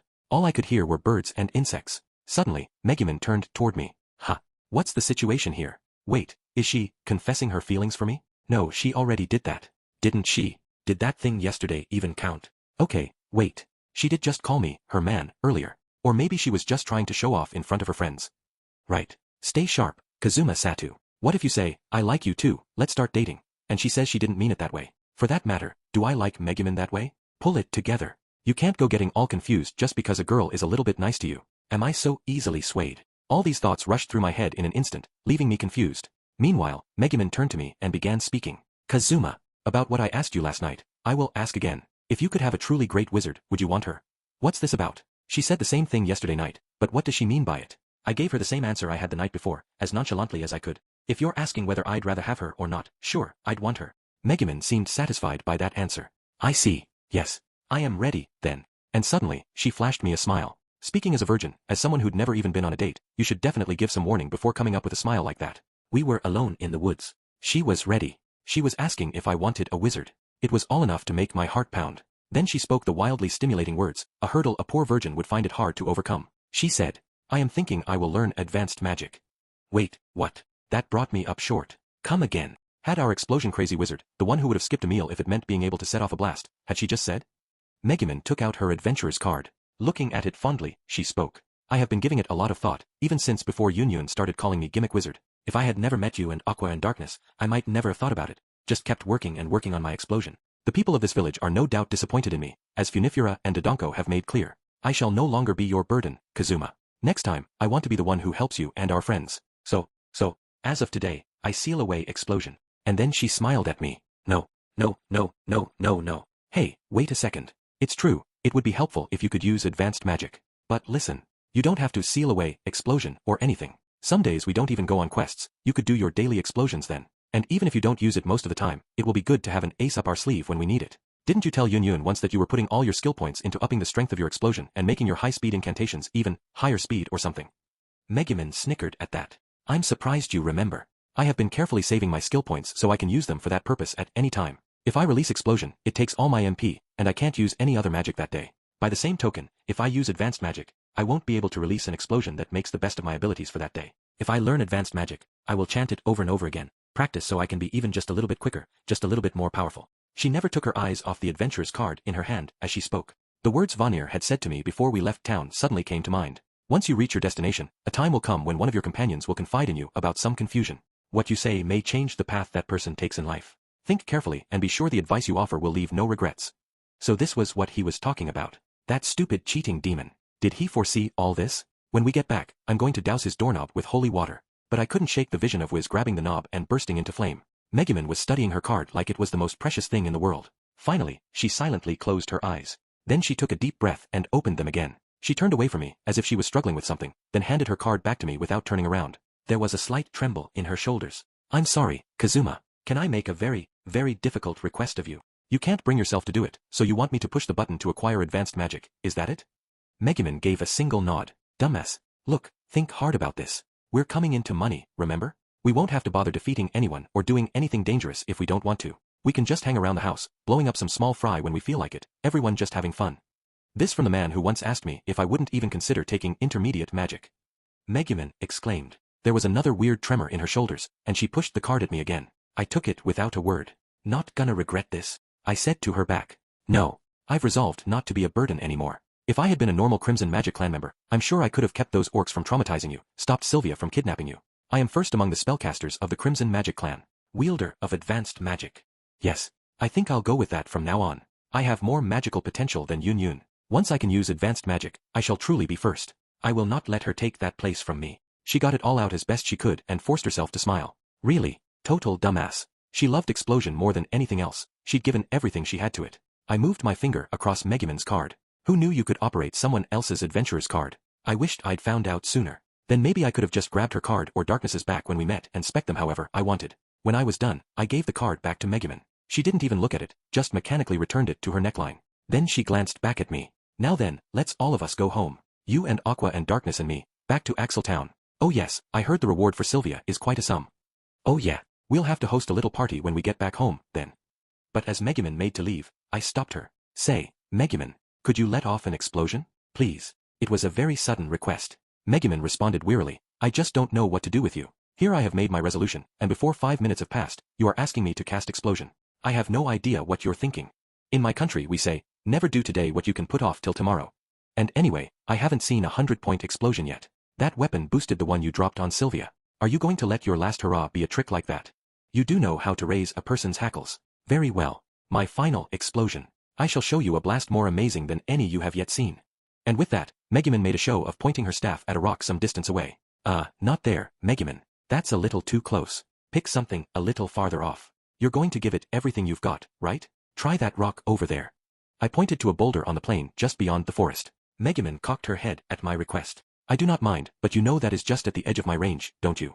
Oh well. Now I shall demonstrate for you, Kazuma, my most heartfelt explosion. And then she smiled, not the way she had earlier, like she was trying to push something away, but a true smile, from the bottom of her heart. She began her chant with real joy, and then, explosion! A brilliant light flashed from the end of her staff, piercing the rock. This was definitely her biggest explosion ever. There was an ear-shattering roar, along with a fireball of almost unimaginable size. It looked like it could have taken Sylvia down even without the railgun. Megumin, looking stunned at the power of her own magic, pulled out her card. She ran her eyes over it, then looked at me with a startling mixture of confusion and irrepressible happiness. Finally, she gave a dramatic flap of her cape, wearing a huge smile, and announced, "My name is Megumin, Arch-Wizard and Wielder of Explosion, first among the spellcasters of Axel, and she who will one day master Explosion." Now, that was the Megumin I knew. I hadn't done what she'd asked. Instead, I had put all her remaining skill points into increasing the power of her explosion. Did I want a great wizard? What wizard could be greater than our Megumin? Her explosions had convinced generals of the Demon King to fight her. They had slowed down and even destroyed those same generals. I'd like to see any wizard with more sheer combat power than her. Even more than a great wizard, what I really wanted was... Looking at me triumphantly, Megumin puffed out her little chest and asked, "How many points for that one?" "No question. 120. A huge smile came over her face. Epilogue. Ah, there really is no place like home. I've had enough travel. What was a hikikomori like me even thinking, leaving the house like that? It felt great to be back at our mansion after so long away. 2 major trips in a row were a little too much for someone who was used to staying shut up in his room. Plus, my business deal with Vanir would mean big money soon enough. I wouldn't have to go on any more trips. I wouldn't even have to go outside. I was thrilled when the people of Crimson Magic Village had insisted that we take the entire reward for defeating Sylvia. The upshot was that I had plenty of funds now. I'd decided. No more risky stuff. I didn't care who came to me with what sob story. Didn't take you long to show what a worthless excuse for a human being you are, huh, Kazuma? I have to admit, I find it oddly reassuring. It kind of helps me feel like I don't have to bother trying too hard, either. Aqua, that's only because you think he's like you. Don't sink to his level. He's an example to avoid, not emulate. Darkness. How rude. Let us go easy, Megumin said. I think this time, at least, Kazuma did a great job. He deciphered the ancient letters, figured out how to use the weapon, and then defeated Sylvia. Megumin seemed uncharacteristically prepared to take my side. It was your magic that defeated Sylvia, Megumin, I said. I just pulled the trigger. Not at all. Without that weapon to turn magic into sheer destruction, I wouldn't have had the power to do it. It was all thanks to you finding that weapon. We were basically patting each other on the back at this point. Aqua, what do you suppose is up with those two? Darkness asked. They've seemed a little weird ever since we got back. Why, you don't suppose that, while sleeping in the same bed, they finally...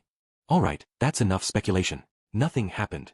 Right, Megumin? We didn't. Hey, aren't you gonna back me up? She's looking at me, all suspiciously. Darkness was giving me a dubious look as Megumin made her way over to Aqua, still not denying anything. She seemed to be interested in something Aqua was holding. Wait, didn't Aqua usually jump right in with some stupid remark at times like this? What was going on? What had she been doing over there on the couch since? Da-dying. Just when did you get your hands on a game? Hey, let me play too. That should be mine anyway. I'm the gamer here. If you want to borrow it, you'll have to give me something in exchange. Specifically, take my turn cleaning the bathroom tomorrow. Just as we were fighting over the game girl Aqua had brought home, there was a knock on the door and a man's voice from outside. Excuse me, is anyone home? Aqua and I looked at each other and nodded silently. We crept up to the door. Is anyone home? Oh, hello. Are you the owner of this M? Wait, what are you? Yikes. Stop. I don't know who you are, but I'm sure you are here to drag us into some new problem. Be gone, troublemaker. Kazuma, touch him. Drain his HP until he blacks out. Then we'll toss him out of here and pretend we never saw him. What's this all of a sudden? Kazuma, what are you doing? Let go of his hand. I understand you do not want any more trouble, but attacking total strangers is not the answer. Darkness and Megumin tried to pull me off our visitor, each grabbing a hand. The person at our door was a butler type, just on the verge of old age. He was breathing hard and keeping a very close eye on Aqua and me. When Darkness got a look at him, she exclaimed, Hagen, is that you? I thought I told you not to come here unless there was a serious emergency. It's not that I don't want you around, it's just, as you can see, I was worried what might happen to you when you showed up. Apparently, this guy was one of Darkness's family servants. But why was she worried about what would happen to him? Well, to be fair, you only had to look at what was happening to him right at that moment. The butler coughed and then, having collected himself, said, Young lady, it is precisely such a grave emergency that has brought me here. As it happens, stop. No more problems. No more risks. No more trouble. I plugged my ears in an attempt to block out what the butler was saying, but Darkness grabbed my hands and pulled them away from my head, so I had to listen. Stop that. I begged her. I guarantee this has nothing to do with me, and I don't want it to. I don't want to go anywhere, and I don't want to put myself in danger. I just want to relax at home. You know, I'm really worried about how dirty the toilet must have gotten while we were away. I think I'll go clean it. As I argued furiously and Aqua tried to make an escape, Darkness grabbed us both and turned to her butler. What in the world is going on? Has something happened at home? Something of the utmost importance, milady, he replied. If things go on as they are, your only assets shall be lost. True, it was hard to ignore that. What does he mean, darkness? Don't tell me, are you going to go flat? Is this outrageous body of yours going to wither? I knew you were too hot to be true. You have the money and power to get a magical item that makes your chest bigger, and that's just what you did, isn't it? What are you babbling about? My assets are my defensive abilities, and... No, wait. Hagen, how terrible of you. I must have more assets than that.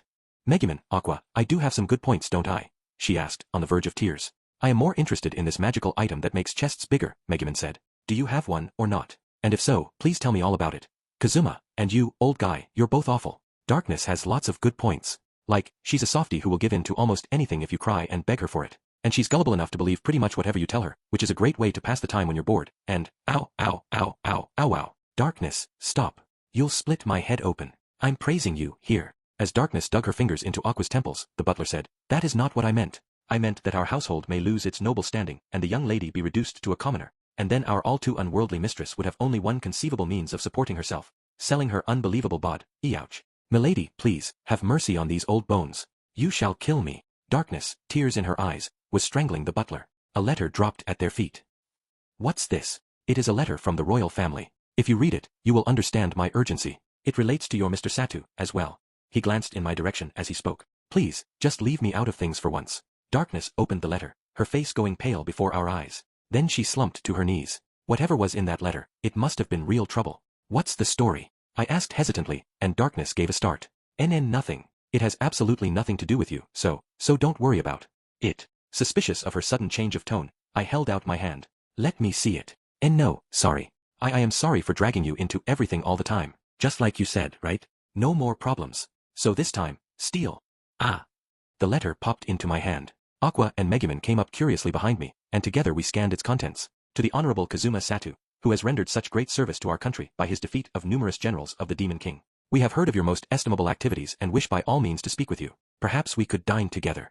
The seal of state and the name of the sender came at the end of the letter. The sender's name was Iris. Even I knew who that was, the king's eldest daughter, i.e., the princess. Kazuma, turn her down. If you make one wrong move with Princess Iris, it could mean your head. If anyone in our party gets out of line, it could create a huge problem. You don't know the first thing about etiquette, right? And you hate being all stiff and formal, right? So turn her down. I know. The Dustiness family can call in some favors with a nice, tasty restaurant someplace, and we can get just our closest friends together to celebrate all your achievements. So. I looked at Aqua and Megumin, and we all nodded at one another. It looks like our moment has come at last. Darkness shook her head furiously, tears flying, and clung to my waist. Finn.